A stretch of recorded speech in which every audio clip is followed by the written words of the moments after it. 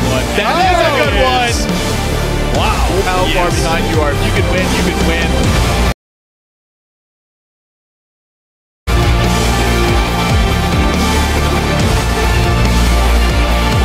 Priest, I don't believe it. Wow.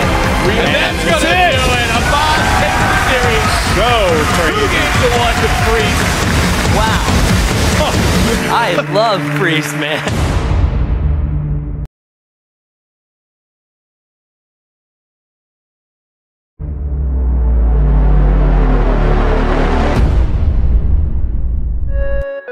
Live from the beautiful city of Stockholm, Sweden, it is time for the Stockholm Championships here for DreamHack European Qualifiers. My name is Dan Frodancho, and I'm joined by Dan Artosis-Stemkoski and Yanni Savits-Mikkonen. Guys, how are we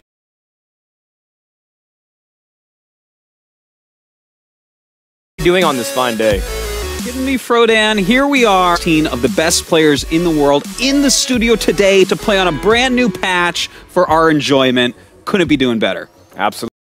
I've gathered here in only 4 spots to go for the BlizzCon Championships. That is going to be happening in November. Janne, you were our player in this. Oh yeah, definitely. We have 16 great players. All of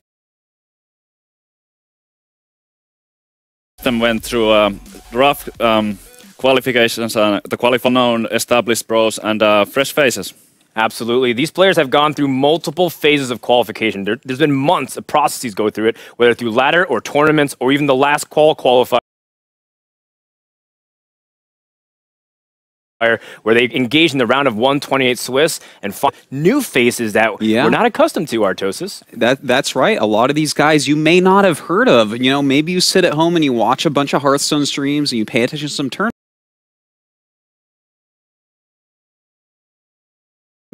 but you may not know some of these guys. Well, you're going to learn a lot about them because we're going to have 4 players go up, and I guarantee you there's going to be some players that were previously unknown to you moving forward. Absolutely. The brackets are going to be in a double elimination format that some people from the StarCraft fans of WCS are familiar with. In fact, Artosis, can you break down a little bit of how today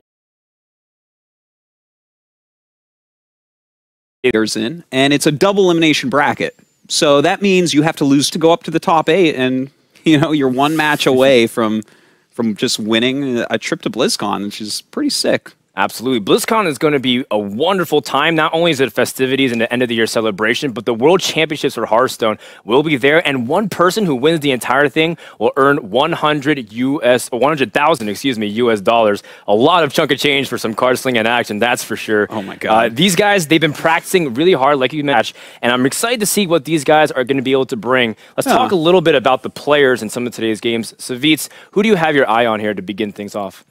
I think everybody's eyes are going to be on Kolento today. I mean, he's the #1 player. He's just fresh off an impressive win from the Prismata Cup, has been bringing results consistently, and I believe that he's going to be the fan favorite and the most followed player. Absolutely. Kolento, one of the guys who's been dominating on ladder and also in recent tournaments. But we're going to be starting off the day in Group A and taking a look at the brackets to try and see a little bit of how that's going to unfold. There's a few names that stick out. And Artosis, you're telling me,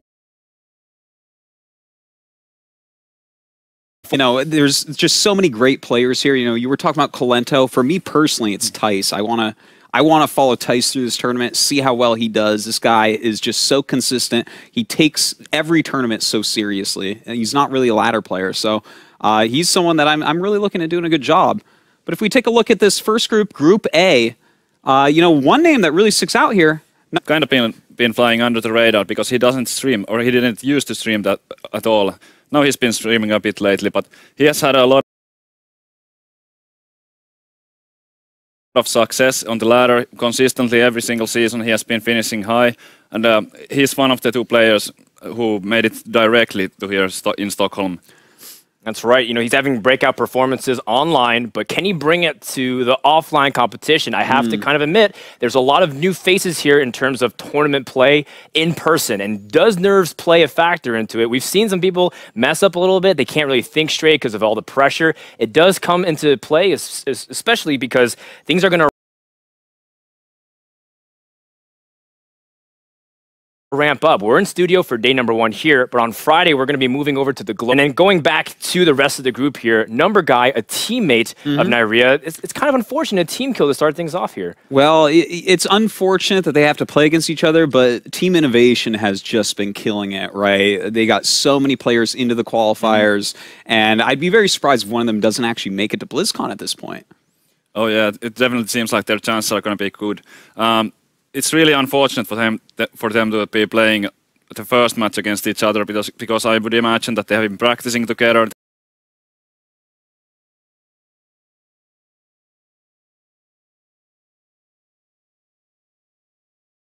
They probably know each other's decks, and do you make adjustments just to beat your friend? And maybe it's a tough one. Yeah, they're smiling and nodding as we're talking about this, by the way. They're like, yeah, I know every card in your deck, you know. But that's what's going to happen. It's going to be pretty close. All right, and then we don't want to ignore too much of the rest of the groups, too. In Group B, like you mentioned, there is going to be Tice as the person that's known is Green Sheep, who is Loello and Matthew, these players that came through the Swiss and did have that positive record to advance. Do we know anything about these guys? Well, we know a little bit. They're obviously great Hearthstone players, and I think that they really represent what Hearthstone is all about. She's really quite good at it, and finish so highly on the ladder that they get to go into this big tournament and actually make it this far. So, this is kind of the real story of Hearthstone BlizzCon. You are so close right now. Oh yeah, and making it this far already, I mean, you don't get here just by being lucky. You have to also be very good at the game. And all of these players, even though some of them might be less known to most of the viewers, they are definitely great. Green Sheep and then Loello versus Matthew. Looking at Group C, we have 2 names that stick out immediately to me because of their performances in the past. We had Frezar, a guy who qualified through the BYOC in DreamHack Summer. Artosis, you were there commentating it. And of course, we have the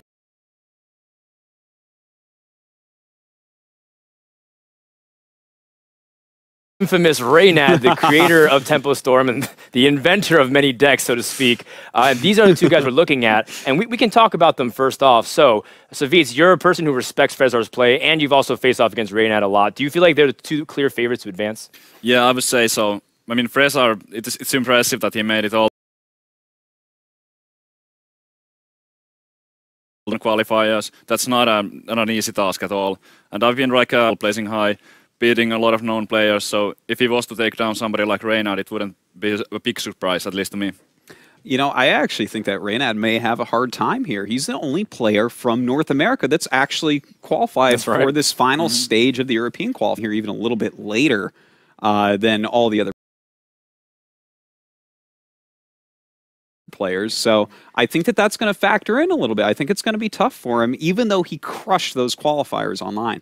Yeah, he did. He went 5-0 in the round of 128 Swiss, and people were riding high because Reynad's performances haven't been that great. I mean, I'm the first person to admit, even though I am affiliated with the team, but Reynad hasn't performing that great, but he's recently buckled down and said, you know what, I'm not going to be streaming as much, but how much will those conditions affect him? Now let's take a look at the other 2 players too, who people might not know, Cupcake and Mr. Yagut. And these are 2 guys who, if you play ladder, you might be familiar with, but the fans who don't see that, well, who are they? I got to say something here. I actually think that we could definitely see Cupcake do a good job in this tournament. And you're probably thinking to yourself, Cupcake, what is this ID? Who is this joker? This is actually a big-time pro gamer from other games from Blizzard.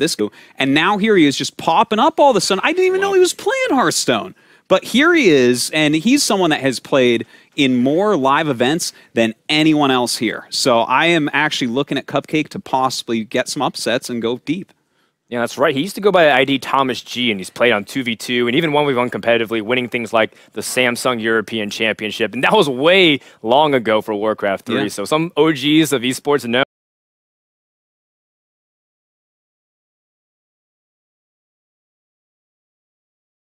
But for a lot of people, it's just a title of a championship, and that's all you need to know. The guy's a proven winner. Maybe that can come into play. Looking at Group D, though, this is the one that everyone looks immediately at face value and says, this has to be the group of death. Life Coach versus the Fishu from France, and then the Fallen. This group is absolutely insanely stacked on paper. Oh, yeah. The Fallen hasn't fallen out of the group just yet, but it's going to be really tough for him. Life Coach, the one of the innovators for the streaming without a shirt on. Great player. A great thing to be famous for. The Fisho, the Frenchman. Very well established in the French community.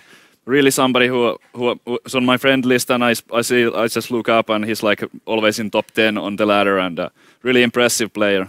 And then, of course, Colento. Well, as far as names go...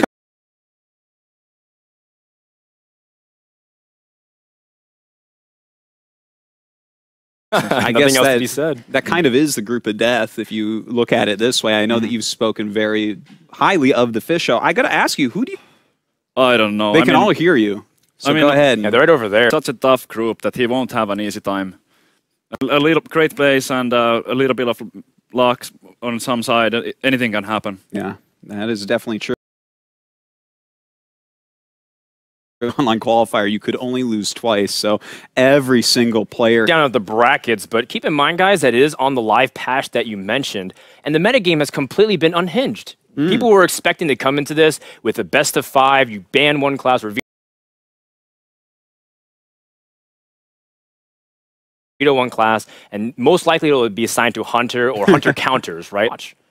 Oh yeah, anything can be expected here, and having that one ban makes a lot of different strategies viable. Like if you expect handlock, you can just ban the handlock always and not run any big game hunters at all.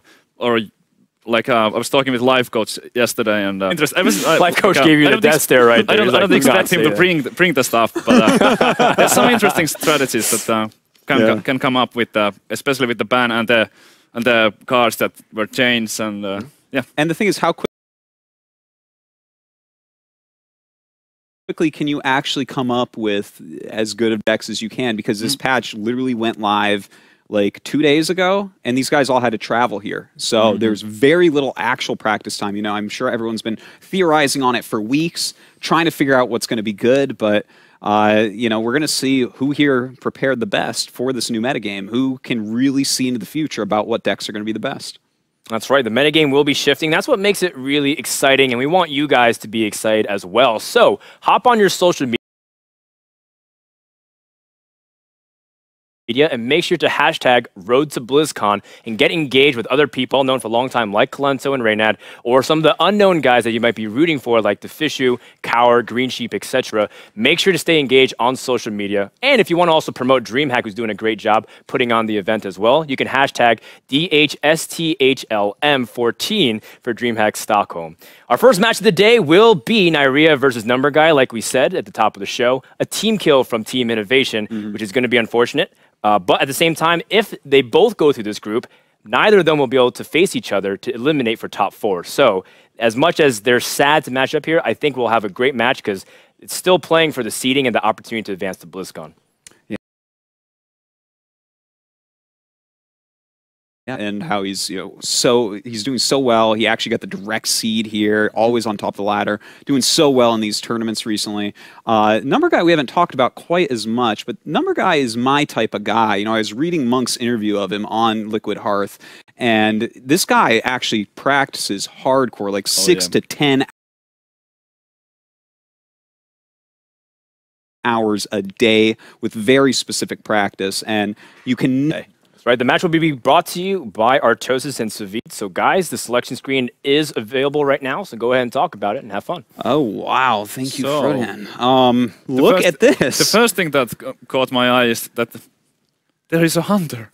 There is a hunter. Oh, my God. Nyria had a hunter. I mean, this is going to be amazing. Let's actually throw that graphic back up with their class pressing to see the different classes here. So we'll get that up on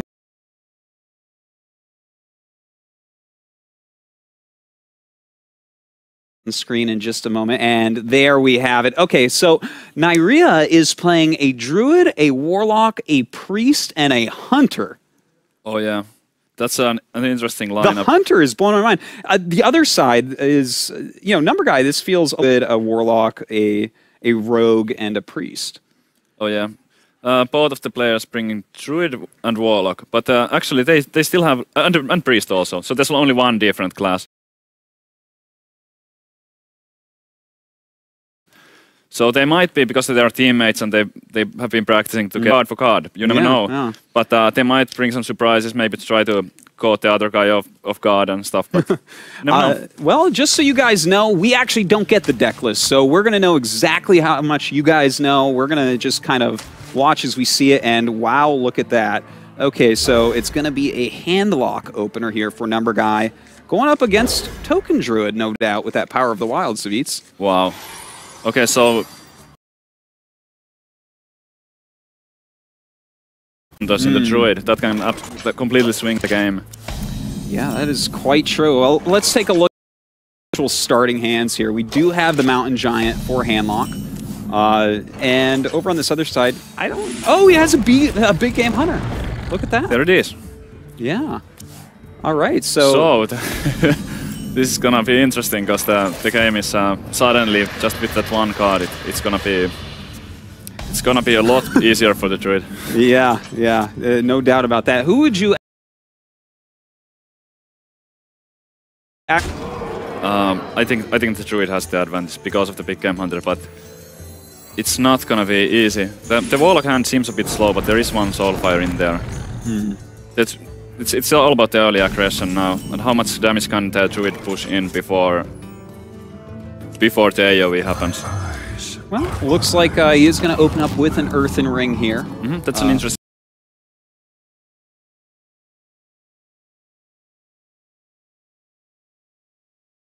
choice, not coining out the Twilight Drake. Yeah, pretty solid, but these guys playing pretty quick so far. Oh yeah, that's like... Wow, I'm actually kind of surprised how quickly they are playing. Yeah, this can happen with nerves. Some people play slower and some people play quicker when they're a little bit nervous about things. Like no hesitation, just dropping the Drake before the Giant. That's actually interesting. I wonder if that kind of signals that Number Guy might know that Neyria runs a big game Hunter in this Druid. Well, would you play the Mountain Giant here, or would you be thinking something more along the lines of this? I would probably tap here, drop the Giant, and then Soulfire. Okay. I think you want to get the Giant out right now. Well, I think he's going down. Maybe he doesn't want to risk discarding the Shadow Flame or something. I'm not sure exactly. Number Guy unhappy with this. Wow, these guys are playing so fast. Yeah, they really are. Well, at 15 health right now, he's having a hard time, but that is indeed one full hand. Oh, yeah. Yeah. What do you do here? Go for something like a Hellfire or even an Ancient Watcher into a Shadow Flame. It doesn't actually clear the board, no matter which one you go for. I mean, neither the Shadow Flame or the Hellfire is enough. I mean, there will still be the small spiders, and the Violet Teacher would also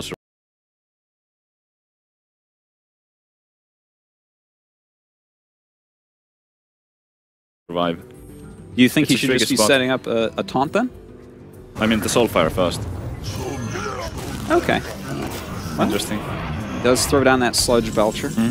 Card that I think we're going to see a lot of here today. Definitely. All right, so... Looking at Number Guy's hand, it seems like a pretty... Easy Lord there. Then how to do that? Should he innervate here? Maybe Hero Power takes it out. Otherwise the 1/1 is going to remain, and... Oh, and he is going to leave It's a bit risky, because there could be a Power Overwhelming. Power Overwhelming into Shadow Flame would be the only way to clear there. It would give him an easy clear, but lucky for Neyria in wait, hold on. Lucky for Neyria in Number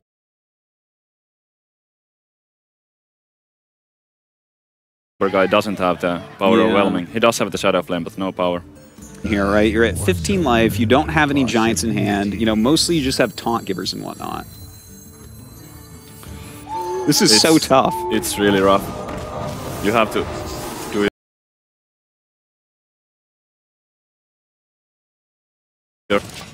Yeah, that he didn't take out that slime, so this slime is going to prevent this. Choose to remove it now. 1 damage off lethal here. He could just swipe the face twice and then innervate the hero power. So that would be 14. But you don't want to really do that. Yeah, I don't think so. What do you think about going for... I think that would be a good start. Yeah, because that would bring him down to 5, and he'd have the Drake out plus a swipe in hand. So that's like a pretty hard spot to get out of, I would say. I wouldn't also mind something like a Force of Nature here and just go for face for 10. Then for next turn, making just 1 heal from Siphon Soul or Earthen Ring not be enough. So he would have to have 2 Earthen Rings. He already played an Earthen Ring, so that's a pretty solid play there. Yep, this has to be the play. I don't know how in-number guy is gonna be able to turn this around now. I really doubt that he's going to be able to. There's like no way. Who swipes, man? Let's see what he draws, but it has to be Alex Drasel Jaraxxus, I think. Well, he has the coin, but no Jaraxxus. So. No life gain there. By the way, I don't know if he actually runs Jaraxxus or Alex. I forgot about that. I haven't seen Alex Drasel though. So if that was the top deck right there, he would have still survived, but... yeah, I guess he would have technically survived, but it's still a very tough spot. He doesn't know that he's dead yet, but...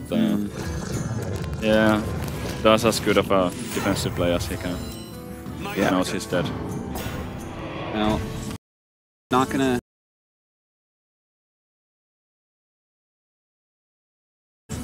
waste any time here, I think. GG. Neria takes game number 1 here with this Token Druid deck.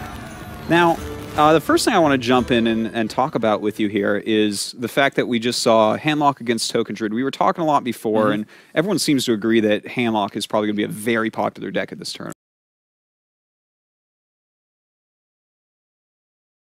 Oh, yeah. What do you think about this kind of old-school Token Druid, though, with the Violet? The Naxxramas cards at all, actually. I haven't been playing with Power of the Wild and the Violet Teacher.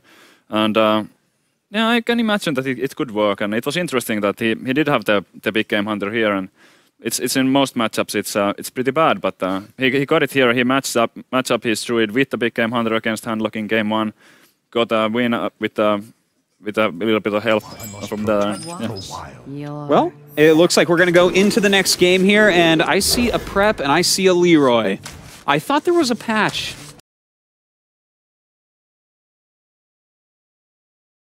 Wow. Savits. This is really surprising to me. This kind of new-aged, old Violet Teacher. He does not have the coin, so we are not going to see Leroy Shadow Step. But, oh wow. Really excited to see how this plays out. Well, and a Shade of Naxxramas in hand here for Druid, and I feel like those are 2 cards that they're all right against Miracle. Yeah, those are definitely some of the key cards that you need in this particular matchup. But other than that, I mean, the hand doesn't look that great. If he was to pick up maybe an Innervate, then he would have absolutely amazing hand. Yeah. But now if oh wow, with the second Shade draw, that's That's pretty solid right there. 2 Shade of Naxxramas. This is going to take no time at all.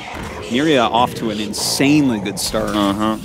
And by the way, guys, you know, no one really knows the deck lists of these guys, including us. So if you were to go 3-0 here, there's no resubmittal of decks for the next days.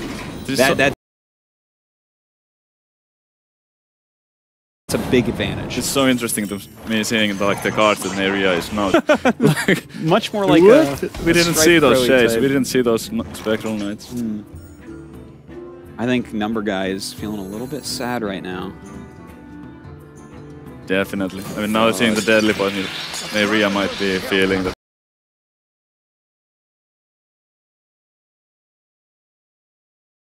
Is there a Blade Flare? No, there is not. Just play right play. Has to try to establish as strong of a board as he can. Oh, and he decides to start going for face. Yep. Well, at least this means he will be able to start dealing with them a bit. And based on his hands, he can actually start to clear this up without too much hassle. Yeah, but he has no prep yet, so to get the eviscerates out. But now he might even have to consider, might end up in some... Yeah.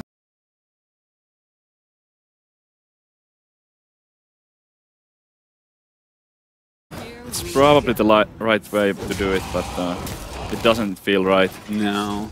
Really weakened his hand there. But by the way, we do see the Violet Teacher. This is a deck that a lot of people have been kind of messing around with. You think this is a cool choice?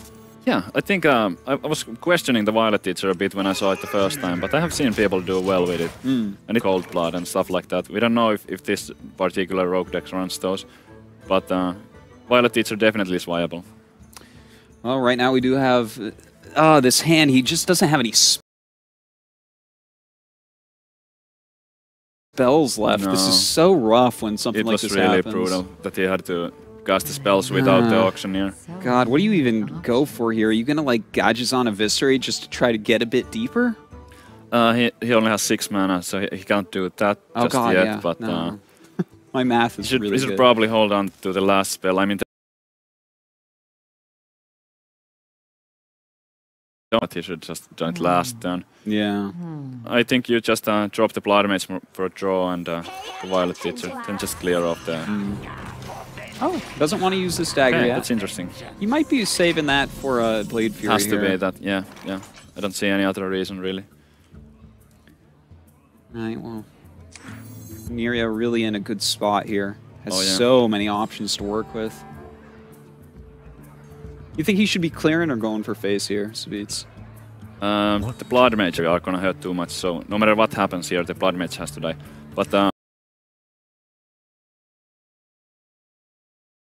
I think I like the Spectral Knight.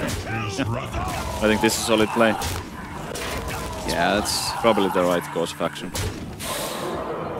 Oh man. Well, he has a prep now. Prep, yep. But 2 Spectral Knights. Oh man. It's the worst nightmare for a Miracle Rogue here. Yeah, but he does have the Violet Teacher also, so if he is able to draw the Blade Flurry right now, that's what he's drawing for. Yeah. He has to get it, and deadly poison. Sorry about that. Okay, so preparation in the Blade Flurry. Backstab. Oh, man. What do you backstab? Backstab when you're 1/1s. I guess so, yeah. You have to draw here. Yeah. He's just gonna die if he doesn't, so... I mean, it is desperate, but he has to go for it. Well, I guess... You can seal as well. Yeah. Otherwise, just a simple Savage Roar would be... Oh, I mean, a lot of spells that turn. 14. Number guy thinking he's dead, but that's not the case just yet. Not quite. There's 15 damage, so he's 2 damage off.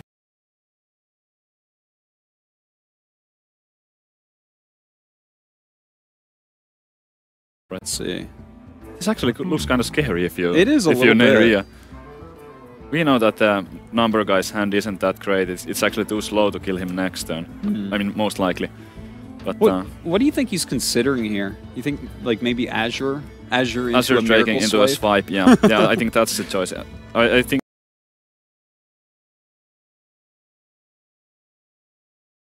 go to face with everything, or play the Drake and hope to draw a swipe that you can innervate out. That would be pretty crazy. Oh, and he does decide just to go to face. Yeah, I like this. You force your opponent to have the lead.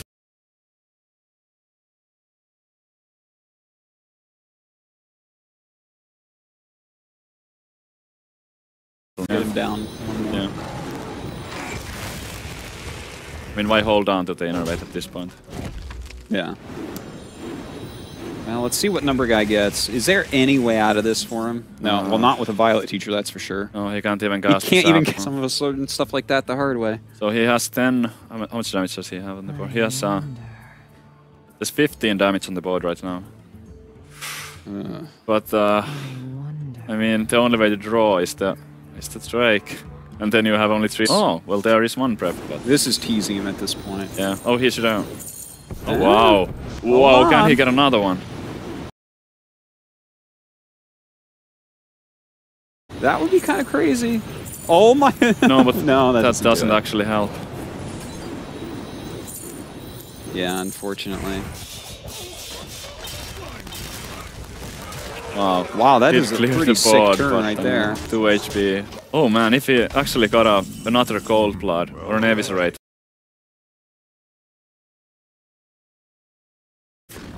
To throw instead of the Blade Flurry, because he didn't need the Blade Flurry. Yeah, yeah. Wow, that was actually a lot Wow. closer than what I thought it would end up being. Mm-hmm. I'm actually quite surprised about that. All right, so unfortunately, the Miracle does go down, and this gives us a 2-0 lead right now. Out of his 2 last remaining decks that he felt more comfortable playing against the Druid. And And the it last didn't one's a go priest, through. right? Oh yeah. If I recall correctly. So what type of priest do you think we're going to be seeing here? I would expect the control Druid. I mean the tempo-based rogue that we have seen the Brian Kibler of Brian Kibler Gaming. Brian Kibler. Brian Kibler of Yeah. Brian Kibler Gaming popularize. It's also possible that it will be that kind of priest with the Undertakers and stuff, but control seems more likely. All right. Well, I saw an innervate. I mean, Yep. not innervate, but That Wild Pyro is like Yeah. it's like a clear signal that it is the control.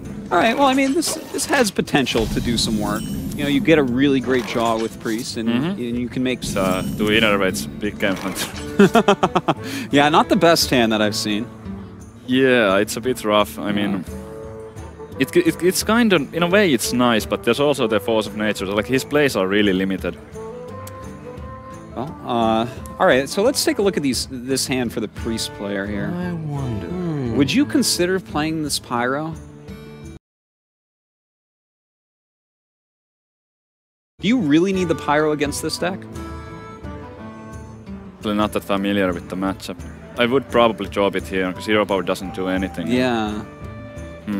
It's tough. Yeah. Well, it's either drop that or heal your opponent and say the light shall burn you and pass. It does enable some kind of board clears for later. Oh wow. So just like that, the hand turned to be alright, but the fact that he dropped the Wild Pyro already complicates things a bit. Yeah. You got to be a little bit worried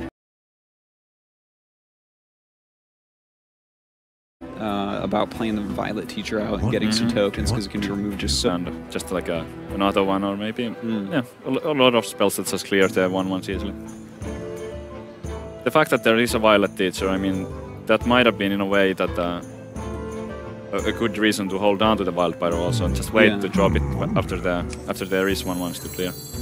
Would you ever consider charging the Druid of the Claw into the 3/2? I think that would be a fine play. Priest has a tough time dealing 1 damage. Yeah. He does Especially when they've down. already used their Wild Pyro. Yeah. Looks like he This just is wants also to throw fun that down. for a priest. I mean, something like a smite and just trade it in. But there is no smite, so with these cards it's not gonna happen. Seems like a pretty straightforward turn here. Yeah. Pretty hard to do anything else. You're not going to circle a healing here, that's for sure. No, not really. Seems like a pretty bad play. Begins. All right, and yeah, this taking turn's out the going to Wild play Pyro. itself as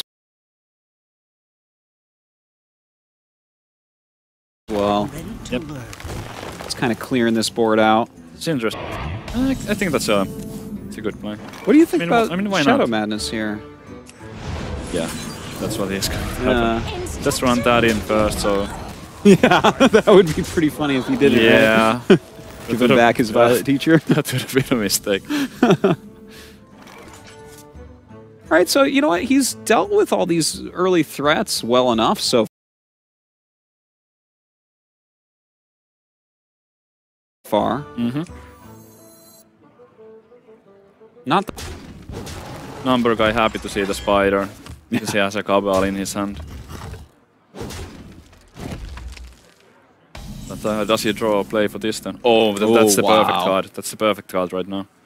well, things 5 starting to mana. turn around. It looked like he would have had just an empty turn here or a weak Holy Nova, but you don't really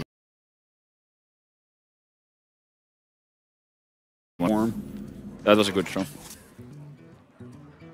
Kind of a rough turn here for Neria. Yeah, it is. I mean, he has the combo already, but he hasn't been able to push any damage early on, so it's gonna be tough to get him down to the 14 and stuff. I mean, it is also a priest that he's playing against, so Yeah. he does heal up. But You think there's any possibility we're going to see like, oh, a Savage Roar? Just try to clear this Belcher? This is interesting. I think he also he kind of wants to like get use out of the spider and not give good value for it. Very smart idea. I think we'll probably still see the Cabal unless he draws something else, like a Karn or something. That was just wrong. He took 2 damage for no real reason there. Yeah, a little bit of a misplay actually. Yeah, there's really no damage to take, no reason to take those extra 2 damage. No, there wasn't. So the 2 damage to the Druid player is pretty much irrelevant. And that of this game. Now, since we have a Shade of Noxramas down, do you think we're going to see Holy Nova instead of the Cabal? Yep. Definitely a Nova. You deal with the Shade as soon as you can, because it might get kind of out of control for the Priest with the stealth. After it gets to 3 toughness.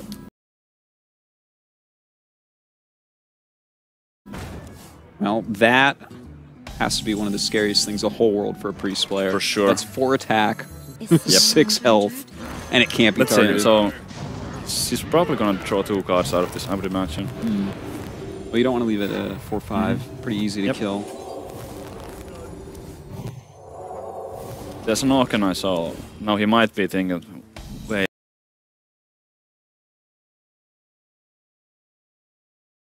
a minute, was it right to use the circle here? I think it was the right call. Yeah, I like it as well. You know, at 5, it's hero power plus this 4-6. With some of the weak turns we've seen, I don't know that he's going to have great plays on these extra turns, so I actually quite like that play. Yeah. What to do? Certainly. Whenever you see this 4-7 Blade Mass,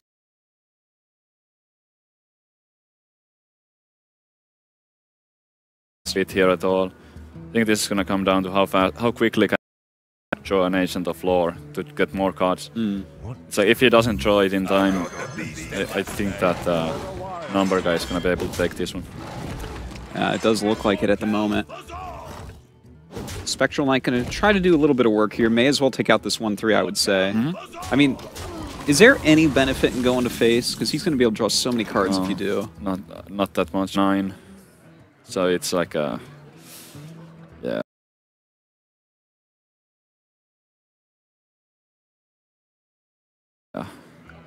It wouldn't be smart.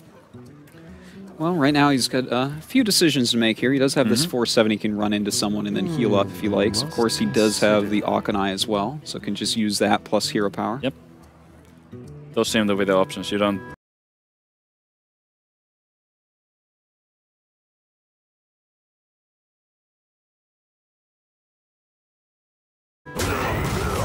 Yeah, I actually quite like this play, to be honest. It seems good.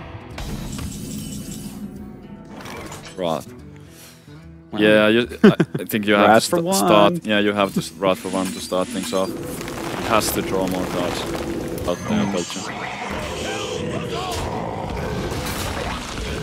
I would say hero power into the ooze. I don't see any reason not to bring that down. Now it forces him to use like 2 more. Well, draws a Ysera here. That's a painful card for Druid to deal with. Yeah.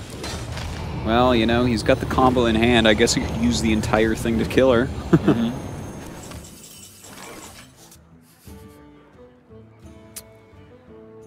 Oh, man.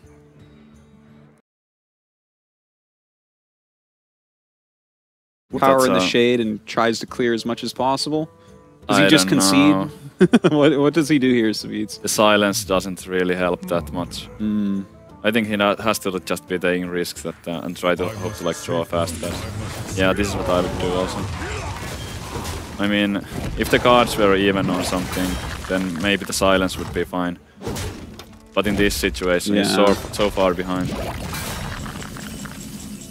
Well, it does leave this Shade of Noxramas for now. Let me check. Rest.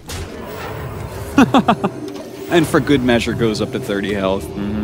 Yes, 15 direct damage in his hand right now. Oh my god. If just one of the creatures survives.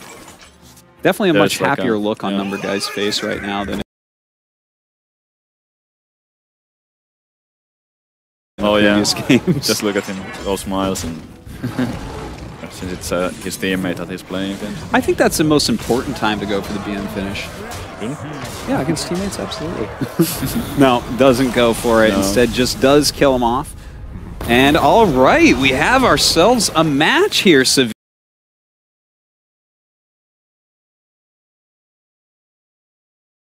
Beats. Right now, it is 2-1 in Neria's to counter this priest deck. So thinking back, right, he's got a hunter deck that was not vetoed. His warlock deck was vetoed, and that leaves us with rogue. Neria has he has a hunter and a rogue left, I believe. Yeah, he vetoed druid.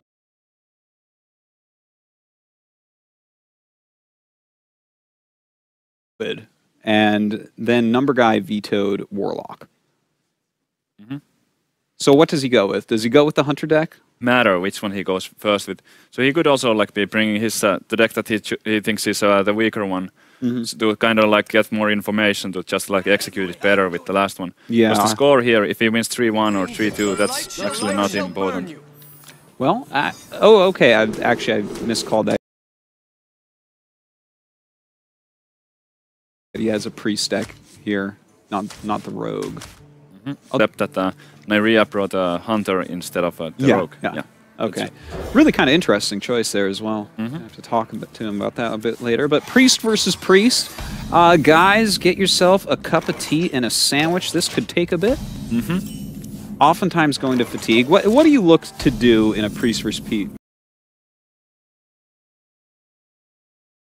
priest? You want to deck the other guy. Deck the other guy? That's what you want to do. You 10 cards or something left. You go for Wildfire, you go for Power Shield, you go for Circle of Healing, maybe even Holy Nova. That's like 10 cards, and it's like the most common situation where that happens is like when there's double Noteshires, but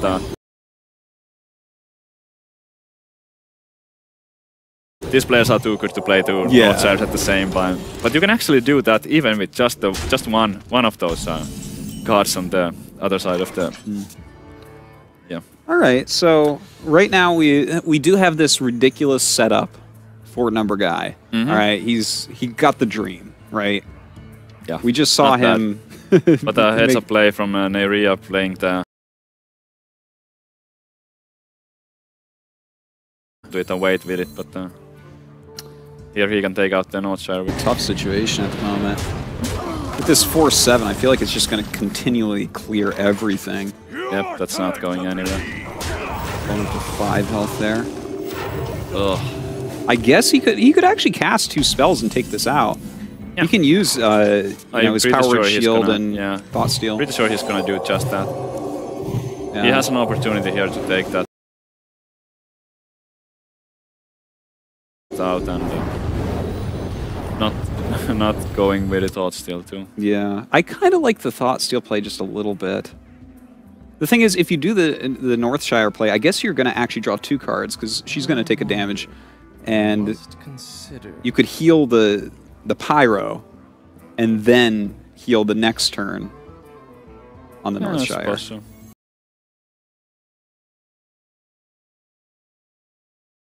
So it's Could kind be of like fine, 2 yeah. cards out of your own deck as opposed to playing the Thought Steal a bit earlier. Oh, okay. Never mind. A different Wanted play to- than what I was thinking. Yep, that's kind of aggressive, I think. Like he wanted to establish a board here. I think that's fine, but this game is gonna go long and like aggressively pushing out creatures. I don't know if that's like how good that is. I'm not the priest master, and One kind of interesting thing. Too bad he didn't Thought Steal a bit earlier because we have Mind Control and Ysera right now. 2 of the prime targets to steal.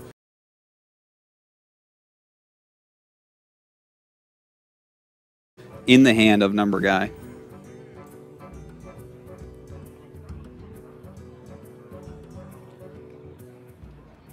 So far, based on what we've seen out of these two decks, I feel like, well, I guess we just haven't seen. Is there Ysera in there for Neria? Is there Mind Control in there? I think it's very possible that they are playing the exact same decks because they are in the same team and practice together and stuff. Just know what's in the other guy's deck. And it might be even card for card the same one, or it might be like few cards off. But if they've been discussing together what's good and what's bad in Priest, then they're likely to play the same stuff. Does he go for the heal here? The other guy card. Oh, looks like he does. I'm not sure. Just he realized that he got him to draw a card. He forgot about that. The reaction from him after that draw seemed like he got a little bit upset. Yeah, that's actually a little bit sad there that he had to go through that. You know, this is something that happens when you're playing one of your first tournaments. Yeah, stakes are so high here.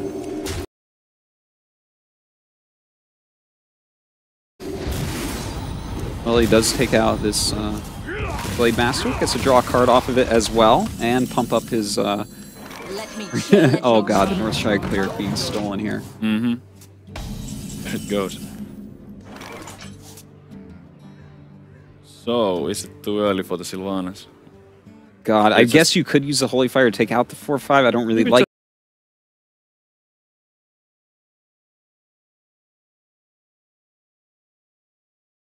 that play. Still, and I mean, you have the Orkanai, and you might get the circle even from the other guy's deck or your own. Yeah, I mean, that wasn't that bad of a grab. A Sludge Belcher and an Orkanai. No, not too bad.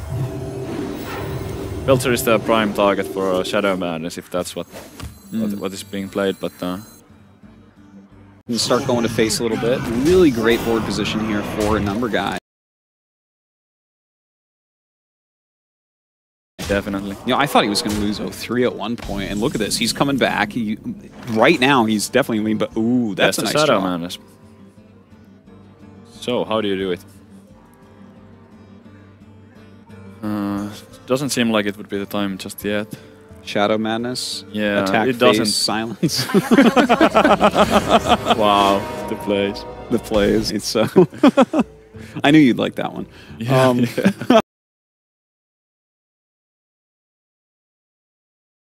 Not bad. Kind of reminds me of the Force of Nature Wailing Soul combo, where you go for the 3 ends at 10 mana, then you silence the Wailing Soul. I love it. Oh my god! Keep the 3 ends for the next. Oh, I wish you were in this tournament so we could see that deck. All right, so we have the Sylvanas out here. How do you want to deal with this? Just gonna draw for now. Might have been trying to get a silence. Not sure exactly what he was drawing for. He has plenty of cards. What do you... I'm trying to wonder if he can keep it alive long enough to mind control it. Would that even be worthwhile?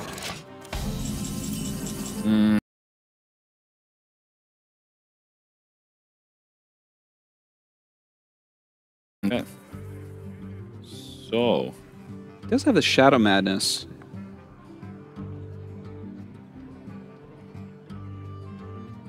Nothing quite works here that I want to see.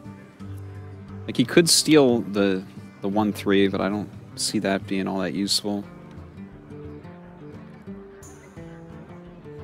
We keep, but again, there's no perfect way to really... I mean, aside from that silence thing. Does it actually work like that? You get to keep it? I guess I've never tried. I think it does. I think you do get to keep it. Yeah. Like, I never tried that. But then it's just like a 3/5. That's like... Yeah, I mean, it's worth it. Because you can get such amazing value with just running it to another guy's. Probably not worth it. Yeah. Alright. Deals with the Belcher. Did not get the Shadow Madness value off. God, that Sylvanas can be such a pain.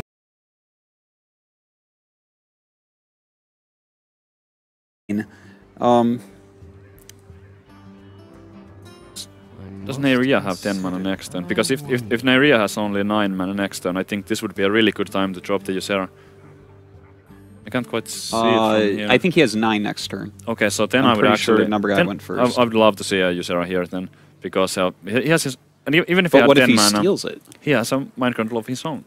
He has a way to take it back, even if there was a mind control. God, this is reminding me of a year ago. How do you actually deal with the Ysera? Going for 2. All right. There we have it. Pretty sick. Has that sweet spot at 4 power. Extremely difficult for the priest to deal with. No doubt. Oh, and he got the laughing sister. Everyone's favorite card from Ysera. No. In Neyria's hand, but it's not that great. I mean, 4-12 on the board, it's still a huge threat. Well, you can't let it draw a card every single turn. No way. Especially since it's not counting towards fatigue when it does that. The game seems still far from over.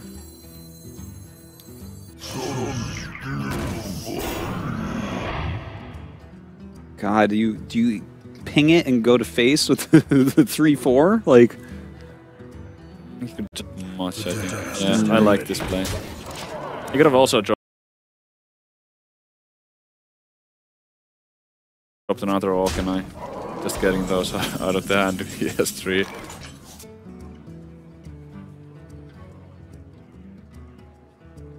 Alright, so... God, this hand is so good for Number Guy. Really stacked up. It is so strong. So many answers. He has like answers for everything. It's just like there are many good plays for him this turn. Many strong plays.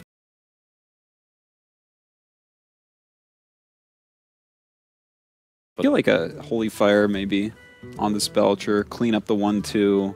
Throw down your Laughing Sister. You got to start amping your hand of Laughing Sisters because you're probably going to get one every turn.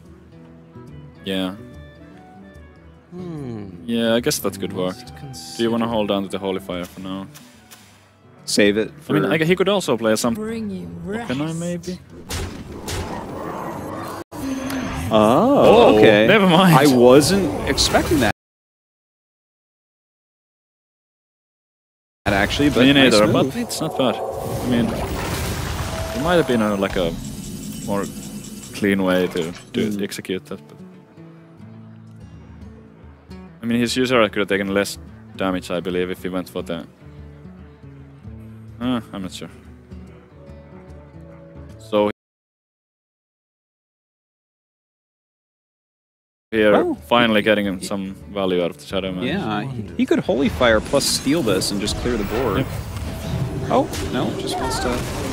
I'm actually kind of surprised about that. I feel like a Holy Fire on that and steal and run it into it would have killed Ysera and the Auchenai. Instead, now there's still this 4-2 out there.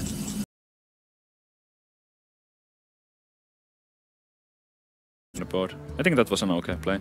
Alright. Although he might he might have to Holy Fire it next turn. Yeah, maybe it was a mistake to leave the user on the board. It's gonna go back to Force Offness here. Yeah. It's pretty hard to kill priest minions. Yep. So obviously got to get rid of this Auchenai if he wants this Ysera.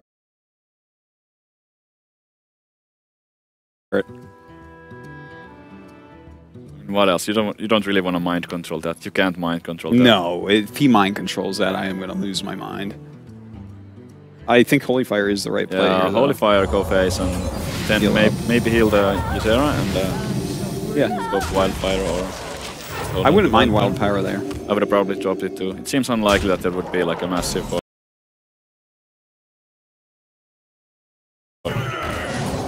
Alright, so gonna go ahead and use his new Power Word Shield, see what he can get. And he is gonna have to use that Holy Fire anyways, it looks like. And he lost the Auchenai and all that, so a little bit sad, but at least he now is controlling the board. Yep. He better be. He's the one at lower HP. Let's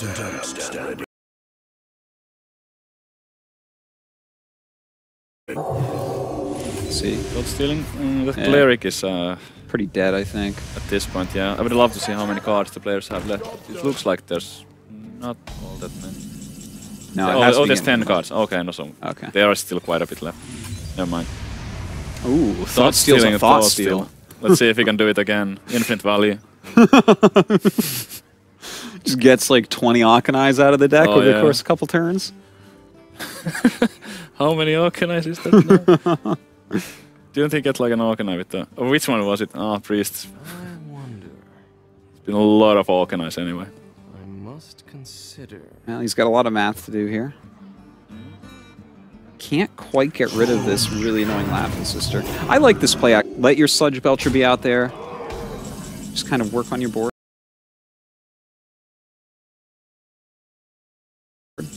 Oh, wow. That's a good draw. He can damage the Belcher first and then control it to kill it off. Or he can just Wild Pyro and... Oh, yeah. That works too. That's really nice. Kind of damages all of his own creatures. Then control it. He doesn't have a circle and now he's... Sorry, a bit low. No, attack first. Yep. There we go. Getting the full value of 2 out of the heal. Very well done, and actually does end up using that Northshire Cleric, drawing another card. Yep, not too bad. Yeah, if you look at these life totals, the strength of his hand.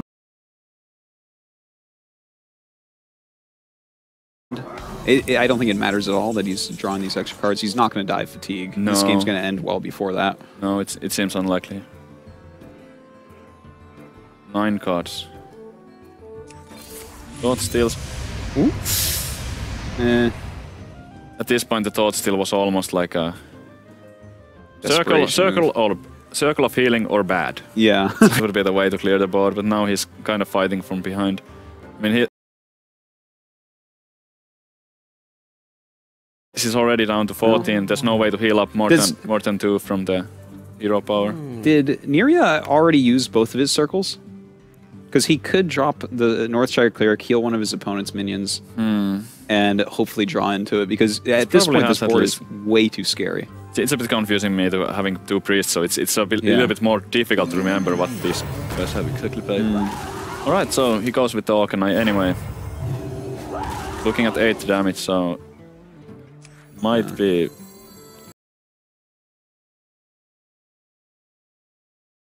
Notice for Neria how much he has. He had approximately the same, I think. Okay.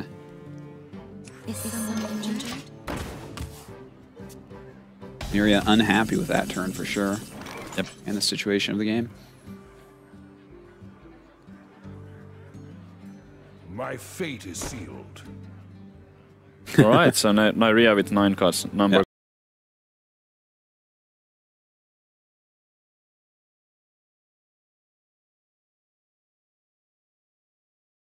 Right now, possibly forcing his opponent to draw more.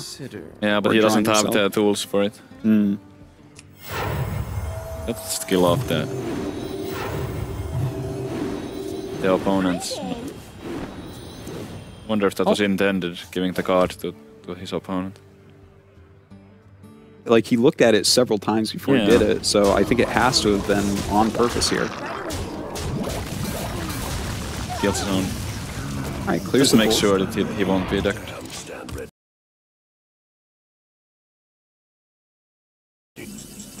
And the third Cabal. These are really useful. Every single minion at 3 power. Yeah. Nope, sorry, can't take those. 3 is the new 4.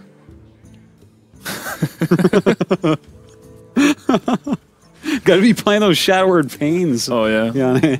Yeah. Double Shadow Madness. New meta. Alright, I think something crazy has to happen here. What do you think? Do you think he goes risk mode now? Like, does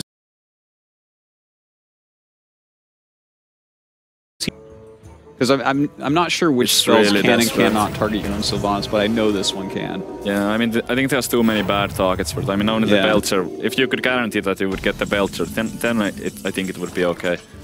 But they were like, if he gets anything else but the Belcher, it's definitely not worth it. So just dropping Sylvanas.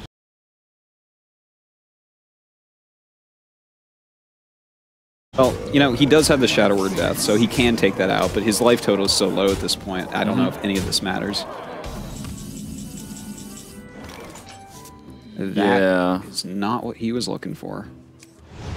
It's actually not dead on board yet, but we know that there is Sylvanas and the Shadow.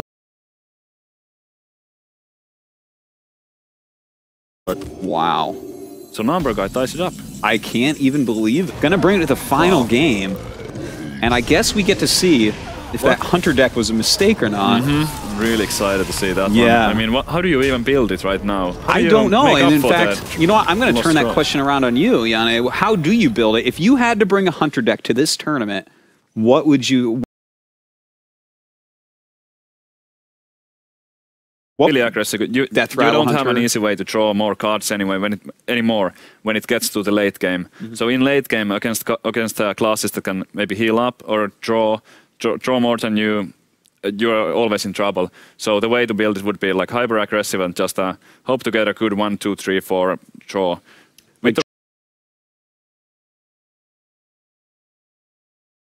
I mean, but something like that. I mean, I would expect it to be very aggressive. left for him.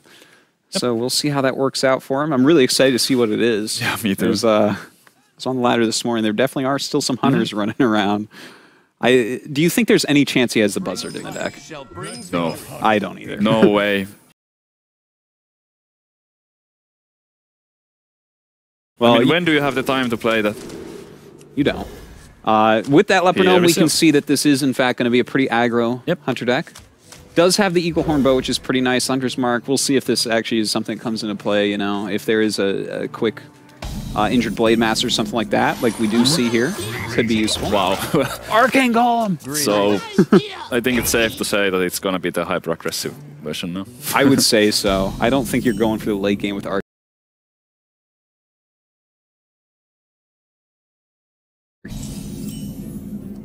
Explosive trap. More damage. Well, Charges on the why bow, did I he guess. play it here? For the bow? Yeah, I think he's setting up just to already have it in place so he can play this bow out when he sees a minion come into the board. I might have just zero powered Terran too, because it doesn't look like he would have a strong turn anyway, so he could have played the trap and hero powered there. Alright. Strong play by number guy here.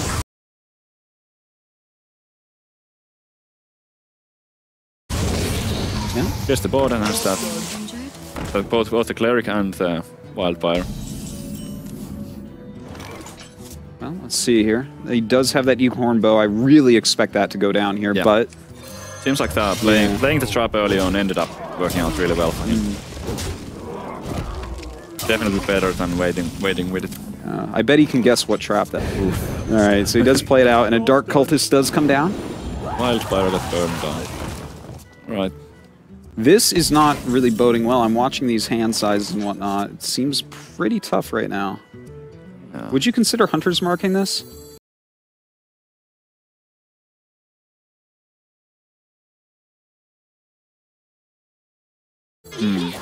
Tough question. I mean, it's gonna keep clearing your stuff.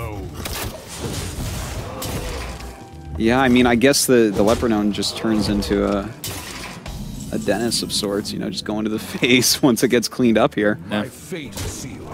That's gonna be the key card. Yeah. And like the dream draw.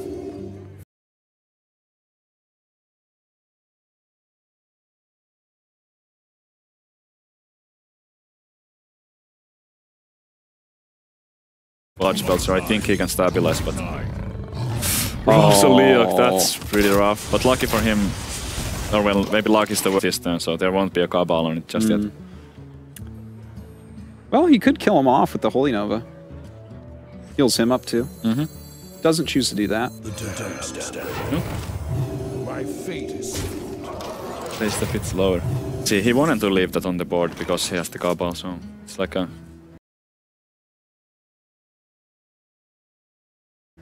It's really likely that the Leok is going to be going.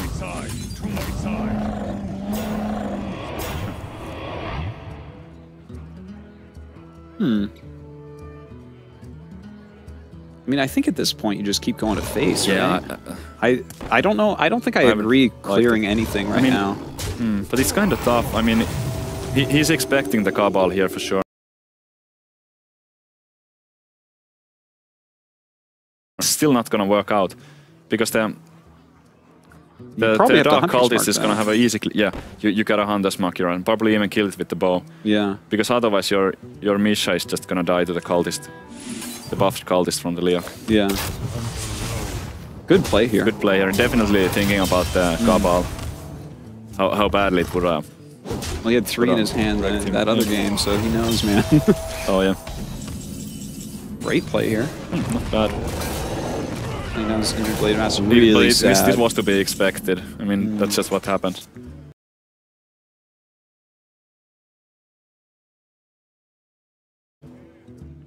But wow, if he can get something like another kill command, I mean, how does the kill priest command. have to heal up like a lot? What do you think about kill commanding the face, hero power, use Abusive Sergeant to kill off this Blade Master with your Leok? Is that worth it, or do you go to face with Leok? I think you go face with everything here. Okay. You just play that, play Abusive, go face, hero power, and hope to kill your opponent next turn. Well, that's getting really close now, down to 6 life. Yep. It's not quite lethal yet for the. I mean, he doesn't have the setup to kill him next turn, but there's plenty of draws that Neyria can get to finish the game here. I think at this point he's going to have to base that many cards that he can. He probably has a Leroy in there.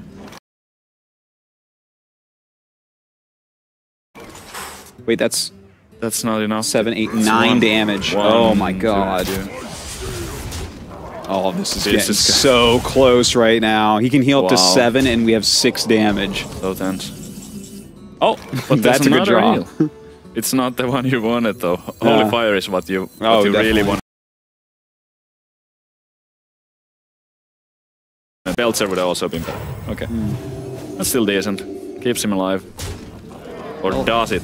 Let's see, is this the card? Well, that's not it either. Nope. May as well play the Arcane Golem. Yep. At this point, giving your opponent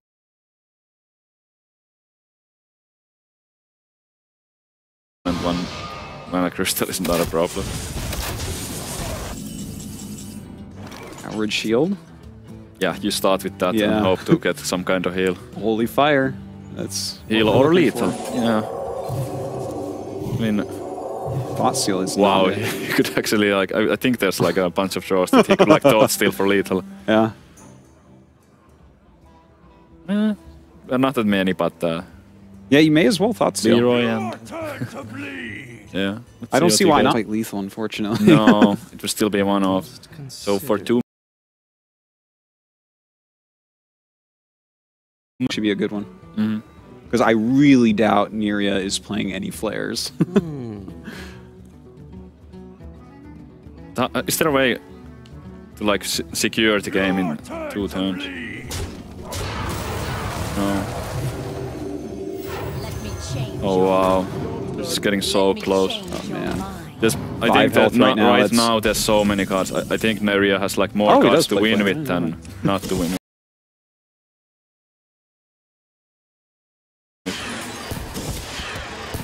That's not it. That doesn't do it. Yeah. Now there's like plenty of stuff that that number guy can just get with the Thought Steal to win. He knows what kind of deck his opponent is playing. If you Thought Steal twice, I'm pretty sure that you are gonna get the 3 damage somehow. Flare and track. Track for the Holy Fire. Just do it. Yeah, may as well.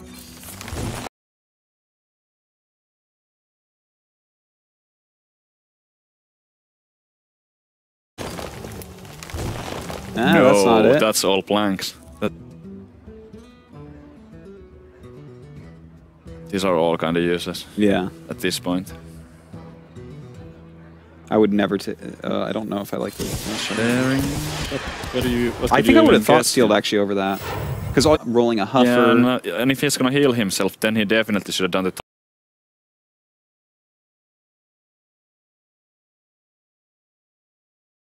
Now he's shaking his head.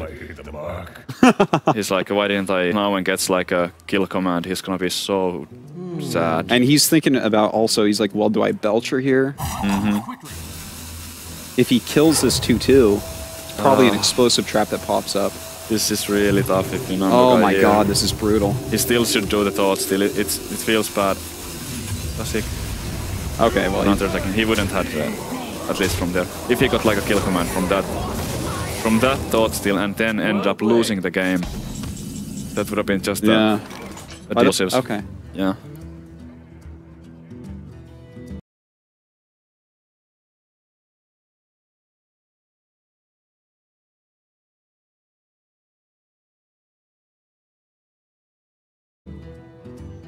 God, he can deal 4 damage right now. Both these guys, every turn, are sure that they're dead.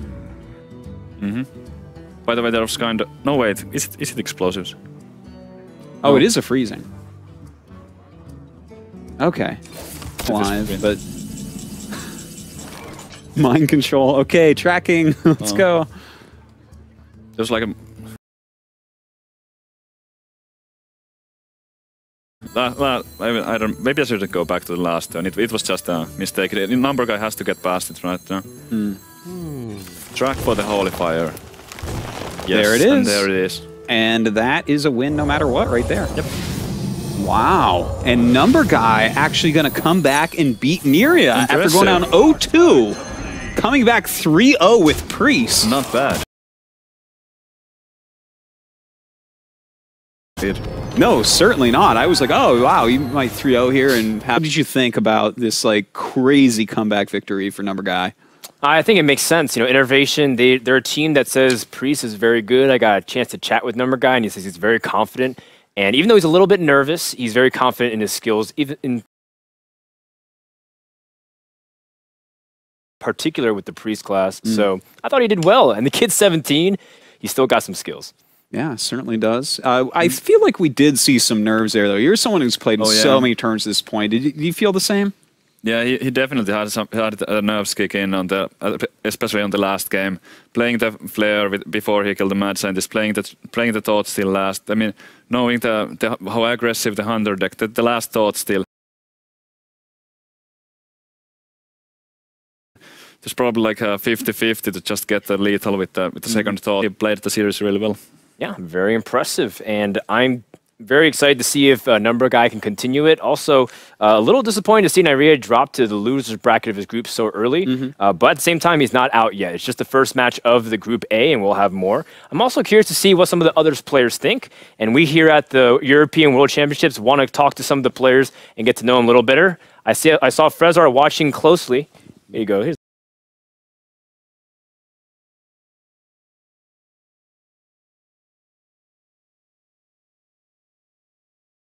the mic, buddy. And I just wanted to talk a little bit about some of the matches. The first thing I want to, of course, ask is the big elephant in the room, as I believe the camera is right behind us, is Hunter. Nyria brought Hunter, and we thought Hunter was going to die. What's your thoughts immediately? Hunter, because, well, of course, Buzzer, like, pretty bad now, but I don't know. The aggro Hunter seems very viable. Seems viable, didn't end up working out. It's seeing Priest a lot more on ladder, and they're seeing it in tournaments. In your opinion, what are some of the keys to playing this class very effectively? Now that Priest is back on top, and now that people may be familiar with the class. I don't know. I think that like the most important card in the deck is like Wild Pyromancer. Like you can make so many different combos with the Wild Pyromancer and like Silence or Smite or even like Holy Nova and stuff. Yeah, and get good at your thought steals. You gotta work on that. Requires a lot of skill to summon some of the cards that you need. Unfortunately, a number guy actually didn't seem to get much on his thought steals, but it had some fun things. Through 6 cards of your deck to get that Holy Fire, and it was the last one. It's a good example of why tracking such a good card. Yeah. Yeah, absolutely. The last thing I want to ask is, the fact that Nyria brought Token Druid over a Ramp Druid. We saw that people were favoring more of the Ramp. Do you have any comments on that? Token Druid is like real good now since the Hunter got nerfed, and like the Token Druid was really weak to the like Buzzard Unleash combo. Especially like that's why you played the Violet Teacher as well, because it summons all the like little tokens and stuff. Yeah. Yeah. Well, so, I know Savitz might disagree there. He really liked.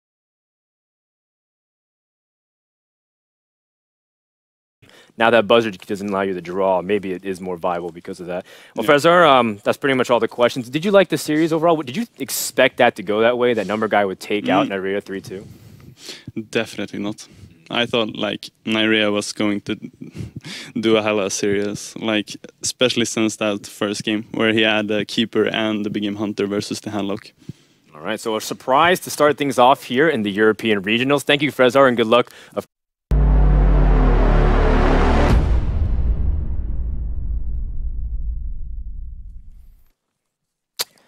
And we're back at the desk.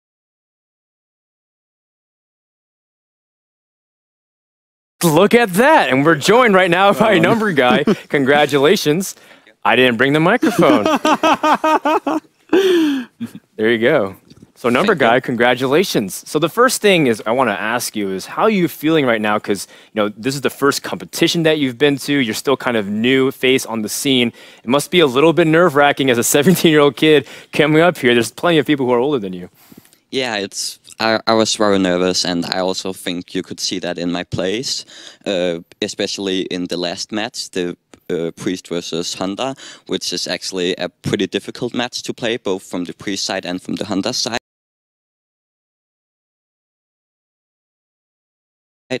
And I definitely made a lot of mistakes because I was just thinking about leave. I thought more about just surviving with healing and taunting. Yeah, you need to get better at your thought steals, that's for sure. I want to also I want to ask a little bit about the fact that you're playing against Nyria, a teammate, a guy that helped you practice, a guy that you help him practice for his tournaments.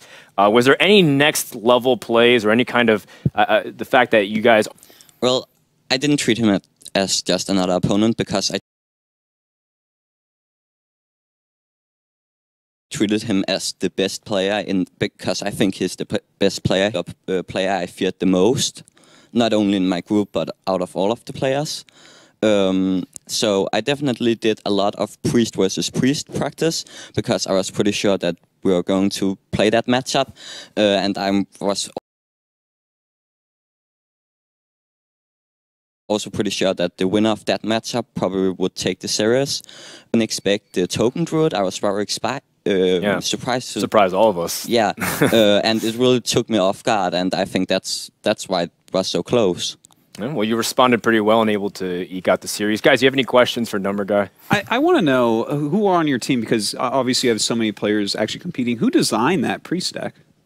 The Priest deck is Nyria's Priest deck. I beat him with his own Priest deck. Wow. You 3-0'd him with his own Priest deck. I think we're running the very similar list. Were you aware of what kind of hunter he would play? I mean, did you know the list? Yeah, I didn't know the list, but I knew that it was aggro hunter. I knew it was face hunter. I knew it had loot hoarders in it as its card engine. But I basically just said, I think it's bad. I don't think anyone will bring it. And then I said I didn't test against it at all. Okay. Wow, very confident words from the newcomer to the scene right now, but people should be taking your number, that's for sure, because don't worry, I got plenty coming, Artosis. Let's take a look at the brackets. Congrats, thanks Number Guy for stopping by. You're done for today. We'll see you on Friday. And let's break down to see what the rest of the bracket is. What's our next match coming up here, Artosis? It's going to be Kaur, our player from Italy, flying from a little town in Italy. Took him a while to get here. Going up against Max, another very young and new aspiring Hearthstone pro. It should be a good time. These two guys, not as well known, nowhere near as well known, but we know a little bit about it. So, Viets, is there anything to look forward to before we go to a break here? How they're gonna play, and like Kaur, one of the unknowns in the tournament, I think it's safe to say. Like, yeah, it's. I have like no idea. I'm gonna be completely honest. Like I don't know what these guys are gonna bring, and it's gonna be really exciting to see. Well, absolutely. And of course, people are also wondering what's the status of Nyria. Is he out? No, not yet. In fact, he still has an opportunity to on Friday when we move over to the Globe in Stockholm to see what he's able to do in Group A. So don't worry, Nyria fans. He's still in this tournament, and you'll be able to see him later on. That does it for our first best of 5. So we're gonna go to a break. When we come back, more action here at the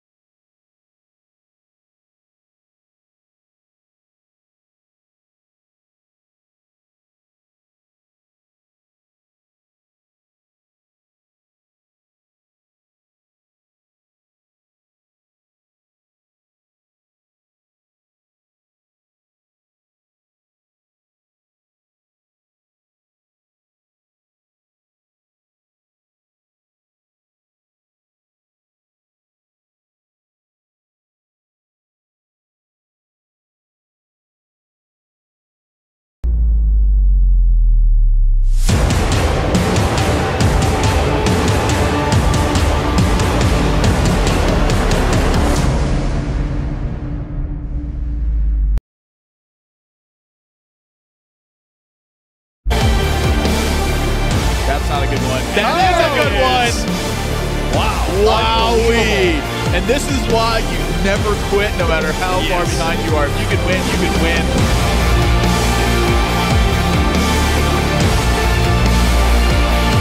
Priest, I don't believe it.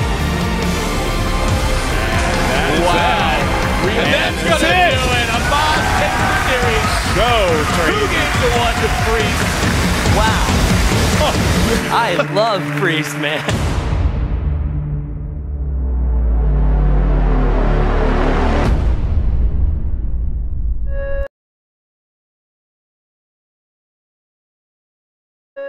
Welcome back to Stockholm, Sweden, home of the European Cevites. Our first series has been finished between Nyria and Number Guy, and boy, it was a really close one, 3-2. And now we're getting ready for our next series, Max versus Noir.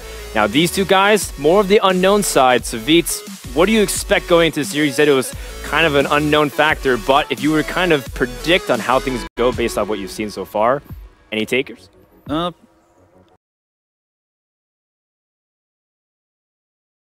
I feel like it can go either way. I mean, looking at the deck list, these players brought a lot of the similar type of similar classes, and we're finally gonna see some Paladin action. I've actually been really excited about Paladin now with the recent changes to basically the hard counters. Oh yes, Paladin, a class that you're very familiar and fond of, Artosis, even dating back to the early days of beta. Yeah. Any ideas or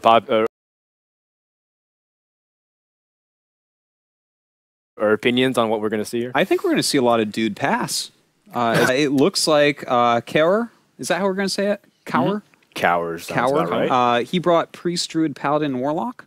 The Warlock was banned by Max. And Max brought Warlock, Rogue, Paladin, and Druid. And the Rogue, of course, is banned. No big surprise there. So, you know, Priest, Paladin games, you know, Paladin versus Priest or Paladin versus Paladin, yeah, that can take all day long, lots of hero power paths and stuff like that. Can occur. It's going to be really exciting here because those matches, they tend to go very long and there's a lot of room for mistakes. And in a high pressure situation like this, where both of these players are kind of new to the playing with such high stakes and new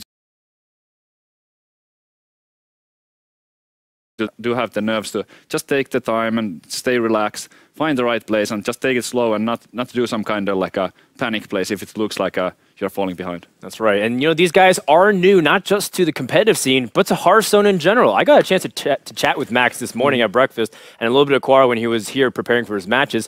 And both of them have been playing Hearthstone for less than 6 months.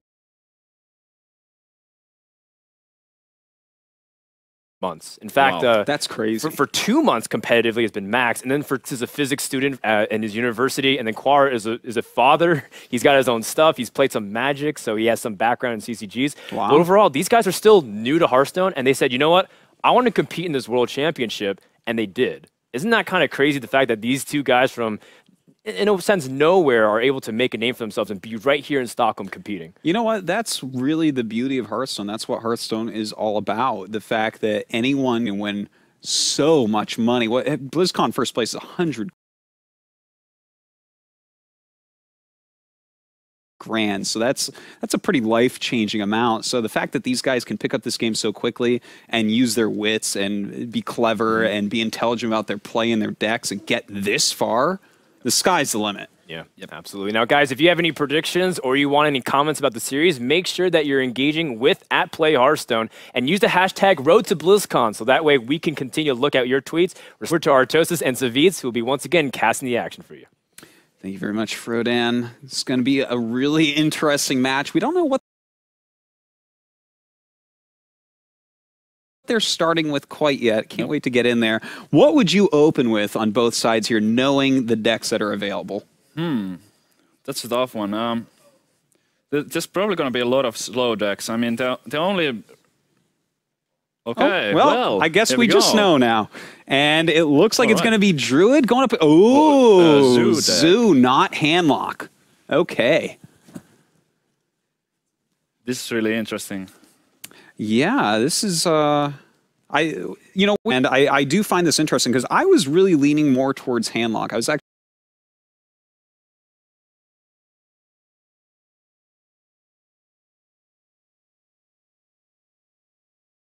actually talking to Admiral this morning. Yeah, he was me saying too. he thought there would be more zoos. Wow. That's actually, Yeah. I was predicting a lot of handlock as well. But Zoo is definitely a viable deck here. And I mean, it should be good in this matchup. Druid has a really tough time clearing the board completely. And there's a lot of sticky minions. So it's like it comes down to that. So that should help, but it often isn't enough to completely clear. Dramas into a swipe? Yeah. That's like a pretty good opening, I would say. Not bad. Now, this is actually a ramp druid that we're watching here. So what are your feelings just overall? I know this is a matchup that you've played a million times, right? Is ramp druid, as that's one of your favorite decks from the old days, going up against Zoo. You think it has what it takes? It can be rough. I mean, it's really important how the early turns go, like up to the Ancient of War. Once actually run cards like Black Knight, so it can be tough to get through when we get to those turns. And this start for the Zoo doesn't look all that great. It's a bit slow, and the minions that he has on the board have low attack, and there's no way to... Well, he can enable the egg here, actually. He could go power on it. But do you...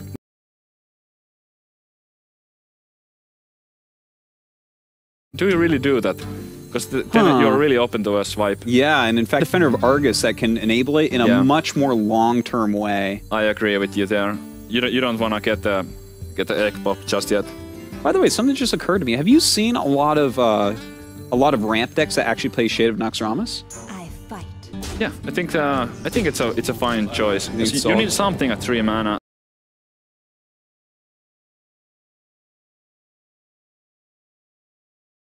Harvest Golem or Shade. I personally like the Shade. Golem may be better because it has kind of 2 lives, and Ramp needs to fight off aggression, and Shade might be a little bit worse than that. But Shade is definitely the better card if you go up against another like slow deck, another control deck. All right. Well, looks like this turn on turn 4. Nothing looks too appealing here, to be honest. I'm a bit surprised that KR didn't play the Abusive Sergeant there, but I guess he's worried about the board clear of some kind, or he's keeping it just to get a good trade. But I mean, I feel like the Zoo has to play it fast, and holding on to cards might be a mistake, but we're gonna see how it plays out.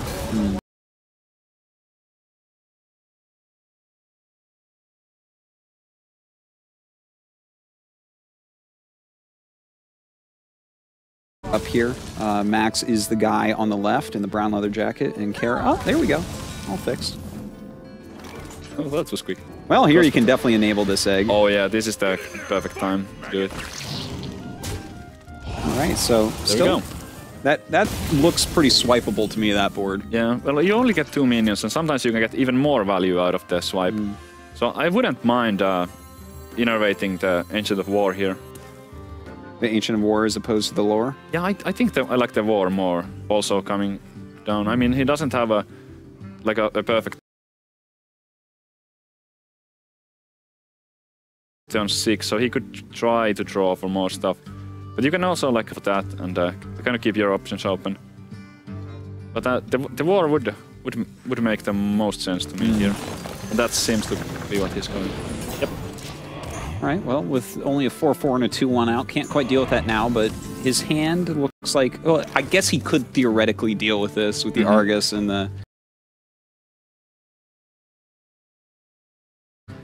power overwhelming. Just the power overwhelming is enough here. Yeah, yeah. I'm pretty sure we're gonna see that. I mean, you gotta get rid of that. There might be even a Faceless coming. Yeah, that would be absolutely a killer. So many. What are his options if he does not go for the power overwhelming? I think Just play your minions. The AoE value is gonna be too good.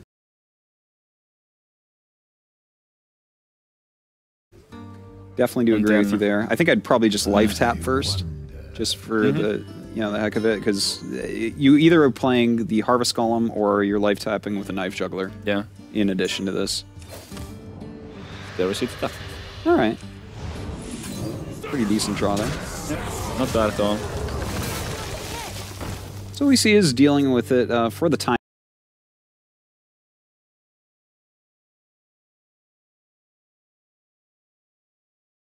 time being. Still, though, a very high life total here on our Druid player. Yep. Offers him a perfect way to deal with the juggler. Jugglers is always one of the biggest threats, because how much damage it can dish out with the power, with the ability that it has. And you don't really want to swipe that. I mean, swipe there would have been so weak. Yeah, certainly would have. Okay, so taking a look.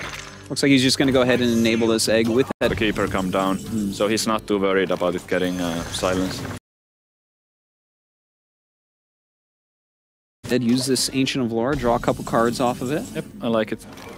They're waiting to see if he was to pick up an innervate for the... Well, I don't know, he probably wouldn't get casted anyway.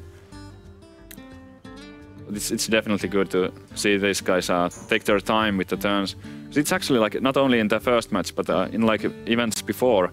I've seen it before when like the very first game, players are playing like extremely fast and not really giving it that much thought. It's like it feels... I get to commentate quite a few tournaments, and definitely a mistake when we... Finds an excellent play.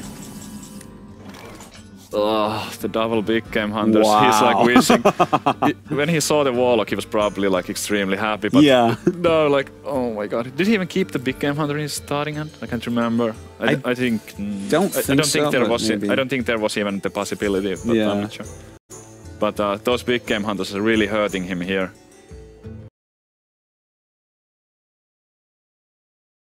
I mean, it's not a good minion at all, and it's just 4/2s are not that great, unless they have, you know, Divine Shield and Charge or something like that. It's probably time to play the first swipe here. Well, looks like he's going to go ahead and kill off the egg. 2/2 on the board, if that's what he ends up going for. With a 4/4. Well, if he rats that for 3, he can target that with the swipe. And that'll leave just a 2/2 Argus. Or he can target it for 1 and then just leave a 4/4. Oh yeah, that's right. Argus. You could also do that. Yeah, does he want to draw that other card? Thing is, he does have a lot of cards already, but at this like we life were total? saying, like the card quality with the big game hunters, it's not. Ancient of Lore. Life to play around with right now. He's getting so much value out of all of these turns. The only thing is this 5/2 is going to end up dying to the 2/2.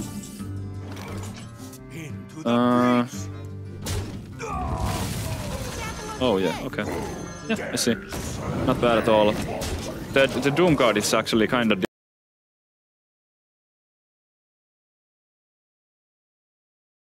stiffness. It can be tough to remove, but yeah.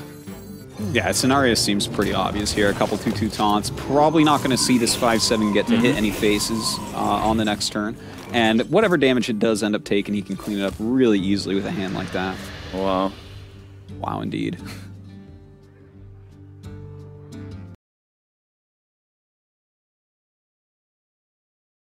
I'll play the Lotheb first. I think you want to do the Lotheb. Yeah. If you play the Lotheb, then you definitely run it in, because then your opponent has the option to do the same trade or find a better play. So there's like no reason at all not to run it in. But he should do the juggle first, obviously. Yeah. Yep, I like this. So now he has to just hope that he won't... Oh, that's the worst juggle. Now he has to hope that he doesn't draw Soulfire.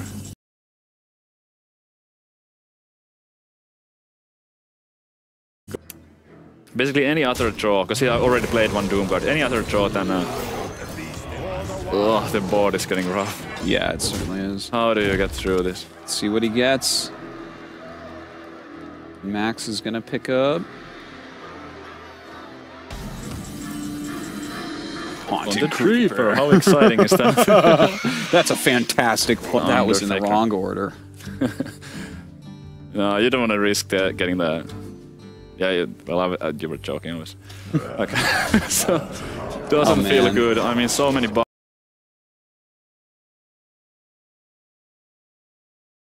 buffers in the Warlock deck, and he didn't find one. God. And look at this with that swipe out there. The Valley. Wrath as well. Wow. Well, And he's just going to go comes ahead and give up, and Yeah, I can't really blame him. going to go ahead and take down that first one with his Druid. Yeah, I feel like the start for the Warlock player was a little bit too weak. I mean, a lot of minions. He had like one power guys and the Nerubian egg, which he couldn't even enable very quickly. And the Druid had a fast start with an Innervate and our horrible cards. He was able to hold on to the late game. Yeah, he definitely had everything he needed. Some really important plays there, especially with that Ancient of War. Well, he's going up against this ramp Druid. He's got Pally and he's got Druid. He has to go Pally, right?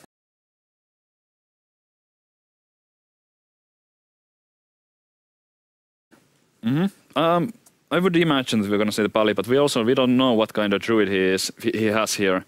I mean, there's so many different versions. Like there's the Strife Crows or Colentos, like the version with something that they might be like more comfortable playing than the Paladin against that. But I think Paladin is fair. I would imagine that that's going to come out. Yeah, I would definitely like to see the Paladin. You know, between Equality and Aldor Peacekeepers, Humility, all this great stuff to be able to take out these giant ramp minions so efficiently. Well, we'll see. It looks like they have chosen their deck, so we're going to go ahead and jump into that game, and he does, in fact, go for it. Aldor Peacekeeper in that opening hand. I think he's going to want to keep that, but probably throw these other two back.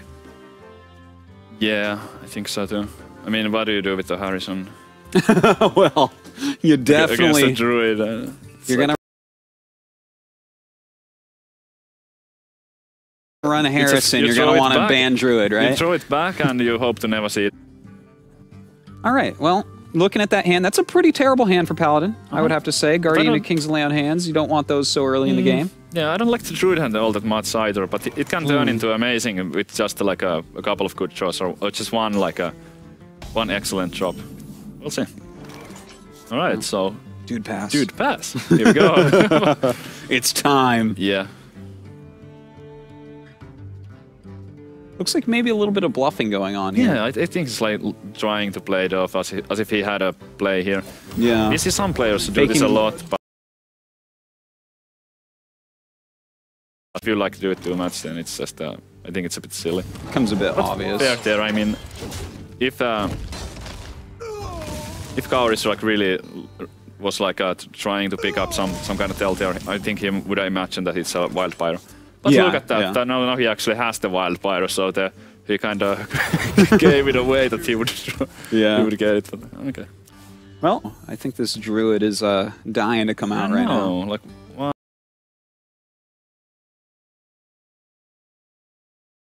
I mean, you're not going to try to rush your opponent then.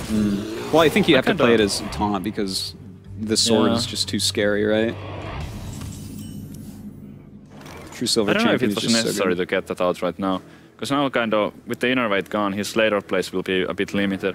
So then he can't get an Ancient of Lore out, for example. Would you have preferred that he just hero powered or something? Oh, okay. But I can see that the logic here, though, playing it as a taunt, because at 4 mana the Paladin could have a True Silver, but even with the Dude, it would only be 5 damage. Yeah. So it seemed like it's really likely for the Druid of the Claw to stick around. But now he has spent an Innervate on it and has a 1/6, which is almost useless. Yeah, he's going to be on Dude duty for a little bit. Here. The Wrath seems like pretty obvious. Doesn't really have a whole lot else, as you were mentioning. Next turn going to be maybe a little bit better. Possibility of a Loatheb coming down. Yeah. In some matchups, you might want to like hold on to the Loatheb and play it on a key turn when you like have already established the board and just like try to protect the existing board. But I think against in this situation. And with one Aldor already played, I think he's just gonna drop it on 5. Does come down. Does Dingo. Here we go. Slow starts for these poor guys. Really slow starts. In this type of situation, I feel like I would favor the Paladin a little bit. But I mean, I guess like slow start, it was to be expected with these two decks. Yeah. You know, I really like this matchup as Paladin, to be honest. You know, especially when they do things like spend an Innervate and you have the Aldor, it's like, well, crap, yeah, this 3/6 doesn't make much of a difference in this game. Yeah, Paladin's often like many people think this is like the strongest deck when the games go super long. Just because of the hero power, you can consistently push out the dudes, and the biggest weakness the Paladin has is the weak early game. Yeah. But here against the ramp druid, it's obviously not an issue. Right now, with this 5/5 out, he's going to decide what he wants to do. Does have the possibility of coining into Ancient Lore. He does have the Wrath hero power possibility to take out the Ascension. Not. Ah, yeah, that's... Yeah, I kind of would like to see the lore come out, but I could see the Spipe also, because that gives it that gives the low tap at full HP. What do you think about the fact that he just used Wild Growth here? I think it was unnecessary. He doesn't really have anything to ramp to. If he had like something like a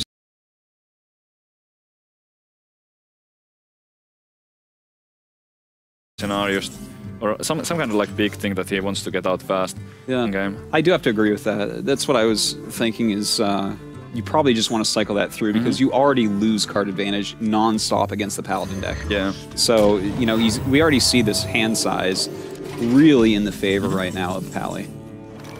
Alright, Max dropping the Guardian of Kings. Not bad, match it.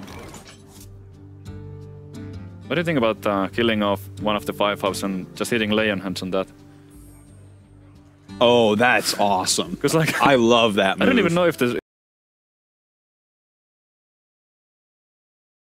Ramp Druid is playing like a combo.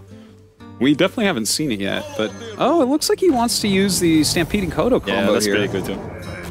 Yeah, it will clear out the board at least. Does leave this 5/1 a little bit low on health. Yeah.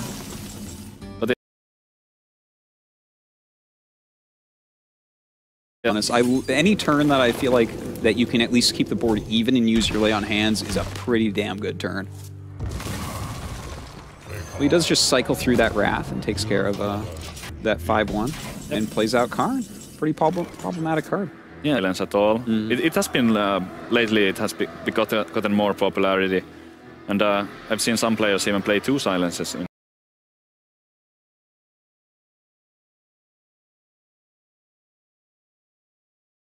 Paladin deck. Really? Which is kind of interesting. Yeah, I believe the Colento was, if I remember correctly. But whether he plays it or not, he doesn't have it in his hand right now. You know, one of the best ways I feel like to take care of Karn is to use an Aldor Peacekeeper on him. But at this point, he's already used both of them, so he's not going to be able to use Wars, and not on the Karn either. Oh, he does draw into an Owl, though. Not bad. Just leave it up, and next turn it should be easily cleared. Especially since he'll probably clear the 3/3 with it. You can just use your sword and that Owl. Well, maybe not if we see a giant taunt come down. Does have double BGH in hand once again.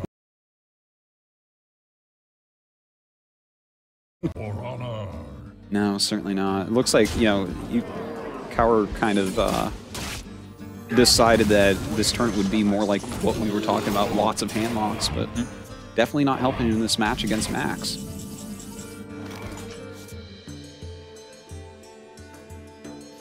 A lot of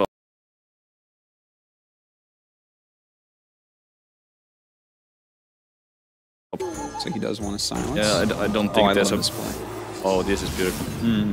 Everything lines up just right here. Yep. And I would imagine that he's going to go dude here. He does have 2 wild pyros, so playing one is like you can afford to lose it, but I still think that dude is better.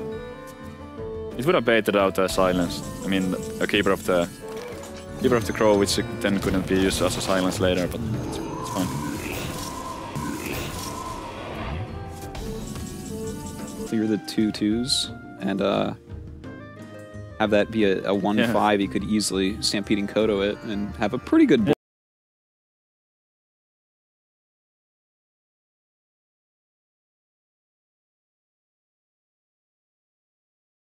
Or he with could a run 3-1 and a he could run the 2-4. owl into 1-3 and turn the dude into Dakota. And make a dude. And make a dude. Yeah, and then he has a Kodo and a 3-1 and a dude. Yep. And that is a really good board against nothing. I'm not sure if there's how much merit there is to holding on to the humility Kodo combo. I mean, 5-8 is pretty big. I think you just slam it here. I mean, the only better card to use it on is probably the Ancient of War and like 5-8 or 5.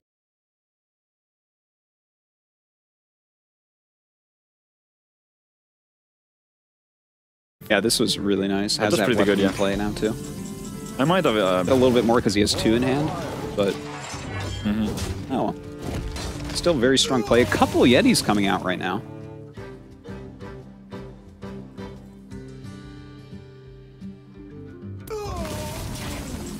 Let's see what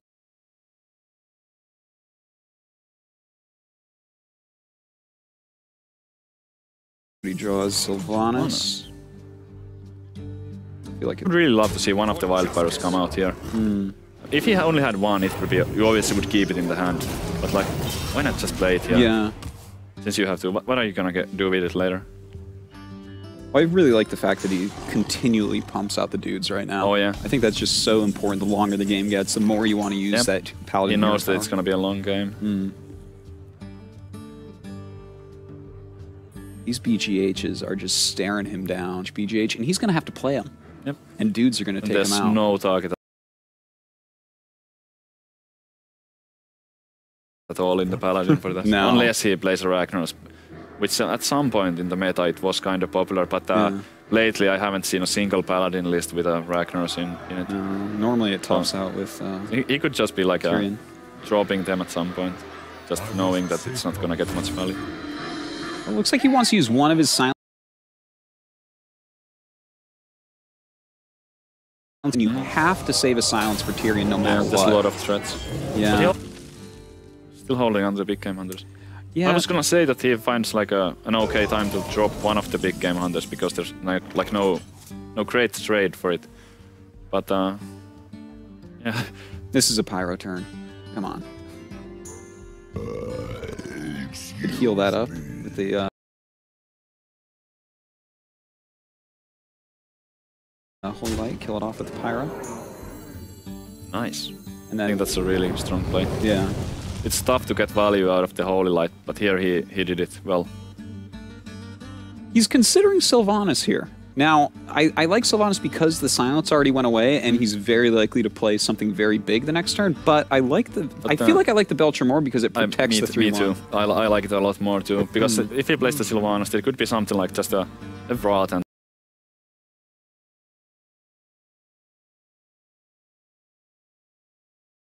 it. I mean, when there's gonna be an Ancient of War, it's gonna be a 5-10, and you just let it be, and then you have the Sylvanas. Yeah. Like your opponent, after the Ancient of War has been dropped, there's like it's very difficult for the Druid to not give the Sylvanas value unless there's like a silence. Yeah. And playing Paladin against something like Druid is you just count their silences. Then Tyrion comes down and everything hurts. I have no time for games. All right, so a little bit greedy here from Max. We'll see if it ends up paying. Belcher does come No, right, both of the Wraths were played earlier, I think. So there was like no threat of that. So maybe he was thinking that with the Sylvanas, there would have to be a swipe. Putting out the BGH, maybe something to Wow. give for the Sylvanas. I feel like I would pass here. Little ooze, like you're probably going to clean up his board mostly next turn, and he's not going to really get anything. Like the best he's going to get is probably the ooze, because Belcher plus the 2/3, because he's already used both his swords, so it's not like it's very easy to get through this. But oh, draws a Black Knight. He does end up getting an okay value from the big game hunter. It kind of worked out fine here.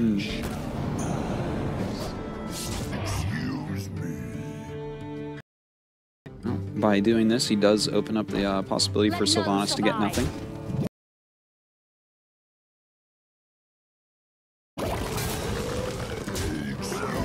Oh, well, I guess not anymore. That was actually Not what I was expecting, but yeah, that. Me neither, but it kind of works. Yeah.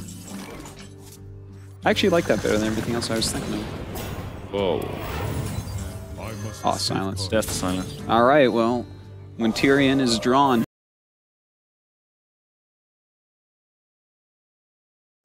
Yeah. 5-4 and a 4-5. This is actually kind of rough if you look at this hand. Yeah, it's like he can almost trade for the Ancient of War, but not quite. So do you just see equality here? It does. Certainly not. But the other options just seem so awkward. I think you go like hero power here. I would consider the Sludge Belcher. Belcher, hero power, acolyte. Yeah. I think the acolyte should come down here. Yeah, I think you're right. Kind like of protects against right. Ooh, I don't like this play though. No. It does give him a Belcher on the board, Yeah, but he just exhausted his hand completely. yeah, I feel like if he plays a couple minions out. But anyways, we do have this Ancient Lore come down. He has an Innervate, which could come in helpful. Not bad at all. Yeah, a couple. He's weighing his options here. Whether to play the Shade or innovate the Belcher. I like the Shade a lot. Yeah, because, you know, this Ancient Lore going to be able to take out that Belcher pretty easily. Oops. Wow.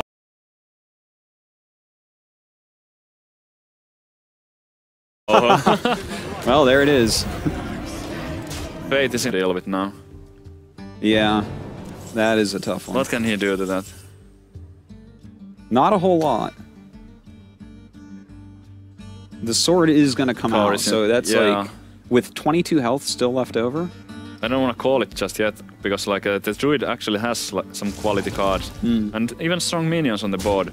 But that Tyrion, oh man, it's just so powerful here. Okay. I'm gonna go ahead and bust that with his face. He kind of had to do it. It doesn't feel great, but he had to take the 16. Yeah. It's definitely the right play. Yeah. You know, of course, it was, I guess, a little bit questionable on how he used his silence. But ended up in this position, unfortunately. Your magic shall not save. Ouch. That's 7 damage right there. I think I'd play out the Acolyte as well here.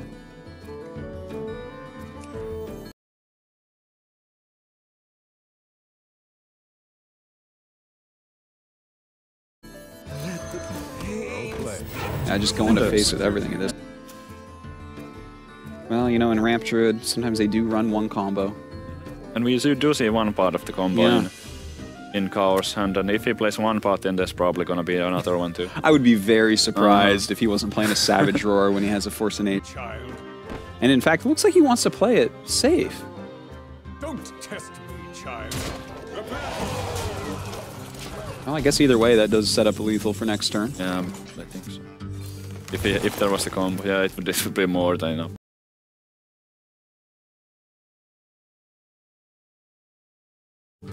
Not the worst draw he could have gotten. No, it's not bad at all, and the silence was just used. Yeah, that is true. And he can actually clear quite a bit here. Can easily take out this 4-3 with his 3-5. Yep, and he has quite a bit of damage on the board. And I quite like the use of Innervate as well. May as well take out this free.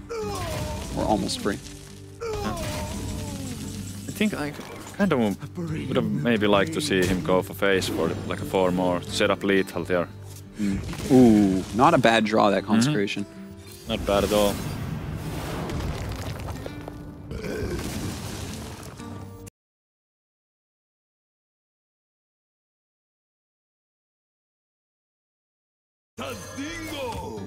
Well, going to take a little bit to break through this 5-7, but I think he should swing at that. I mean, he's going to attack it anyway, so why not do it this turn, so he can just attack something else next turn. Good point. Very good point. Oh! And there it is. And that's game. Oh my God, you're right. Max right now, none too happy with what he's seeing. If he didn't use the weapon that last turn.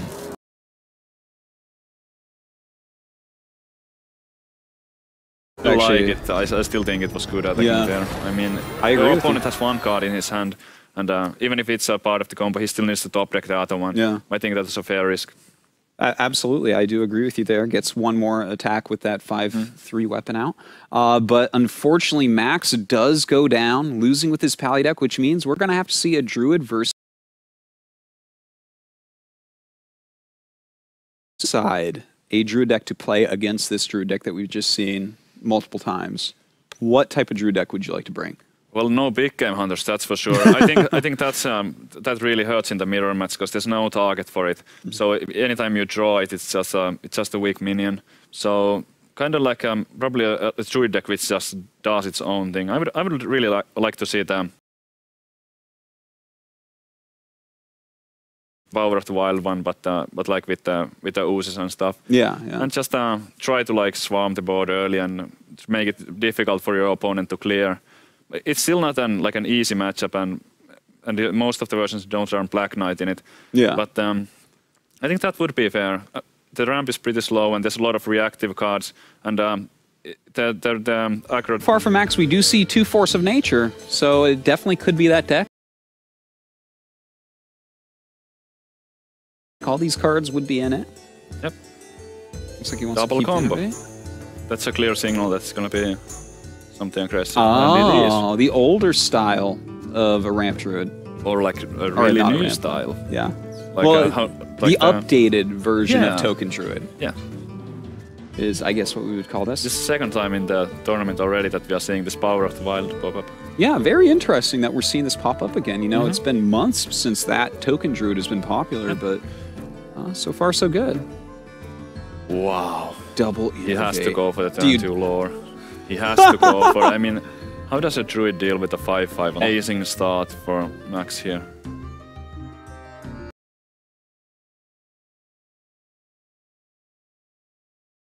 All right, well, draws into Karn and Keeper. Yeah, that's pretty rough. I think I windmill slammed this BGH down. That's about as good as you can do. It's actually pretty good here, because there's only... Oh, but there's a... I think you cleared that. Yes. Just keep the lore up and running. So agreed with you there.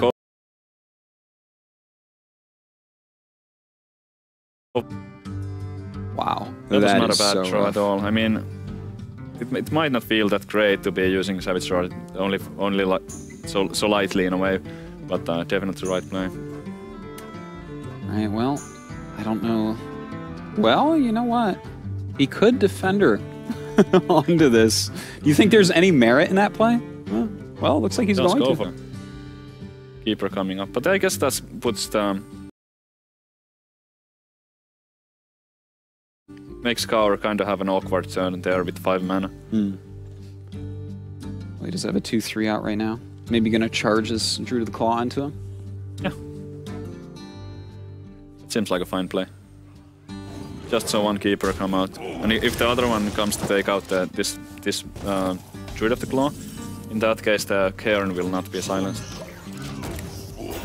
Oh. As this...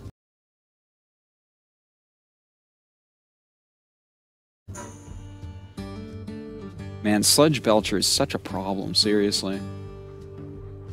What do you think of Keeper, the silence, and then go Power of the Wild?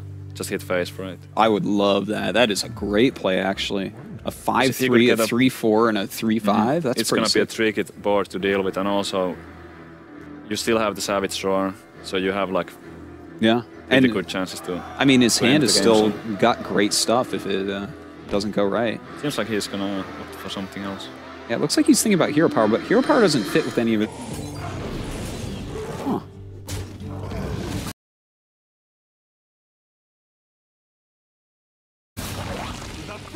I liked your play a lot better, to be perfectly honest.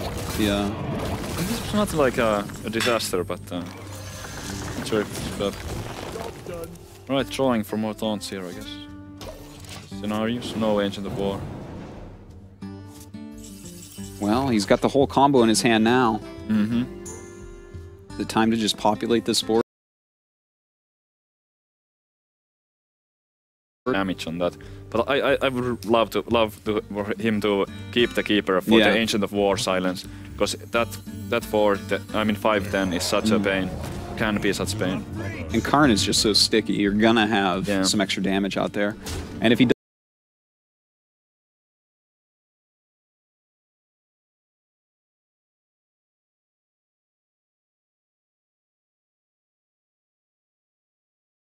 especially with that silence in hand. Yeah. It allows him to bypass the taunt even if... 8 mana, a lot of cards. To go for like a real power play here. There we go. Alright, well, gonna get those couple little taunts down. Shade is gonna keep getting bigger.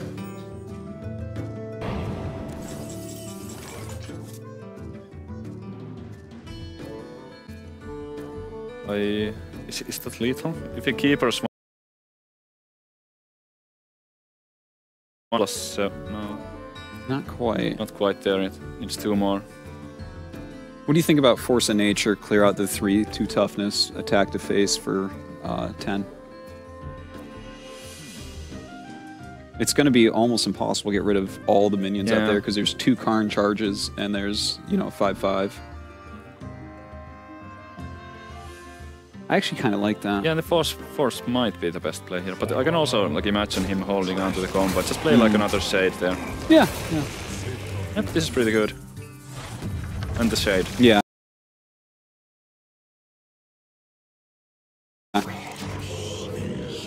Oh man, that's a tough position right there. Definitely. Wow, how do you get out of this? There's like so many things you have to do. I'm pretty sure you don't. No way. Maybe there's a way. Well, Sludge Belcher. Where there's a Sludge Belcher, there's a way to live 1 more turn. 6+. Well, no, that's lethal. That's lethal, because he can force, roar, use the...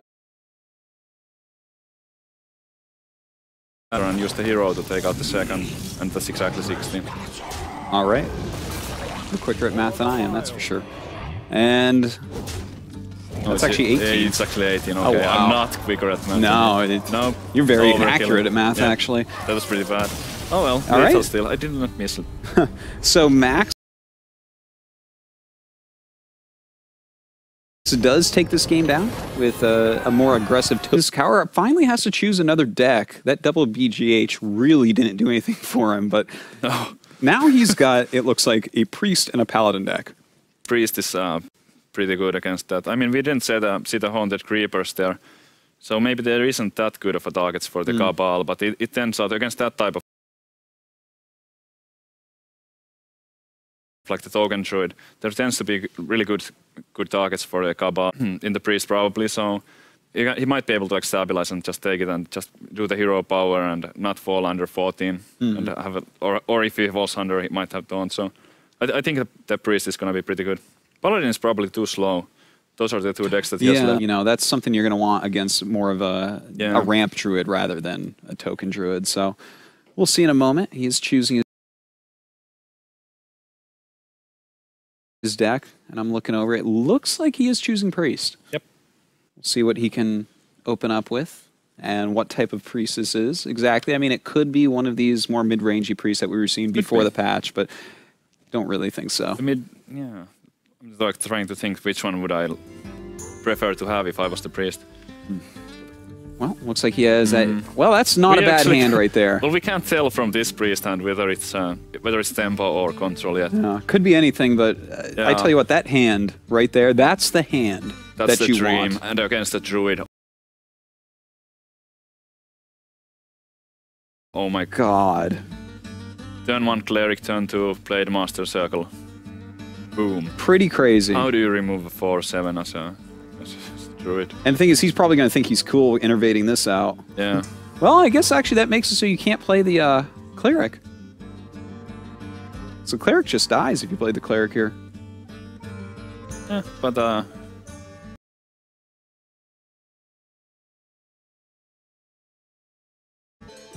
Echoing Ooze. All right. That's going to make a pretty sick Power of the Wild. This is actually, this hand is turning pretty good pretty quick. Not bad at all. That's a fast start for the Druid. Yeah, I think you just can't be greedy here. You cannot be messing around. He's going to have to go ahead, play the Singered Blade Master, and use... At least now he can start controlling the board a bit more. You power here?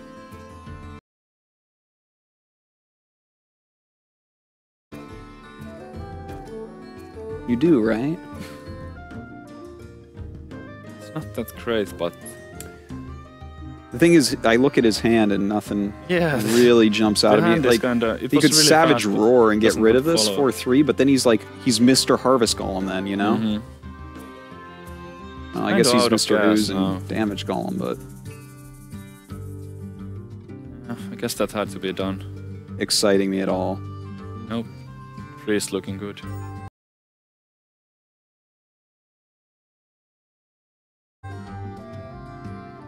Sure why he's hovering over the cleric. I think this is like the fastest Dark Cultist pass ever. Throw this Dark Cultist out really fast. Give yourself a little well played thank you. Yeah. Right. Well, there is something that he can... We're gonna go ahead and swipe as opposed to use this defender. But there's at least he drew some kind of minion. I mean, it's not perfect for turn 5. Heal up in Northshire. He's got a Northshire. Oh, wow. I would have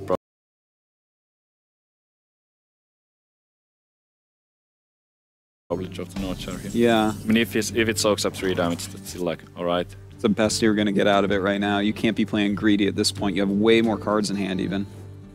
Oh, and he wants the ultimate greed combo here. My shield. Holy Nova, not quite enough.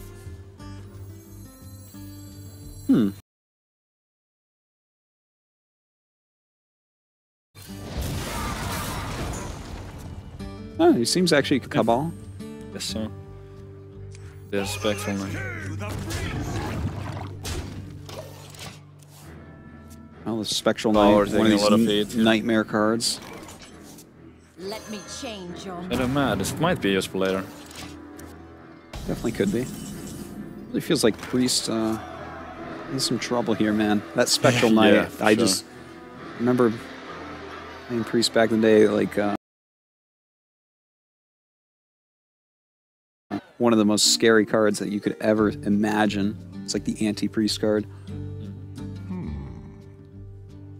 I really like this Druid deck with the Power of the Wilds now. Seems pretty neat. Seems to be working, like flowing really well. I mean, the draw could have been a bit more clunky, but turned out alright. You need a couple of top decks like the Spectral Knight and stuff, so it worked out. Yeah, well.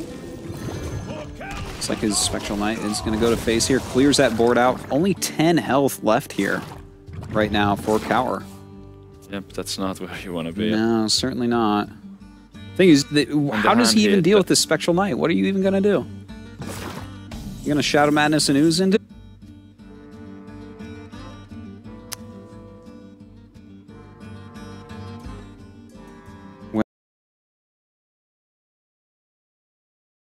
Well, what do you think about Wild Pyro in a circle to draw a bunch of cards and hope to... I don't even know. Yeah, I actually like that a lot. Yeah. Well, I mean, you have to draw something here. Yeah. His hand is not going to do Wild this. Pyro, Madness, Circled, and then Trade. Then. Yeah, I think that would have been pretty good, because he really needs to draw. But he might still do that play later, maybe. If the...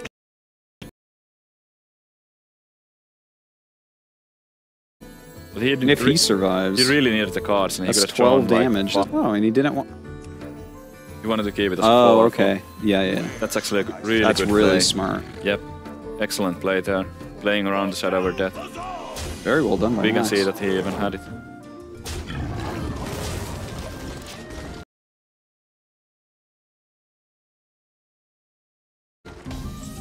Well, I think we definitely are going to see the Pyro plus Yes, Shadow this has to Madness be. now. Just no other real choice here. Yeah, I mean, you have to do that, and you have to just heal absolutely yourself. Nothing else. Yeah. And you're like barely living at that point. It's gonna come down to the top just because of the life totals. Which do you heal here? This actually is a hard choice. Self. Yeah. Self. Haunted Creeper, that's not the card he wants. That's a blank. I mean, the Wildfire would have survived now if he healed that, but do you want? Choice of which side to put that on? Yeah. Oh, man. Yeah, you kind of that's have to brutal. start with that. Really? Oh, if he only got it with the first one, he could have wow. he could have gambled with that. Yeah. Lana's death.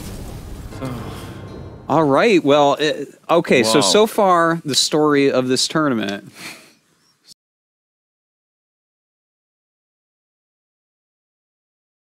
Seems to be Priest.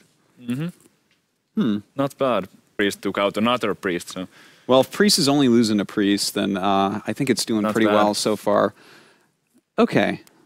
So, but I mean, Priest, well, Priest just lost. But like before that, yeah. he lost. It was now, but so far, like before this, Priest has been strong. Mm. So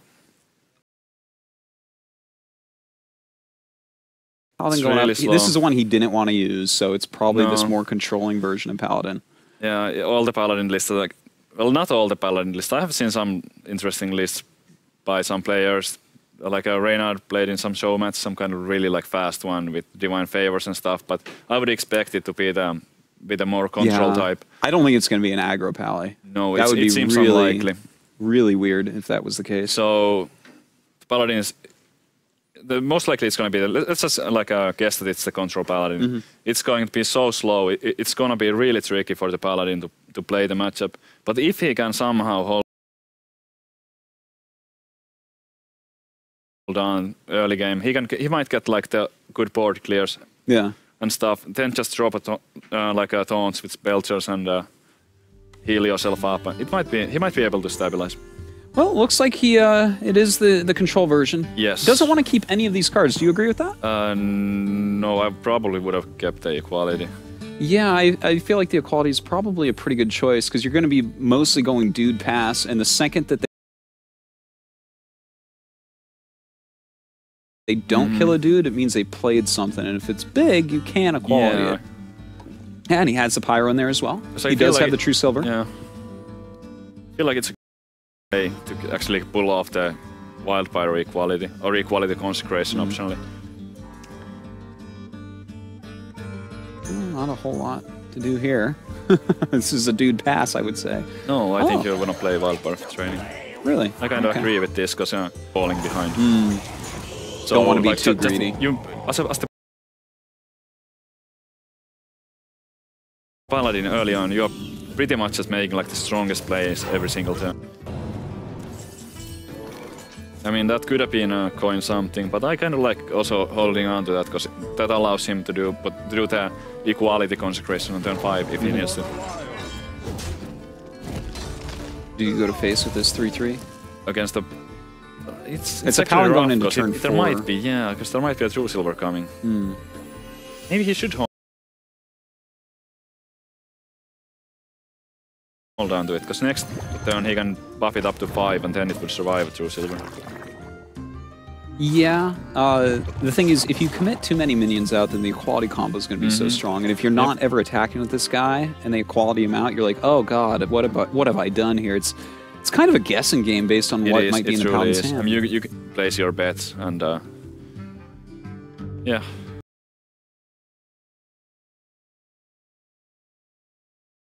See what happens. Yeah, he's got 2 equalities now. Looks like he is here. Yeah, I would imagine so. Especially when he's used that sword, that's that. like kind of a weak turn, I feel like. I guess he could go Druid of the Claw and charge it, but now you'd... This is not bad either. I guess it's... I would have probably made a bit more like aggressive play. I feel like the Druid has to be draw I out the think it was combo, a I fair, guess. I think it was a fair play playing it as a taunt. Did not work out this time, but I think it was okay. Yeah, looks like he has cleared that board out. That's 6 mana now. Yeah. Ooze, Defender Vargas. Defender. Pretty obvious Pass. pass. Yep. But you know, with the Sword Charge, Sludge Belcher, Senjin in the hand, this is not going to mean that much. Wow. Wow, that's a good draw. No, play the Kodo first. You want to take out. Well, it's almost irrelevant, but still. Yeah. And you're not gonna be very aggressive. But like now with the Kodo on the board, with the taunts gone, you can pick your trades better. I mean, if there's something else you want to kill with the Kodo. So it's like slight. of lore. Seems pretty obvious here. Yep, you don't want to swipe it, you don't want to draw it.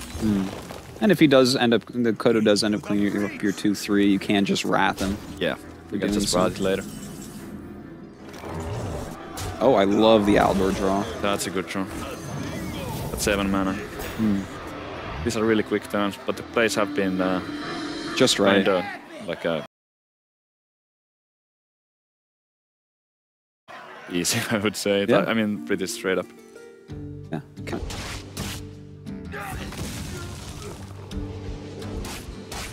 Well, the double swipe action takes everything out. Well Yeah. done. Wow. That's a kind of bold play right there. Sure is. What do you think about this? I don't know, it might have been a bit early.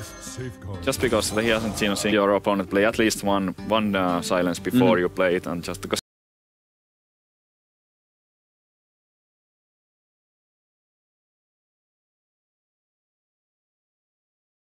Because if it's not silence, it wins you the game.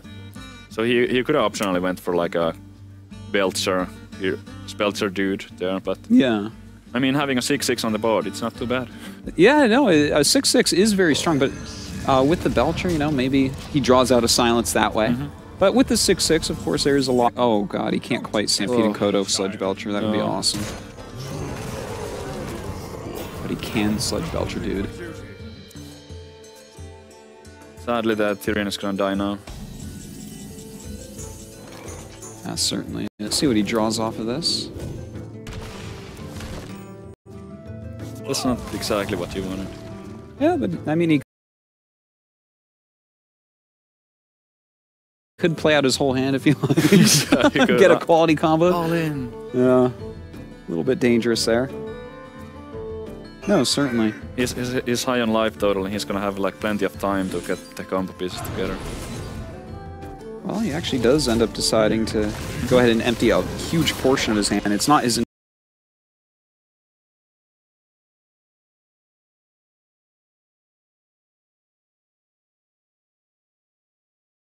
entire hand, but Yeah. I mean, an Innervate and Haunted Creeper are not cards you're going to fall back on. Equality trade. Ooh. That Spectral Knight, you're not going to get rid of him in too many other ways. No, you have to deal with the Spectral Knight, and the only way to do so is the equality. I mean, you could Spellbreaker Silence, or humility, Kodo. but, I don't like that at all. Silence, I think humility, Kodo. I think this is just such a better play. Yeah, here. more value here. I mean, you might still want to use the silence and the Kodo and the humility later. So. Definitely a possibility. Dude pass? Really? There's just something so charming about calling them dudes, the 1/1s. Yeah.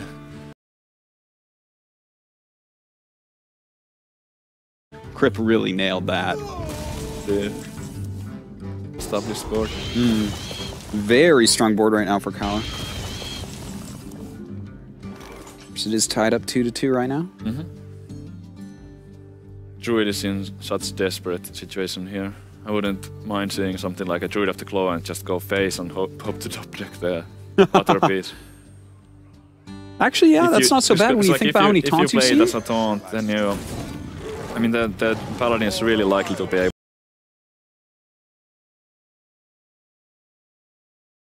to answer it. Yep.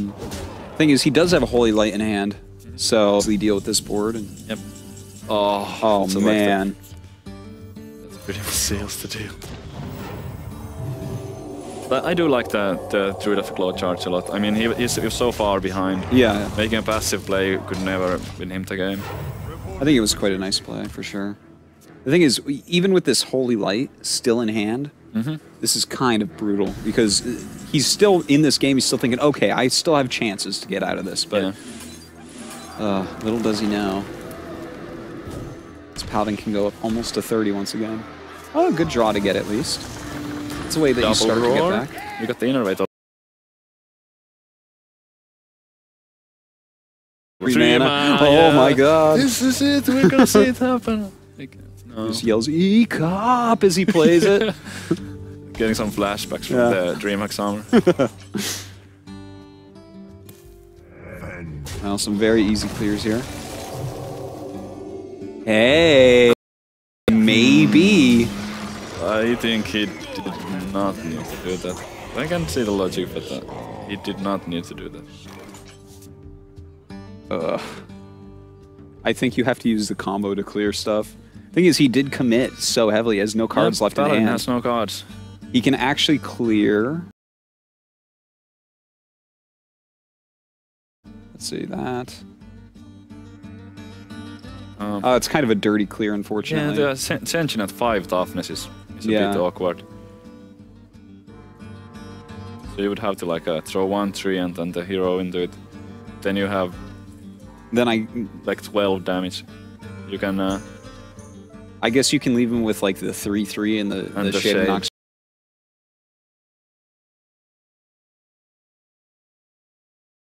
Much cleaner right now.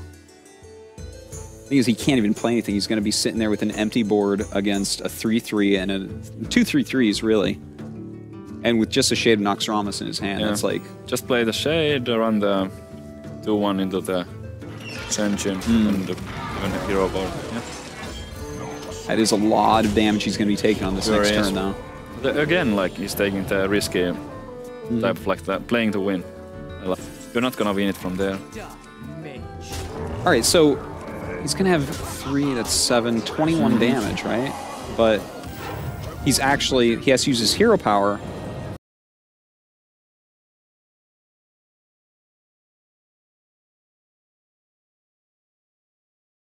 Which means he can do 19, right? Oh, he can't even because he's at 2 health. Yeah, so he actually can't deal 19. Doesn't work out. Nothing works out here. That's it. Do you go for the Sudoku here? I mean, you can do it with either the Roar or the Keeper.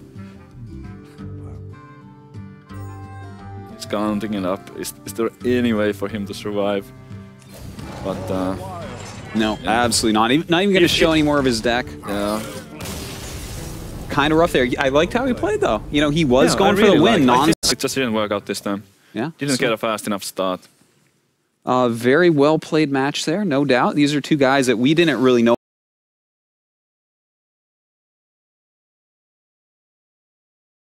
a lot going in about, but what did you guys think about their actual play level? Wasn't surprised that these guys showed proficiency in multiple decks. In fact, with Max specifically, he was telling me he was worried about this format because he's never even submitted 4 decks before. He's more as a ladder player, and he's focused a lot on that for a long time, whether it was Miracle Rogue or some variant thereof. And even for the qualifier, he submitted 3 decks. So he's still kind of learning the format a little bit. And yet, despite the fact he still submitted 4 decks and was uncomfortable, I still think he showed good play, even though the series didn't go in his favor. And Aquar, of course, he's in the same boat, only playing a couple months and yet able to show proficiency. Impressed with their play. Yeah, me too. These guys are really strong. Everyone's going to be on the lookout for them. I had no idea about these guys, but all I knew was that they did good in the Swiss part of the tournament, and I figured that they have to be good since they made it through. But seeing them play here, like, I can completely understand how and why they did so well. Now Quark gets past his first opponent, Max, but can he take on Number Guy on top of the world like the hardest opponent's gone through? But it's not over for him. He takes him on at Friday, I believe. The broadcast will be the matches there for the rest of Group A. Do you feel like Noir can take it from there, or do you have mistakes and maybe get a little bit better there? You know what? I kind of like his decks to go up against this, to be perfectly honest. You know, he has that Paladin deck. I personally like Paladin against Priest. You know, I feel like you can hero power him out. You just make a bunch of dudes. So I think that it's going to be a tough one for Number Guy. Yeah, for sure. All right. Well, you know, let's also take A minute to talk to some of the pros who've been watching closely. And right now, I've been able to talk to Colento, the man of the hour, because everyone wants to know what you thought about those games. So here you go. Take the mic. First of all, Colento, before we get into the games, how are you doing? It's kind of refreshing to see you out of your bedroom and being able to attend a tournament and get a visa to come. Yeah, I'm actually excited, but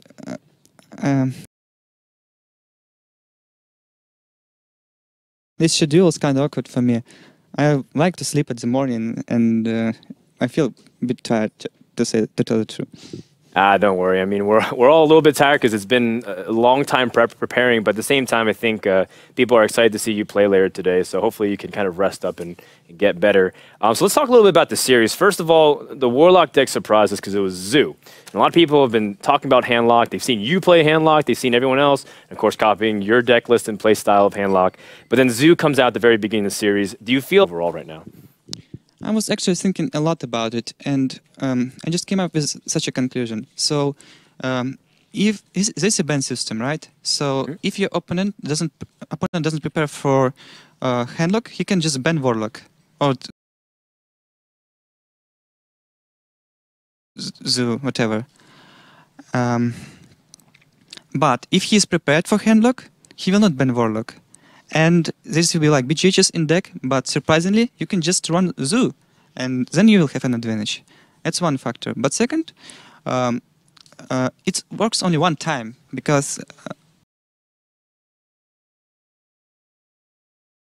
on second day, everyone will know you're playing Zoo. So maybe Number Guy has that in his advantage if the Zoo is able to continue to go on. Now, you brought up the double Big Game Hunter. That's been a recent development. Some Druids are trying to play really greedy. I know Firebat tried it, and he dug through, I think, 26 cards in this deck for one game and didn't get a single BGH against Warrior. Pretty bad luck. Overall, people say it's a double-edged sword. Double BGH, blowout wins against Handlock. But sometimes you get the scenario where there's BGH preparation.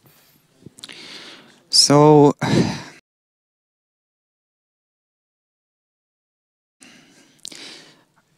I can't quite say that I like it. You're suffering a lot of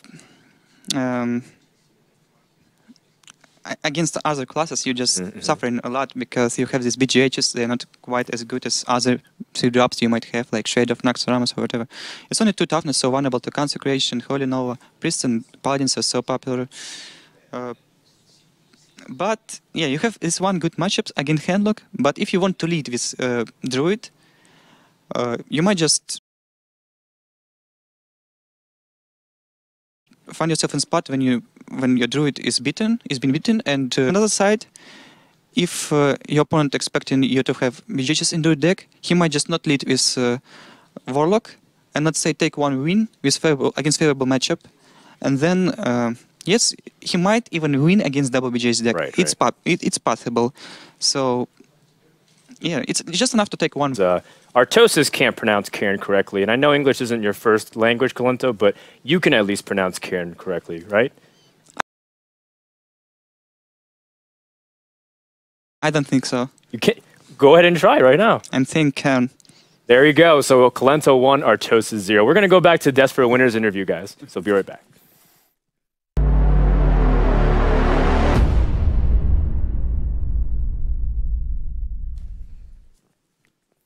All right, guys, welcome back to the desk. And we're joined right now by Quar, who you won your series 3-2. It was pretty close, and you must be feeling really proud of yourself. You came all the way from Italy. You traveled the most out of some of these players, 10 hours just... Can you repeat? Oh, well, how are you feeling at the moment? Nervous. Very nervous. You already won. I know. And I am not nervous for the game. Interview will make me nervous. Oh, okay. Oh, here, we want to be able to hear you, so draw the mic a little bit closer. There you go. Awesome. And people want to know a little bit more about you, so, you know, don't worry, relax. You're talking to me. You're talking to Savits, 2 of the most handsome men in Artosis. So, introduce yourself a little bit, because people don't know much. I tried introducing you, explain that you're a father, you've had a lot of Magic the Gathering experience. Talk a little. 25 years, and I play Magic from like 10 years. After I play TCG, and now I play Hearthstone. Awesome. And now that you're playing Hearthstone for just a couple of months, how do you compare it to some of the other TCGs? Do you like it? You said it was more relaxed and you have more fun with it. No, yes, he make this game so casual. But you have a little bit more, as much as there are the RNG factor, I think it also plays to some of the fun aspects of the game. And, people really enjoyed some of the games that you were able to play.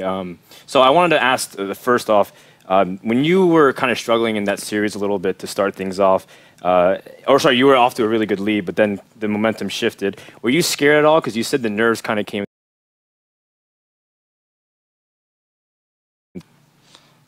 Okay, well, I believe it.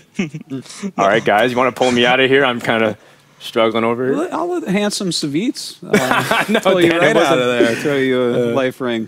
About the nervousness, during the games you didn't seem nervous at all. I think all of your plays were like really well calculated, and you went through the options and not playing too fast. And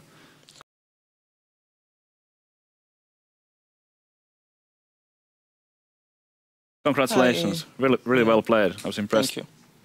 I do have the top 4 because you're kind of this dark horse that no one really knew about coming in, but you're playing really, really well and you have good decks. Thank you. I can try. You can try.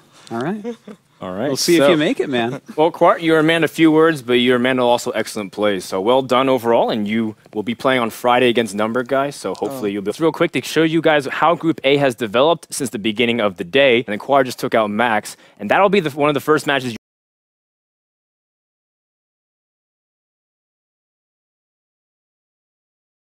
you'll be able to see on Friday for Group A to develop. But if you liked Max and you like Narvia's play, don't worry, they're not out yet. They're just in the lower bracket, and that should be the development of the rest of the weekend. That's right. And that means that we will be going into Group B next, coming up. It's going to be Tice against Green Sheep. Should be an interesting one. I think Tice is one of the favorites here. So we'll see how Green Sheep can do. Already these other guys that we didn't know a whole lot about. 2 of the best players in Europe, they couldn't make it. But Tice is still going to have a formidable opponent. Now, what's interesting is that these players did match up in the round of 128 Swiss in one of the final rounds. So it's a rematch. So these guys are familiar with each other. So when we come back, we'll have Group B beginning with Tice versus Green Sheep. Don't go anywhere, guys. More action continues right after this.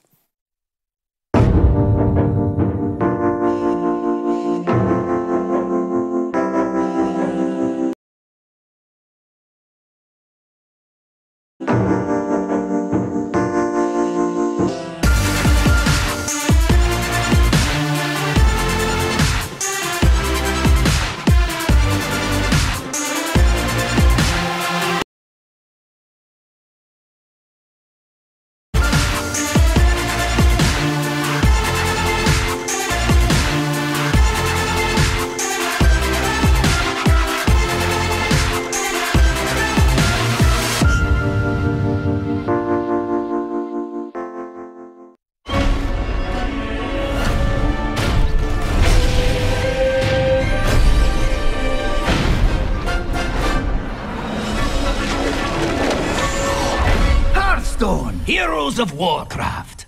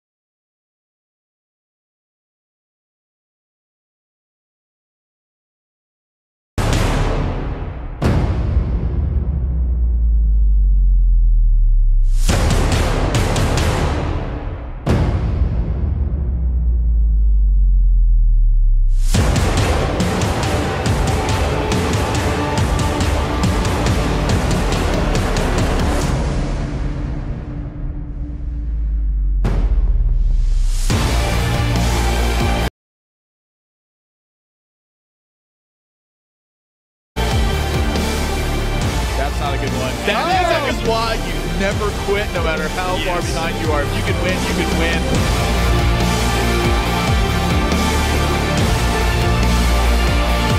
Priest, I don't believe it.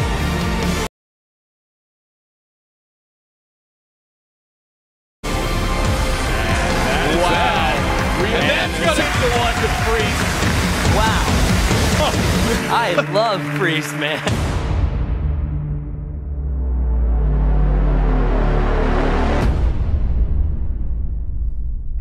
Welcome back, everybody, to the European Hearthstone Finals here, hosted by DreamHack Stockholm with Frodan, Savitz, and Artosis. We're done with Group A. It's in the books, and we have Group B to now look forward to, the round of 120 Swiss, which is another storyline in itself. Now, Artosis, Savitz, these two guys, we've been focusing more on Thijs, but what do we know about the guy that we don't really know much about, Green Sheep?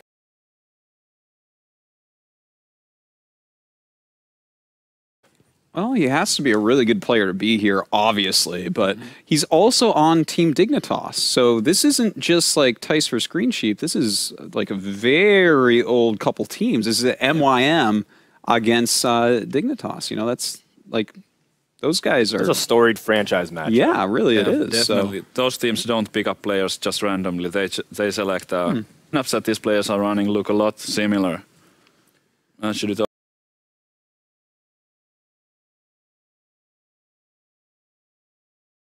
talk more about that?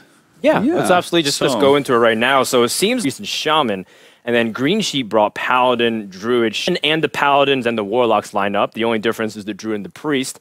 And it looks like the Warlock was banned from Thijs, and then Green Sheep cannot play his Druid. So it will have a little bit a different combination before. And the first time that we see Shaman in the tournament, and they think that, a lot of them think that Shaman has significantly weakened despite all the changes that might benefit the Shaman on paper, right? Like Hunter and Miracle being nerfed. Doesn't that mean... Savitz, can you share some insight on this?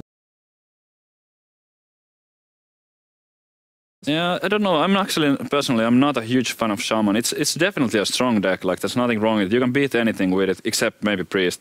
Like, Priest is the hard counter to Shaman.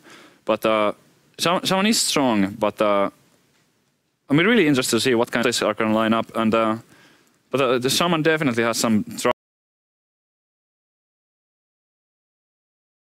exit. What, like, how do you get through it? You have to spend at least like a couple of cards, and Belcher gets good value.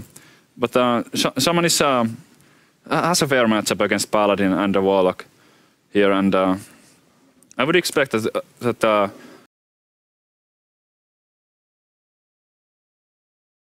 these players are going to be starting with both of them, either Paladin or Shaman, for a Green Sheep to bring his Shaman to counter that. So you want to pick your spot carefully with the Priest.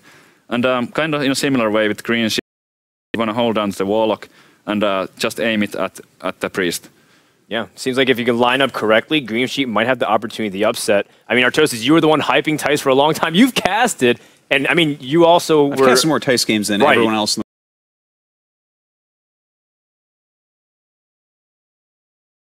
So given a lot of the prize money to Thijs, so he's taking a lot of that. You must be really excited to be able to cast his match in this format here. Oh, certainly.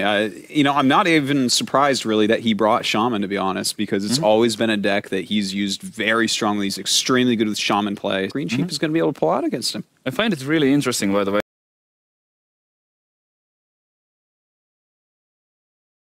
that Green Sheep chose to ban the Warlock, because I feel like he has the answers to handlock. But Thijs is one of the greatest handlock players in the world, so maybe he was a bit scared of Thijs in particular on that class. That could be, but I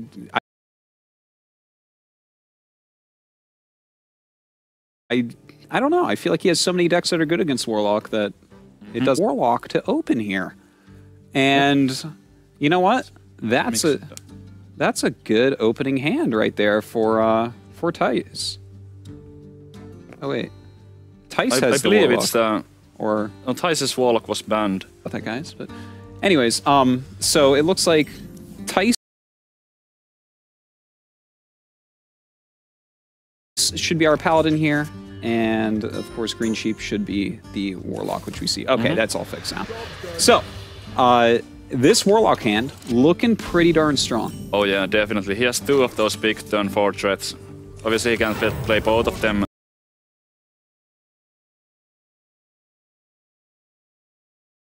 If there's no answer to like a turn 4 giant, no answer to it, but we can see that Paladin does have a big Game Hunter. Yeah. And there's also an Alder. There's many ways. Seriously, and he wow. has, And he there's has even an owl. everything he needs. This is actually insane.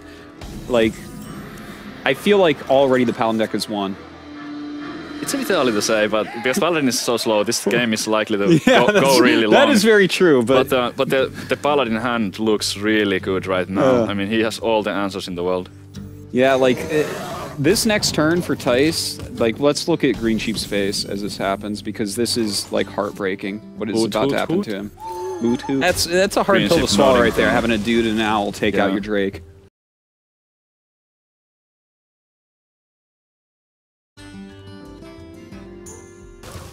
So he still has a very strong board. I expect that we're going to see life tap into the Giant, right? Yeah, it seems likely. And then the BGH is going to come down, and I mean, that's the most brutal start that you can possibly get as Green Sheep. Doesn't even have an AoE just yet. Actually, a formidable board on Tice's side. And the lack of either a Hellfire or a Shadow Flame. It's gonna hurt the Walk a lot. Certainly it is. He continues to dude every turn as well. Look at the Green Not Sheep bad. is actually not getting too shaken here. If this was me, my hands would be on my head pulling my hair. Are you kidding me? Like, first the Drake gets silenced and traded with the dude. Then there's the big Game Hunter. Well, at least he'll be able to play his Molten Giant soon, right?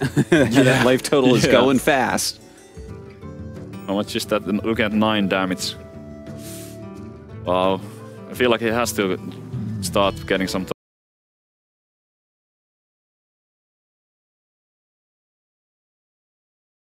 taunts up. Or maybe like a heal, but the Watcher is likely to come here. And then, what do you play? Do you play the Farseer or do you go with the Taunter?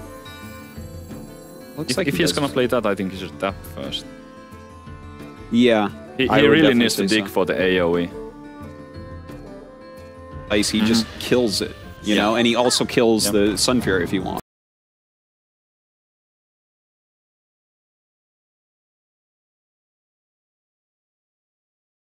Even though he didn't draw the AoE, at least he's getting closer to it. This hand of Tice, by the way, just completely ridiculous.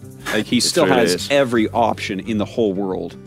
Now with the combo in his hand, he can just go all in, basically, like not worry too much Combo about the mold. Savant. There's so many things I mean, he can do he here. could sword twice into an 8/8 to kill it at this point. He has life gain in his hand. He's got every...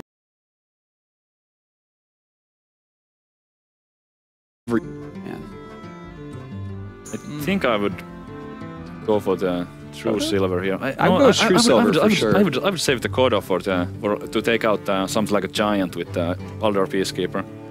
I think I use the sword here for sure, because you can sword and dude. I guess the Kodo is not too bad. I mean, he still has equality to deal with the potential Molten Giants, and at 5 toughness it also survives. The thing is, the sword doesn't do that. It does end up going with it. I like it a lot. Yeah, definitely do prefer With the this combo in hand, just go face. Like, I would ignore that 2-3. I mean, there's like a small chance that he might Shadow Flame it, but... Well, with the it's BGH okay. out, Yeah. I kind of like trading into it a little bit. Yeah, I mean, the play here, I believe he was playing around Shadow Flame.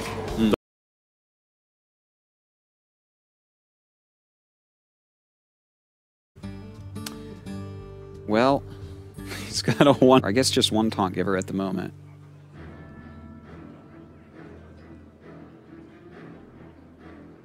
So many possibilities. I don't think there's that many possibilities. No. Play the Molten for sure. Yeah, you think 10-1. Molten and maybe Siphon Soul in the 4-2?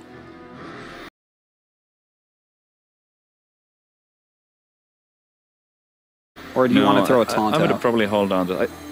I think you can even... Soulfire seems like a necessary play here on the Big Game Hunter. He's just too low not to use it here. And there's no easy way on the board, anyway, to deal with the Belcher. I mean, he does get to kill the first part, but the second part is gonna remain. Another equality. Wow. Would you equality here, or do you use like an Aldor Stampede and Kodo combo? I would probably equality and then run a... Oh, that's a good one. Yeah. I actually... do you think the Kodo with the Aldor in hand, don't you think that's worth more than one charge on the sword right now? Yeah, it might be, but there's a lot of... It leaves him with a very weak board like, is the thing. I like the Kodo coming out because it just gives him a little bit stronger stuff to play with. Let me think. I think he's going with the...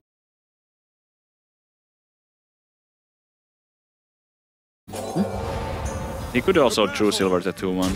Yeah, that would have been the play I would probably thought to go, but... There's many good lines of play here. Yeah. Okay. This is interesting if he's gonna Holy Light himself? Oh. I don't understand what he's doing with the 4 mana. Okay.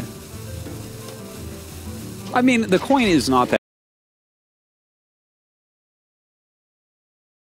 useful right here. He doesn't really need it anymore, so I guess I mean, that works. Yeah. I would have done something different, but this definitely was a good play. Mm-hmm.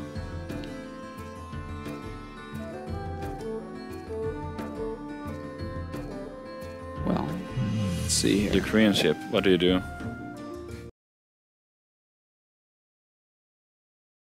First. I mean, the hand doesn't do enough as it is. But a little bit. I guess it's still okay to have. Oh It's man. not that great. Double Earth Ring? Probably. Thing is, they get dealt with so easily, but he doesn't really have another play here anyways. No. At least the game is slowed down a little bit. Yep.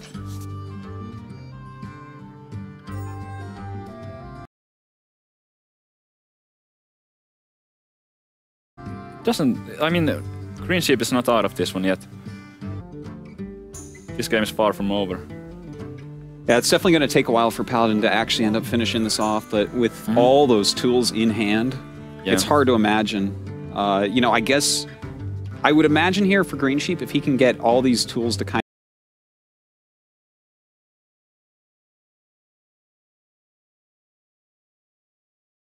of keep on coming out and nothing really kills him. Maybe he's playing with a Draxus. Bit of trouble closing out this one. I mean, there's nothing that would be too threatening, or that nothing that Green Ship couldn't deal with at all. Does he play if he could play Sylvanas, he has to go to face, right? He doesn't take out both these 3/3s. Yeah, I think so. Yeah. Because otherwise, I mean, you know that he's sitting on a Siphon Soul by now. I think getting the damage to face here is really good. Huh. I mean, that's Sylvanas, because if he went for face, then both of the Earthen Rings could like trade for the Sylvanas. And that makes sense. Yeah.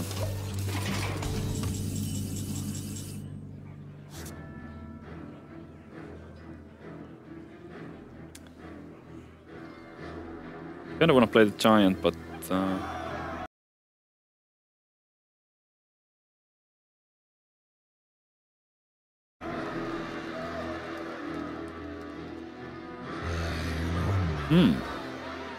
he could run the Earthen Ring into the Sylvanas and Hellfire. Yeah. Or he could just lift up and maybe drop a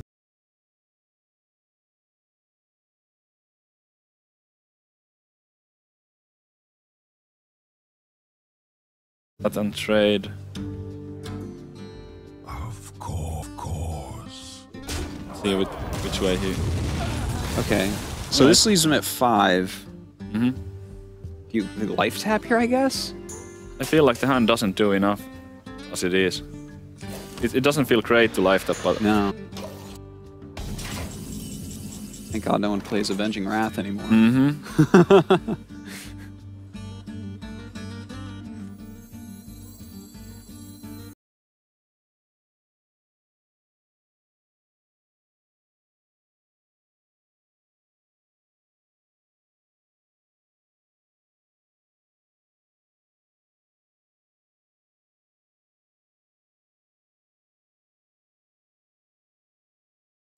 are pretty reactive.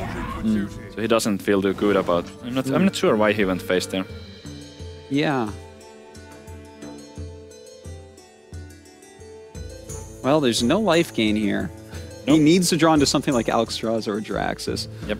Well, there is life gain in form of the Siphon Soul. A lot of big life in the Paladin. For sure. There's have to use Silence. The Tyrion. Yeah. So you could go like Iron Beak, Son of Kings, or something. What do you think about Mountain Giant Sludge Belcher? Now, this makes a quality like pretty darn good. But if you don't have a taunt, you're basically gonna die. Yeah. Either that or maybe go Belcher Faceless. Well, how about that? I guess he would be kind of open to.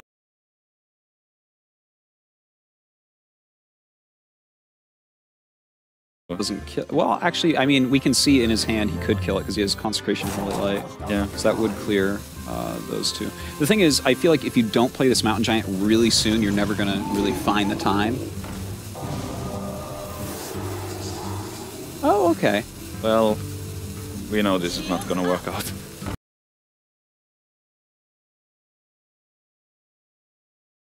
Consecration. Eyes won't miss it. Even the chat would not miss this lethal. No. And they casted it. Oh my god. Does he not see it? Yeah, here we go. Okay, he sees it. Yeah.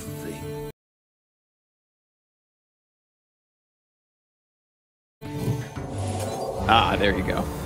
All right, so the best opening for Paladin against Handlock that you could ever. Like, you cannot write a story of a better opening than that. The Warlock hand looked kind of nice too, but compared to the Paladin, nope. God.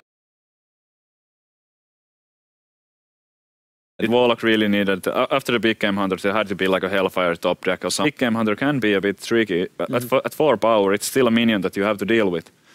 Even though it's not the most threatening thing in the world, but still, like, you have to kill it somehow. And he maybe could have Soulfire it 1 turn early, and I think he took like extra 4 from it.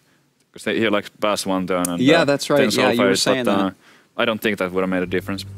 Well, it looks like he's already chosen his next deck. I think it's going to be a Paladin deck. Yep. So this signals it looks like it is. This signals that he thinks that the Shaman is worse than the Warlock would have been. So.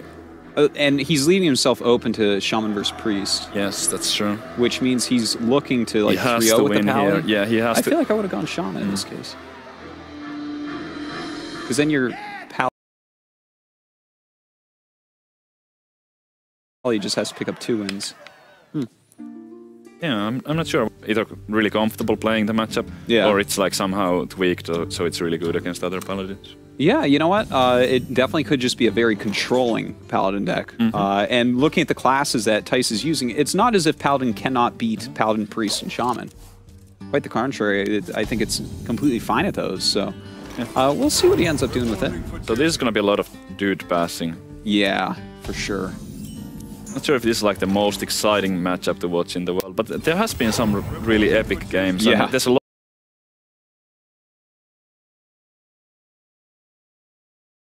lot of decision making, and it's like those matchups where and stuff like that. So you might like it, or it depends on the preference, because other people can find it boring. But yeah, I personally I think it's awesome. Yeah, like there's so many things that you can just mess up. So you need to give a lot of thought to what order you play your stuff. Yeah, and when do you have to play fast, and when can you just do it pass? It's so true, and every card. So you actually can plan out, you know, every single card.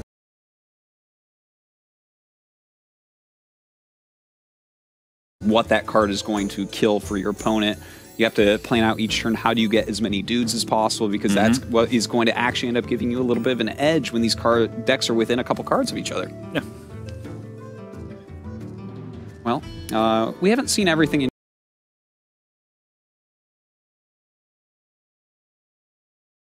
like you'll see this in basically every Pally deck. Just when Kodo coming up.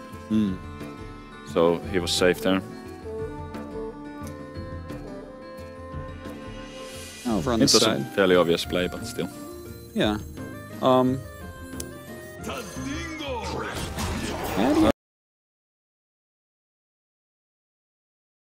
I guess he's trying to protect himself against the true silver, because then the dude and the true silver would take out this engine.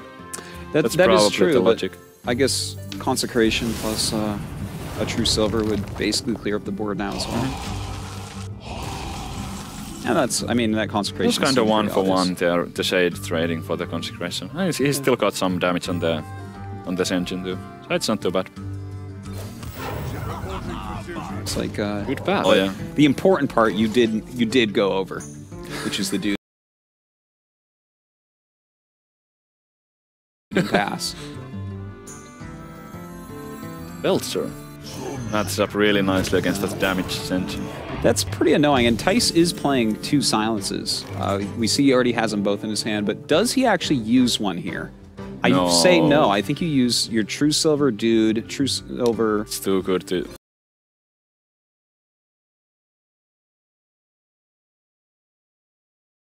Belzer, but he has the true silver on the board now, so it gives him more. Lined up like a consecration or something could kill it, but are you really going to use your second consecration already? Don't think you can. Oh, that's the draw you needed. Not bad. That's a good draw. So the boards are going to be basically exactly the same. Yep. And so it continues, everybody.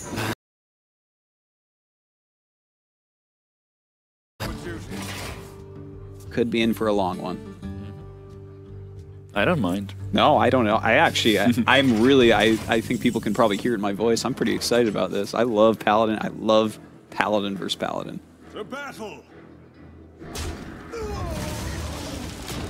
All right, gonna go ahead and drop this down. If this doesn't get Aldored, I'll be pretty surprised. Oh, it will get Aldored. Aldor it, or do you humiliate it?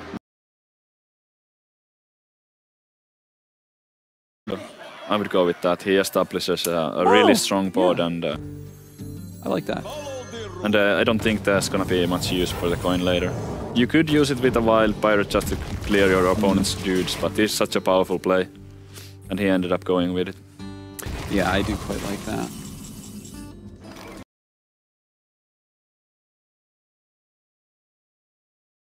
No, I don't like that. Never mind. Pyro consecration. Pyro consecration and uses sword, but that's like, I don't actually like that much. The thing is, maybe just consecration dude and use the weapon on the Kodo, or maybe it's definitely a possibility. Yeah. I mean, or otherwise it's gonna trade for the Alder. Yeah, unless there's a taunt in his hand, then you're like, I kind well, of like that.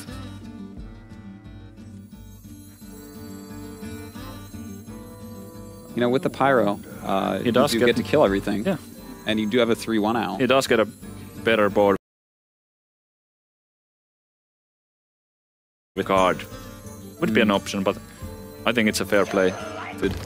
Justice. Because then at least, you know, his opponent is going to have to use the sword here as opposed to making a dude and then killing him. Yeah.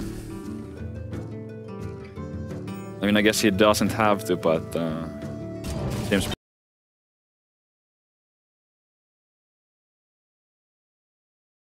really good. I mean, you don't want to consecrate here. Oh, that's beautiful. It's definitely a bit of a pain, but with a true silver and an owl in hand, I do believe, and a dude on the board, I do believe that he has the perfect answer for it. Paladin versus Paladin. But green sheep looks like gonna go ahead and it's great. I'm so happy to be here, seeing all these amazing players play this awesome game. Yeah. So, all right. I mean, it's been pretty fun so far. Some good matches. Sure. Yeah. Like this, I was especially happy to see these unknown players come out with such strong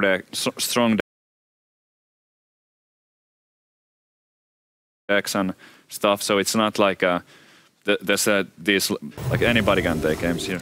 That's right.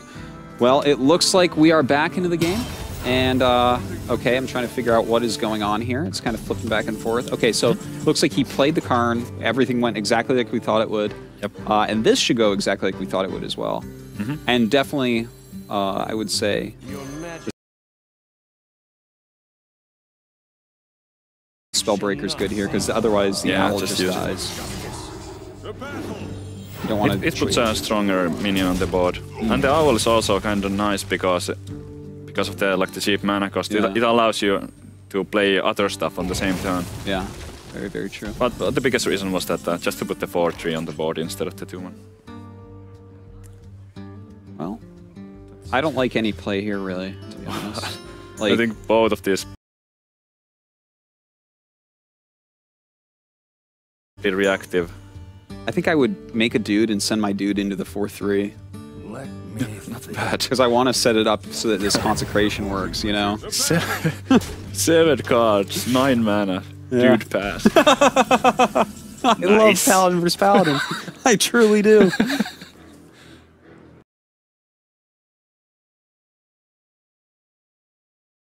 There's a Belcher, so there's like 1 card he can play. Optionally, he could Dude pass. He could Dude pass. I think it's not a terrible play. He's already got a guy out there. He's ahead already. Belcher Dusk.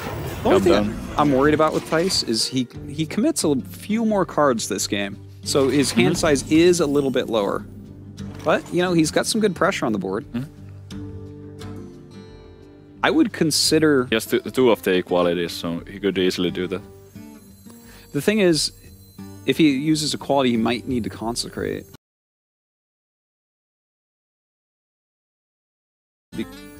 Well, he could, like... Never mind. No, he's not gonna silence. That's the consecration. I think that this is a fine usage of consecration. He can easily use it here. He has to lay in hands to dig more cards. So, like, spending 2 cards here is kind of nice, so he makes room for the draws to avoid discard. That hand. Really? Then when a dude pass. End of his deck in this matchup, because this is going to look at the hand size he's going to have.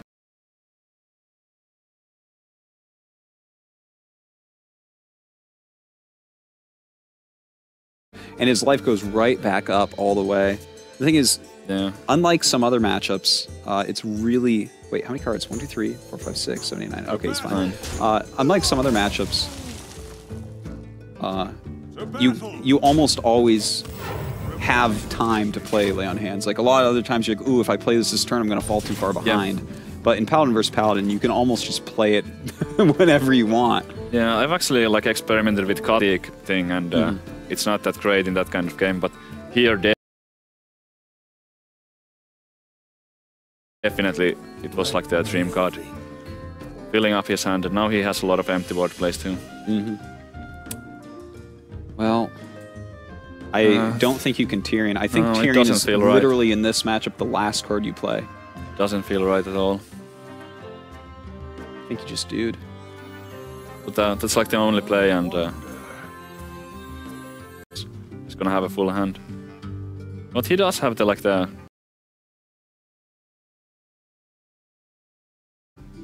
board clear in his hand. In form of equality and he has an owl too. I think I actually think Dude Pass here is correct, because your opponent's going to be doing basically 1 damage to a turn, whereas oh man, it's a bit rough, because if he has Black Knight, you're supposed to attack with the sword, and if he has a silence, you're not. So he's basically admitting he has both. Okay, yeah, he's saying okay, if you have Black Knight, that's fine, but ooh, this is going to be tough on him. Silence. You could silence. No, we couldn't see the silence. But what else is gonna come out? You could definitely humiliate it. Your magic shall not it's the biggest minion in Paladin decks. Yeah. Yeah, and that keeps his 4/3 alive. And he has 2 humilities. That's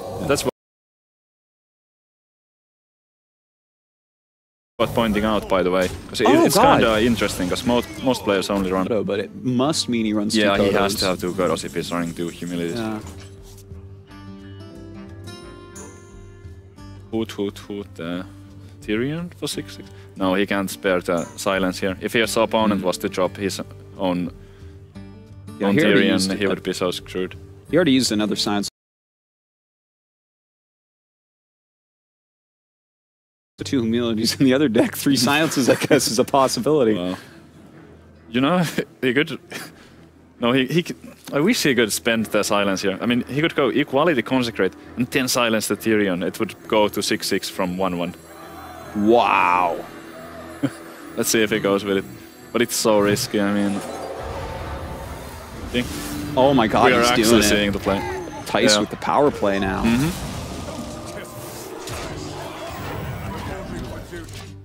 I'm trying to remember... Okay.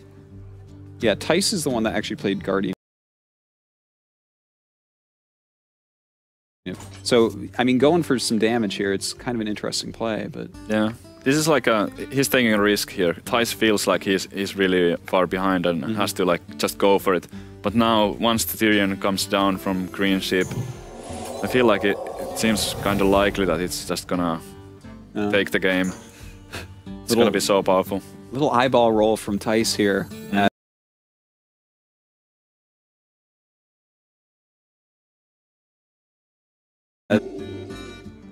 That's the fun part about tournaments like this. You can do things like that because, you know, it's kind of this techie thing. Maybe he runs it over a BGH or something like that. Yeah. This is not the first time I've seen double humility, but it's still a fairly rare. It's kind of, because it's such a reactive card that if you draw them at the same time or so, it can be a bit clunky. Attack power, not so high as you would think. About 8. But double Holy Light doesn't quite clear here. Such a spell-heavy deck. Yeah. 2 Humilities, 2 Holy Lights. Wow. This is just like the ultimate defensive deck, actually. Yeah. It's going to be hard for him to ever kill his opponent. Tice does get to draw 2 cards here. Killing the first part of the Belcher with the Owl and Kodo and then drawing. I think you do that first and then you see from there. Definitely have to agree with you. Most likely, I would say. I mean, at least he's getting some draws here off of this. Very, very important right now. Yeah, he needs the cards.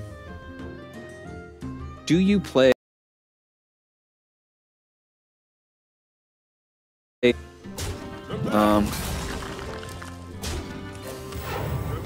Thing is, with a 5/5 out, I think he already has stop pretty good board. He could stop here. Yeah, I like stopping here a lot because if he does an equality, especially with this 5/5 out.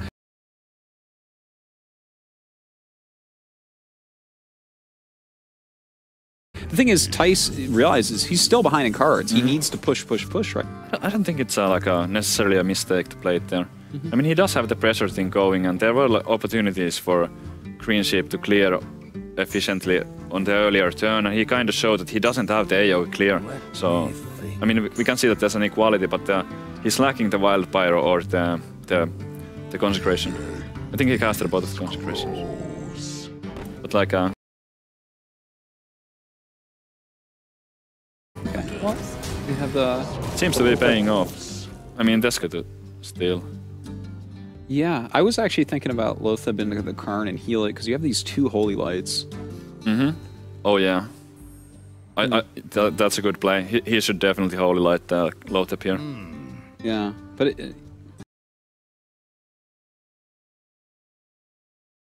I mean, do you really need the double Holy Light? There's no reason for yourself. Or based on his hand. Because, I mean, you have the Stampeding Coda. Did he not dude? He just didn't... He just skipped duding. Is there a reason? Why didn't he make a dude? Because of the Acolyte of Pain.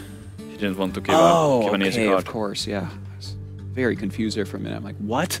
That is what Paladin vs. Paladin is all about. But you could have...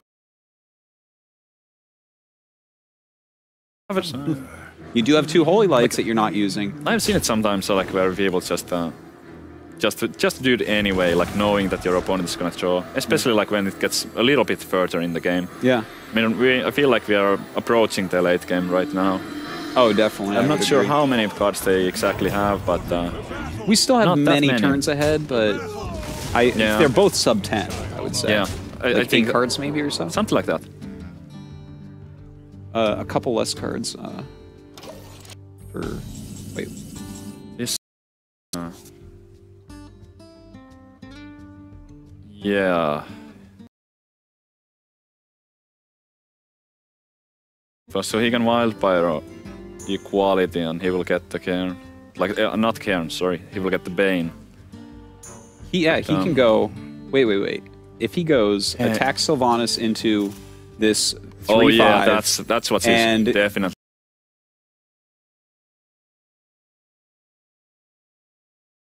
Uses Pyro, Holy Light, and then he uses Turn at a 4/3.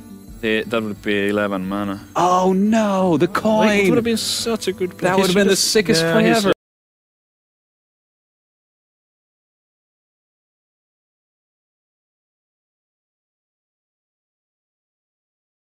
Held on to the coin. Well, he can gamble and maybe get like a 1/1. Yeah. Well, I guess he could just equality he's combo going too. for the equality. That works. Yep, got the board now. And would you Holy Light yourself? I think so, right? Okay, he does. Use it eventually, so why not use it this turn? I guess so. But it's no. As a Wild Pyro, maybe. I mean, I think of it this way: like, why would you Holy Light?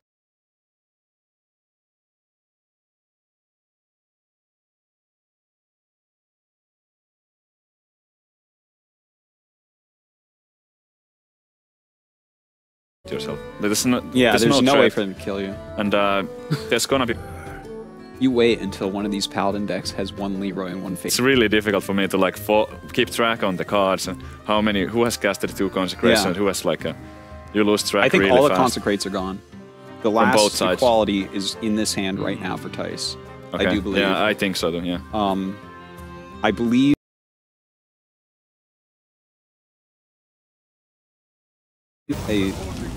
We've seen every Kodo. Every Kodo's been drawn, I believe. Yeah. I think all the Aldors are gone. We haven't seen Tyrion for Green Sheep. Yeah, that's the big thing in this game. I feel like that's likely to decide the winner.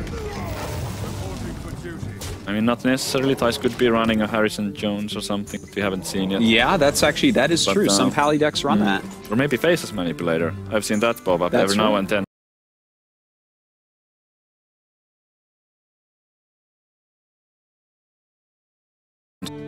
He's not running Harrison. Look at this. Tice right now has Black Knight and BGH in his hand, right? Yeah. That's like, if he's running both those and Harrison. It seems like the deck is targeted at handlock and not the weapon decks. Yeah. This can't fit everything. No way. Those cards tend. Weapon, or do you play an answer to a taunt, or you just can't fit them all in? If you do like just throw it all in there, it's really likely that you will get like a bad early draw, just drawing so many reactive cards. The Paladin deck already has so many reactive spells, so if you have like 4 reactive minions on top of that, it's like a lot of dude passing. Doubt. Now this board, there's no way that he's not going to qualify. They combo this. No, that's just good. Yeah, equality Wild Pyro and but I don't know. I mean, what are you supposed to do with the 3/1? Well, I mean, you can do it at the same time, so you can actually protect and keep the dudes trading forever. and just keep the 3/1. Because you know that both your opponent's Pyros are gone, right? Yeah, and why hold on to the Holy Light at this point? Ah. Okay. He does keep it.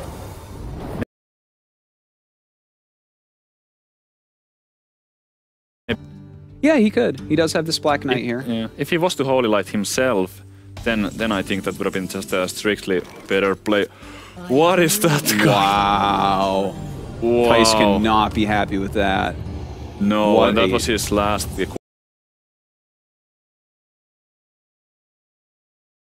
Quality. Yeah, he just can't deal with that. He's used both of his silent. And unfortunately, this is not going to do it because he has Ysera Awakens in hand and he can cast it. No. God, that... Oh, I mean, man. That yeah, he can cast it, but I think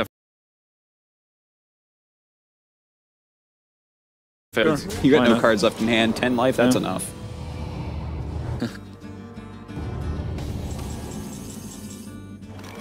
Oh, KT.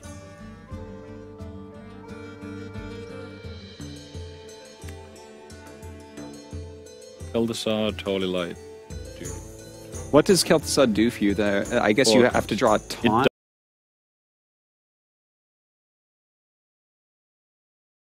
Doesn't do, but you have to. I think you have to play it anyway. Yeah, you're right. It would just die to that if there's no lethal. I mean, what's on the board already. You could Kel'Thuzad dude. Yeah. But then you're just guessing on what's in your your he can't Holy Light. Yeah.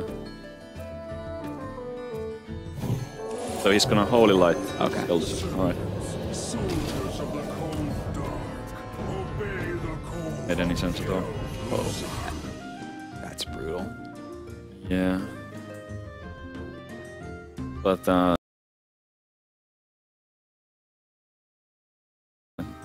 this is probably not the time for Tyrion. He can't. I don't see a way for him to actually kill the Kel'Thuzad. So altering it is probably the safest play.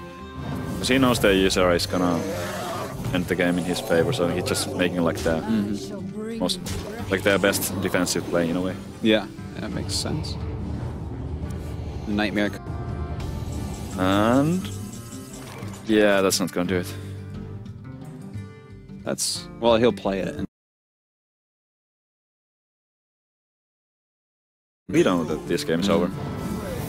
For mercy. I'm almost out of cards. Almost out of cards. Out of cards. Paladin Mirror. There we go. All right, going down to just a couple cards left overall, but very well done there. Yeah. You know, what do you think was the turning point? Was it the lay on hands?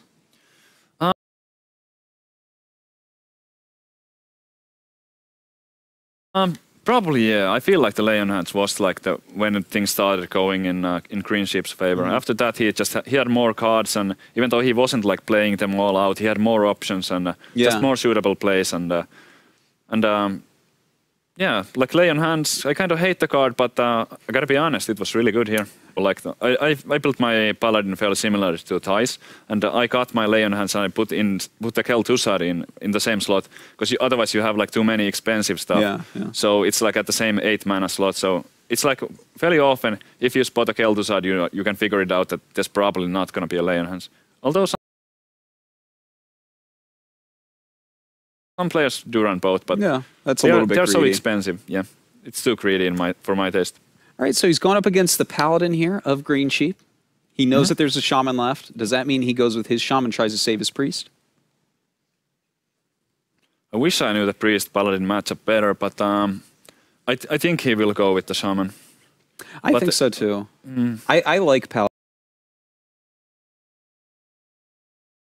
and that's what matters. Yeah, the Control Priest, it kind of struggles with clearing all the dudes sometimes. Yeah. You do have the Wild Pyro with Power Word Shields and stuff. And well, he does choose the Priest, so we'll see what he has in here. He does have one Mind Control that we can see, and he's thinking of keeping it. What? Do you see him? He kept on going back over it. Don't give it.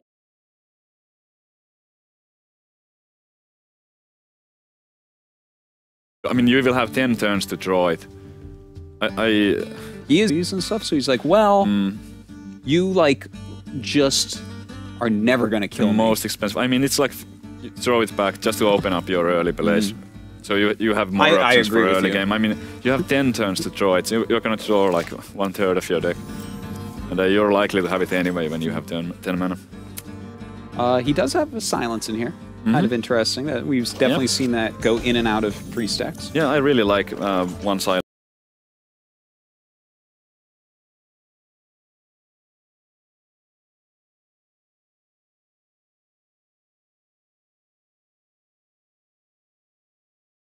It's almost impossible to deal with. A bit of a misplay there. Should have done the Light Shall Burn You with that. Yeah. Miss PM. Yeah. Right. Well, it's time for dudes and things to come out to try to kill the dudes. Oh, the dudes are gonna burn down. Does get to draw solid in a play. little. I kind of do like the play unless he has a sword. Yeah, but but if he has a even sword there, then, it's... yeah. Even without a sword, I think you have to go for it. It would also die to a sword. Yeah, sword, that is true.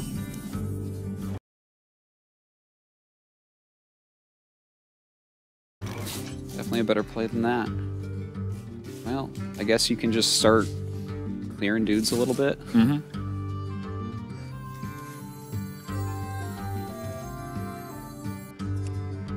Is there like the? I would imagine that we are considered dark cultists, but should he go face or?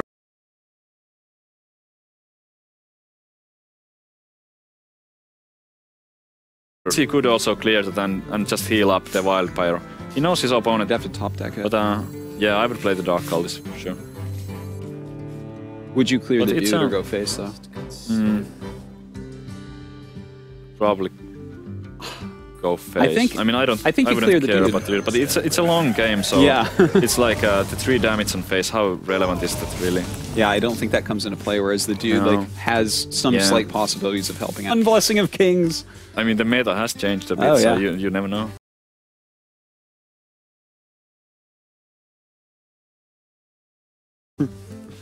That would be sick. Like turn 6 go. You're making me want to put one echoing Blessing ooze. of Kings in, man. Yeah, That's- just throw in the echoing oozes as well. Yeah. Just go for that turn 6 double 5/6. That's the dream. Forget Tyrion. He gets silenced with 2 Echoing Oozes with a Guardian Kings on it. Not an issue. I wish it worked as well as it sounds. And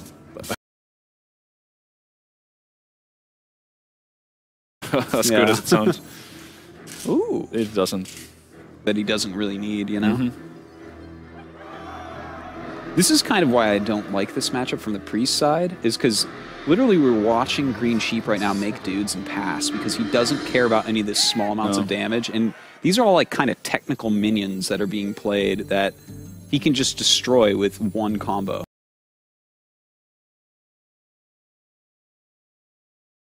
Yep. And like right now it looks like he's going to commit a third. Because he has the Loatheb coming up.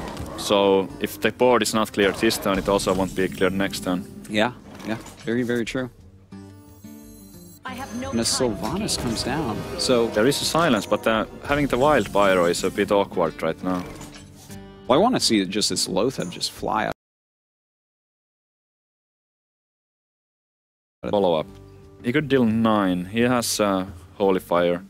So next turn he could hit for like another 12, if only the first part Sylvanas of the just Belcher. doesn't do much.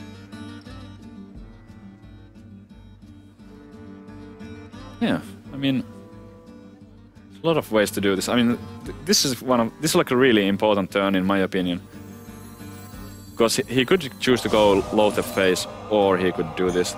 It sucks so much to have the Wildfire.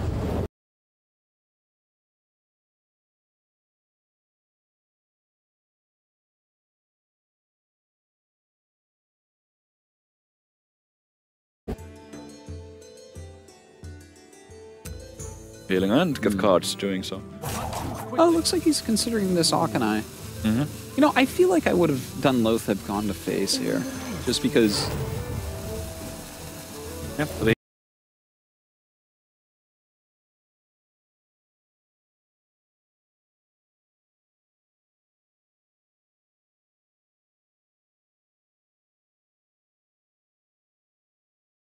Especially with this Akanai out, his hero power becomes just so flexible. Like, you're not just going to dude pass against this board, that's for sure. No. Guardian of Kings. Yeah, he doesn't have anything to help clear with the equality. So can't even do that despite having 2 of them right now. And he has that double Holy Light in hand again. Oh yeah. He saw silence being casted already. But we do see a coin mind control for it. I mean, if you're the paladin,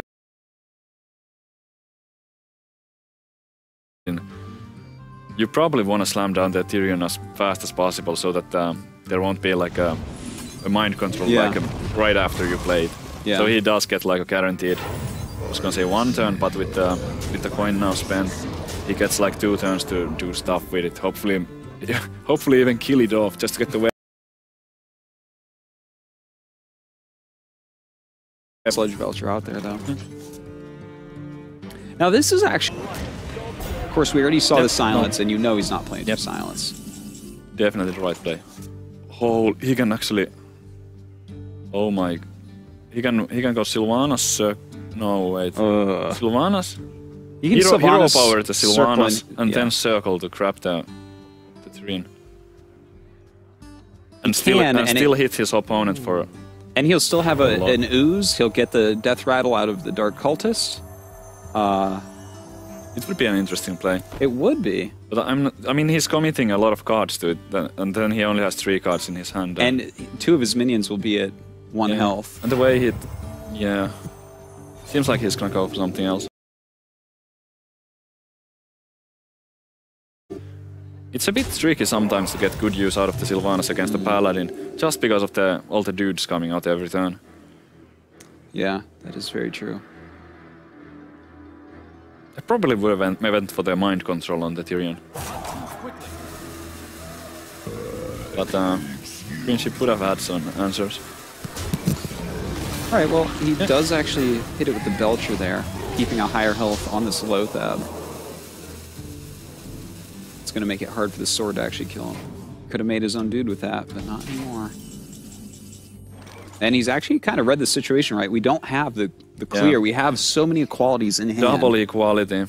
Oh, man. But no Consecration, no Wildfire. No dudes on the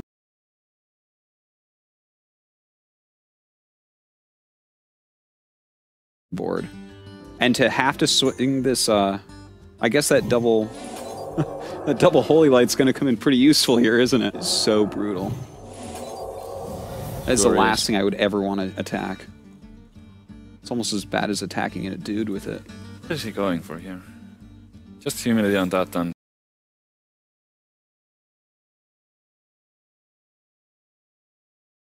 play his own thing. For justice. It's definitely going to Holy Light at least once. Thing is, there's a Holy Fire. I think he has to he has to Holy Light twice because there's the Holy Fire. But he can play Lothab to prevent that. Oh, that's true. And yeah, that gives more. 11 mana is a bit too much. This is. I would say that this is better right here. Yeah. It's pretty good. Get some kind of board going.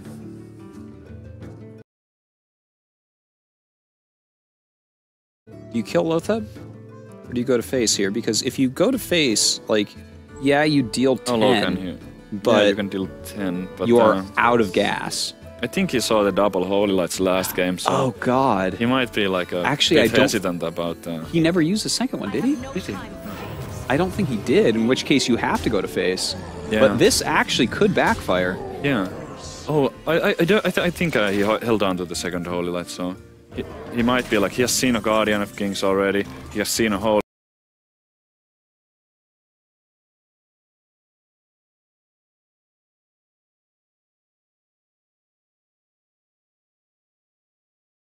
Yeah. I kind of like this play by Thijs, but...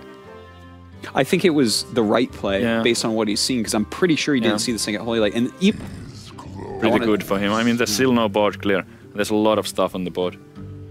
I think you run the Lothab into Sylvanas, you run your weapon into the Auchenai, you Holy Light yourself, Sludge Belcher. I think this game's over, because there's a mind control. Yep. Oh, God, I don't see a way. Ooh.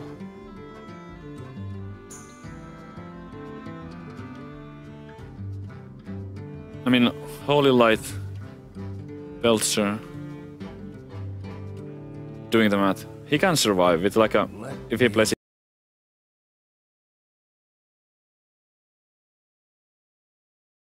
exactly Holy Light, Belcher. Your magic shall... going... For justice. This is a bit weird to me. Yeah. Well, he is dead from doing this. Yeah, he is dead now. You know, I guess he... going down to 2, I don't Some like people this. play Holy Fire. There could also be a Holy Nova with this play. Yeah. This is a bit...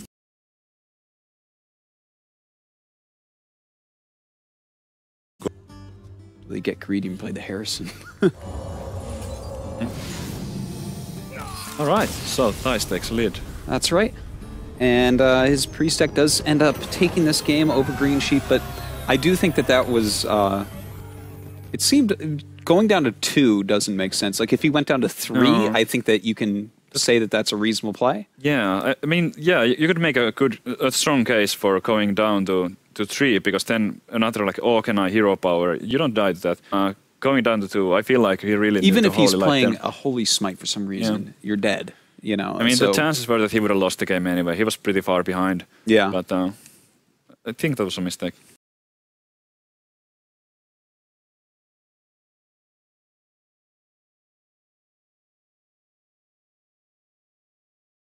This is something that you always say, and please explain to us, Shaman. Cabal, Shadow Priest. There's a lot of minions that you can steal, that's for sure. There's so much good stuff. Spirit Wolf or a Totem. And just like the Shaman tends to run out of gas in that matchup, and eventually the Shaman will... In early game, it seems like the Shaman often can't push out enough damage. What the Shaman needs to do is that they need to go, like, hope not to draw it too late, and if he runs a Doomhammer, I think that's his best bet here to take out the priest, but it's gonna be tough. Yeah. Well, he actually does play Harrison in this deck. So, of course, he doesn't know that yet. The Harrison was not seen. We just saw him draw that right before he ended up winning the game. So, anyways, jumping into this game. As far as the mulligan goes, would you keep Rockbiter here? I don't like. I like keeping Rockbiter. I don't like throwing it back because of the peskiness of. I think you want to keep. You keep it from the Northshire, and it can also sometimes take out like a Wildfire, but Northshire is like the main reason, and it's a lot better than Lightning Bolt just because there's no overload. Yeah. Oh, for sure. For early game. That's one of my favorite things to do against Shaman is make them use a Lightning Bolt on turn 2.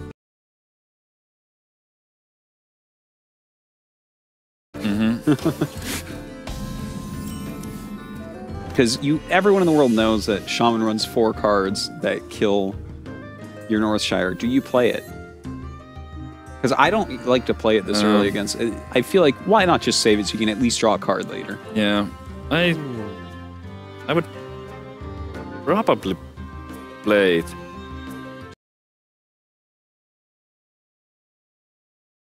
Just like the totem, and no matter which one it is, you can get a card with your hero power. So it kind of would make the Shaman have an awkward turn. I'm not sure about this Wildfire play.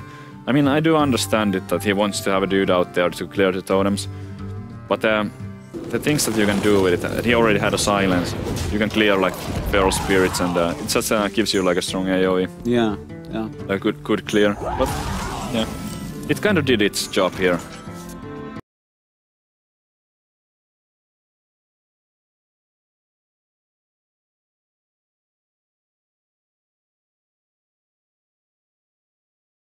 That goes by, the priest gets stronger and stronger.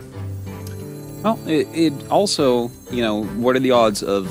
He's definitely considering playing this Northshire Cleric. Yeah. I think if you played the Wild Pyro and you killed it off so quickly, why not play this here?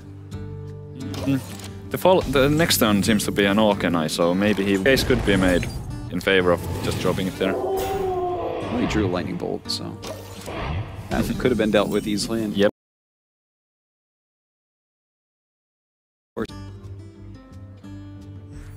Alright, Orkenai gonna pop out here. Yep. Can't just pass here. It would be too weak. Even though you kind of... You know that if you actually pull off the Orkenai Circle against the Shaman, the game pretty much ends there. But just not doing anything would have been too weak. Well, here, I do imagine we're going to see the Lightning Bolt. You don't want to leave that Orkenai out. It can deal too much damage. You don't like it? I'm not sure. I mean, he has the Fire Elemental and he has a coin. So... The Orkenai seems really likely to run into one of the ferals, and then he could finish it off with a... call it a mistake to Lightning Bolt here. I actually do like what you were saying quite a bit more, to be honest. Using the Elemental, just put the 4 damage on him. Because he is going to run into it. When you play an Orkenai on turn 4 like that, What is your turn 5 going to look like if you're not going to kill a Feral Spirit with that? I don't even understand. Definitely do agree with you there very heavily. Right, well, another Orkney. Yeah. Once that's dealt with, he can be safe from the combo.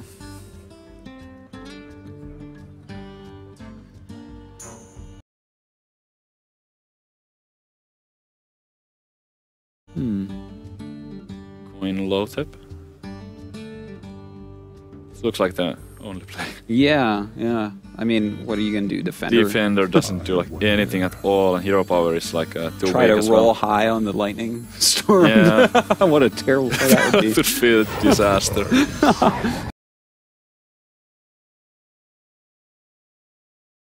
I think this is by far the strongest play. Like I mentioned before the game started, someone has to be really can't afford weak turns. What do you think about just stealing this wolf? Let me change your Yep, I like it. There we go. Not bad at all. Yeah. There's a fire elemental, so it's not in trouble yet.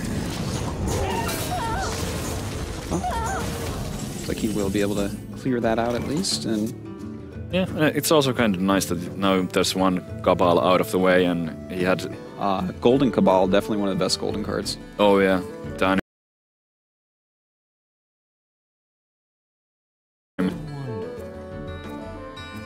For some reason, I really like the Hunter traps too, like Explosive Trap and oh yeah, those and Freezing Trap. Those are really neat. But the Cabal also, like, wow.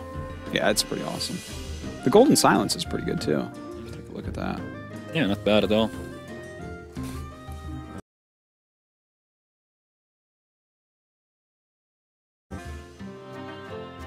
Nothing really stands out here. No, it seems like you have to Belcher, right? But do you run your 4/5 into anything? Yeah, I guess you do. I don't know. Trading it for the 5/2 Loatheb? Ugh, doesn't feel right. Through the Belcher. Is he gonna a lot of heal? damage. Oh, he's gonna heal it and then run it. Okay. Nice, I like this a lot. Yeah. I didn't see that one, but it's definitely. Oh. God! No! No! Oh, that he waited too long there. He's shaking his head a bit there. I think he ropes it. Yeah, I think it would have been better to just shield Cabal to keep it alive. Yeah. Oh, absolutely. I think he was like thinking that for like half a second, then you just did it because the rope was running out. But healing the low tip there, it was a brilliant line of play. Yeah.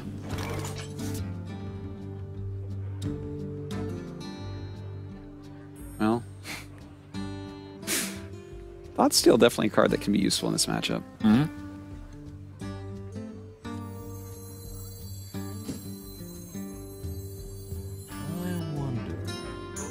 God, if I played a Sylvanas this turn, I'd be like, well, he has a Hex. This. Yeah. Lucky for Thais, there's no Hex just yet. But if there was a Hex, I mean, he would have been taking so much damage. What do you think here? Alakir? Alakir? Oh yeah, you could Alakir here. But what about Feral Spirit and just go to face with 2/6 attackers?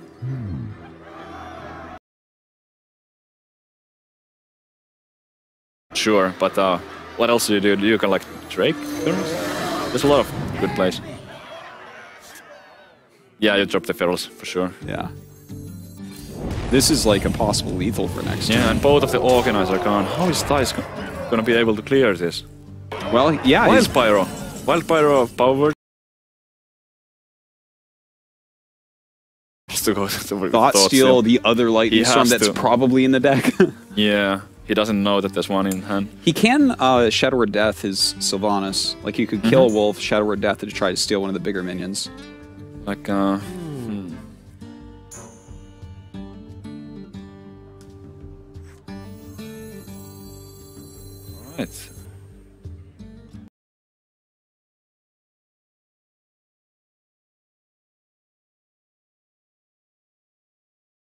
Looking at the belts, or kind of like I think it's his style to go for that. Doesn't take all that many risks usually when I watch him play.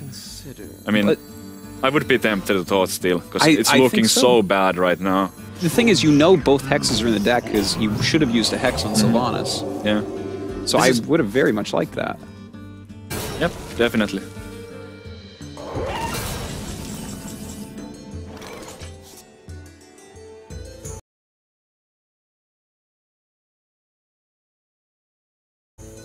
Alright, no silences here.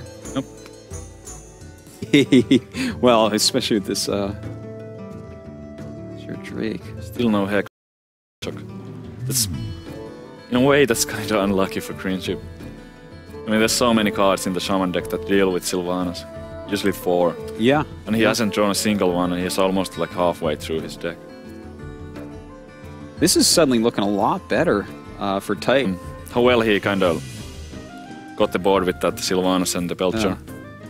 But really, as you were saying, like, if we had... Yeah.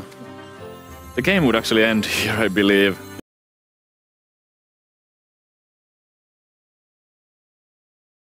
If there was like an Urchuk. Yeah. With the Flame Tongue and the Lightning Bolt, yeah, that would be like more than enough. Kind of brutal. Little time. My shield. Oh yeah, I do like this play. Gotta get rid of that Belcher.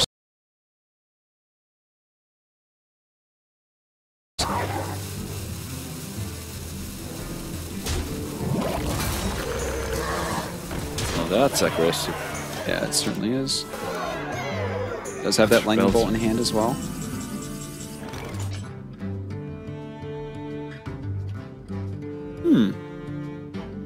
Oh, he does have a mind control here.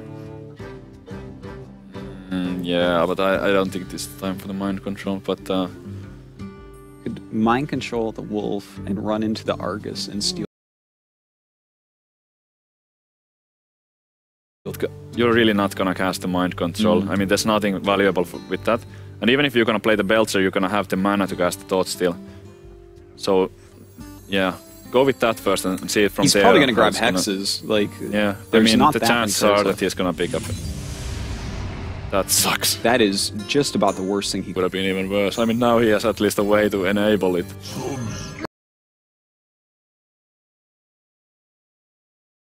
But that's rough. What's he get? Well, I guess it makes this a more fearsome taunt.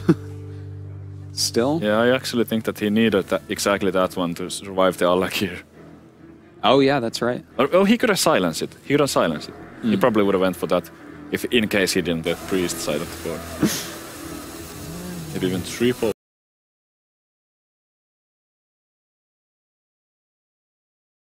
There's another one played and Cabal. Alright, let's see what the scout drop.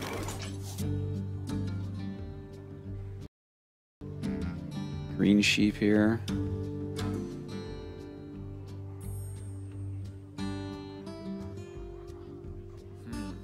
Could be seeing some lightning storm. I think he's thinking about trying to roll for a spell power totem here. He's really close to lethal here.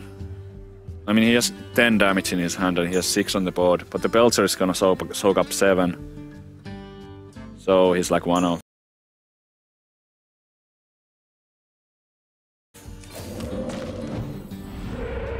He's actually a pieces of the Belcher.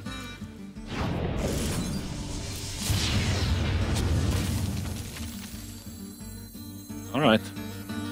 Oh, okay. So probably going to drop this Defender of Argus then. Makes perfect sense. Yep. That's really well done. He kind of knows that there's no way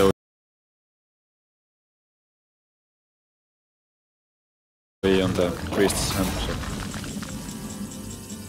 So, but hold on. He has the silence, and he can put down the flame tongue to run his egg into this Drake at least. Yeah. He can still survive here. Yeah, that's right. Because the Alakir will be 6 and the 2 defenders will deal 4. So if he heals himself on top of that. Ty's really wishing right now that he had a second spell.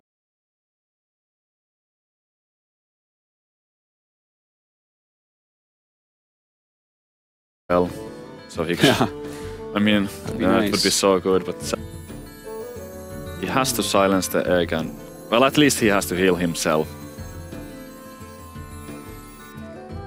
Yeah, the Pyro, I don't see that actually doing anything. No, it doesn't do anything here. I mean, I guess he can play it, but I would play it after the silence.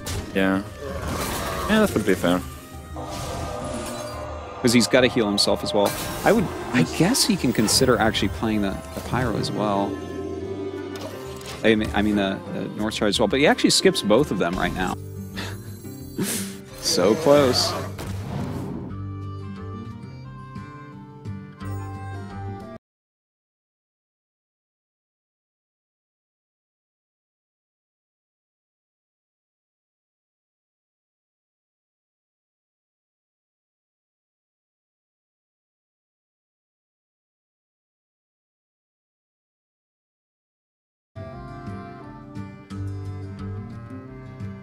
So, North Siren heal his opponents, do then get a Thought Steal, then Thought Steal double Lightning. Which is impossible because one Lightning Storm is used. It's like 14 mana. Also, yeah, I believe that does it. Trying to figure out if there's like some kind of combination of cards, but... Well, I think he's just going to mind control the Drake. Because he's like, well, I might be dead here. And yes, you are dead, unfortunately. Yeah. I mean, the Cleric heal is like the... There's like nothing he can get with it. No. This is surprising, but Thijs just couldn't clear the board. There was like no way. He didn't draw a single Holy Nova. I expect him to only play one, but still he didn't draw the one and he didn't get a circle with his Organize. And he also kind of... Maybe it was a bit questionable in the end to like to play both of the Organize without a circle. Yeah. I mean, one is definitely like fine.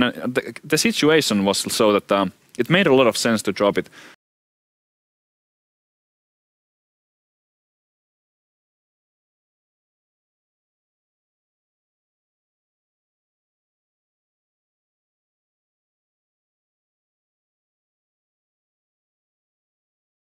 But It was the best play for the turn. Both? Yeah, for the circle. In fact, I think versus most decks, you should hold on to at least one of each for a really long time. Yeah, and there's sometimes there are ways to clear it with the Wildfire if you have a Power Word Shield that you have kept and just go like a Wildfire, Power Word Shield, Silence and stuff like that. But it requires a lot more like particular cards and it's a bit tricky.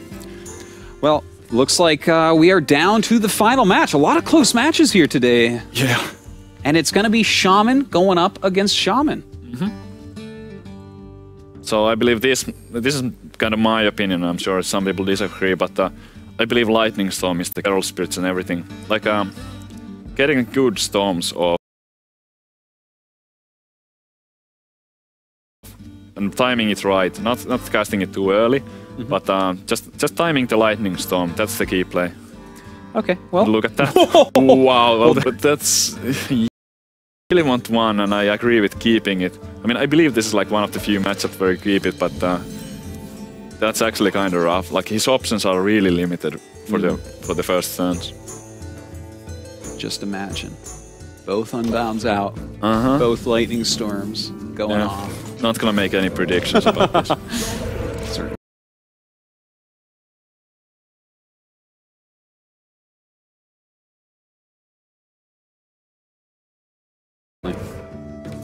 Well, some totem passing probably about to come. Does it now dies to a Lightning Bolt? Which he does, in fact. Risk it here. I mean, he's fully aware that there might be a Lightning Bolt coming, and he's just hoping that his opponent wouldn't have it.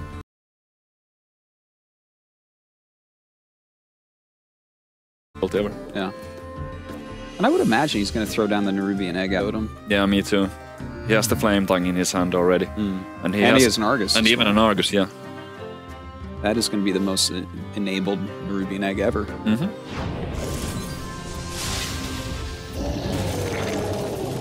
There we go. We're going to see this Unbound again. Yep. And then probably a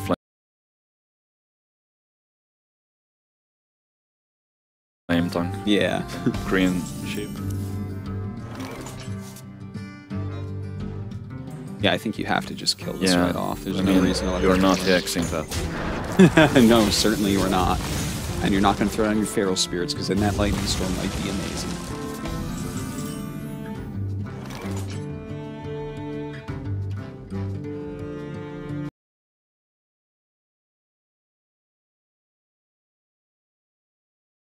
Worth pointing out, but I think he placed the Nerubian egg on the wrong side, because now the other way around, and the egg would have been on the other side of the totem. He could get the buffs on his totems for the following turns. Yeah. But here it's not gonna make any difference since the totem got silenced anyway. Definitely important to play that on the right side though when you can. On my stream when I'm playing Shaman, I just keep like repeating that play the minions to the left. Like where the line goes between the totems and the real minions. And then you can like chain the totems if you want to make a trade.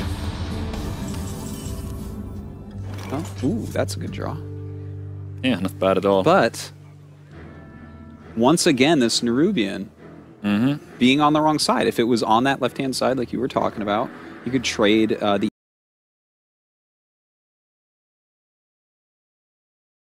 egg, have another Nerubian out, plus these two totems, one of which is completely useless. Yeah, it actually really did end up messing him up a bit. Like this. Well, here, I mean, I think Defender is not a terrible play. No. I kind of feel like you want to keep the Nerubian egg as an egg. So many totems on the board. But on the other hand, I mean, it still has 4 toughness. So even if your opponent has a Lightning Storm and has a spell power, he still needs to roll high. So it's not too bad, just trading off there. Oh. But this is... I like this play a lot. Yeah, look at that math. Yep. He has a really strong board now, but he's gonna get a nasty surprise from Black Knight. That's a card that's not commonly played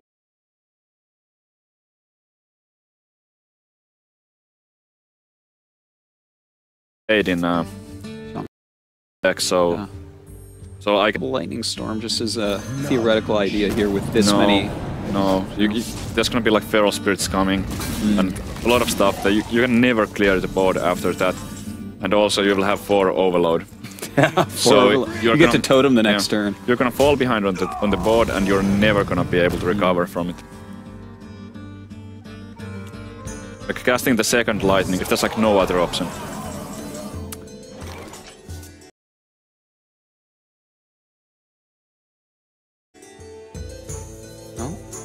In here.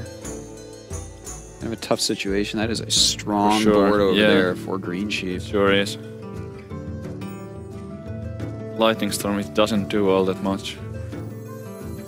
I think he's going with the double storm. He might be. That board is really, really strong. Does open up those Feral Spirits like you were saying though.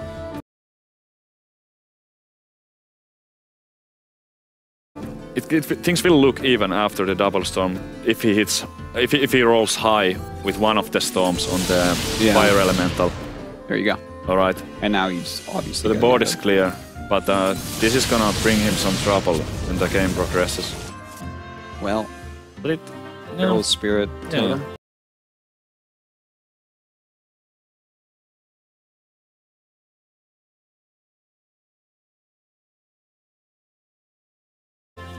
Green Ships. Whoa. I'm actually kind of surprised. I don't like this play at all, because Thijs also has like a really weak turn here with only 4 mana, and now he's like with that play he kind of opens up to the Hex to just give Thijs a fair turn with like 4 mana against 8 mana. Yeah. But it does kind of, because there was no Hex. Yeah. Well, he's still got that 3/4. He knows both of the Lightning Storms are gone. Yeah. I would drop the other one here for sure.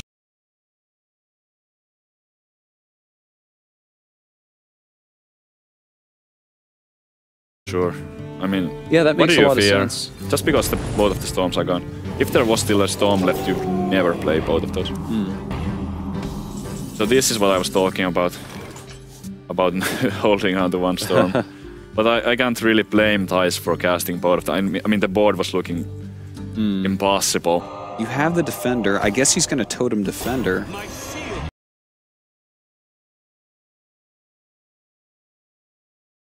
Oh. Okay. Yeah. Well, the Earth That is Shock's it. pretty good play. Exactly lethal. Oh, man. Green Sheep takes Green down. Sheep takes out Tice. Wow. The internets are going to be a little bit surprised about that, but Green Sheep with some nice play here and some strong decks. Yeah. Wow. Green Sheep, but overall he played really well. Yeah, certainly he did. Tice as well, of course. A very strong player, but taken out this time. Frodian, what did you think about that series? Wow, that series was, well, it was really long, guys, but we saw a lot of great games, and in the end, it's cool to see someone like Tice, who's been able to make a name for himself, kind of get upset by a player at Green Sheep that people don't know. They recognize the team brand, of course, Dignitas, well established in all of esports. But now we see a player kind of up on the rise. So let's actually get him a mic. Yeah. There you go.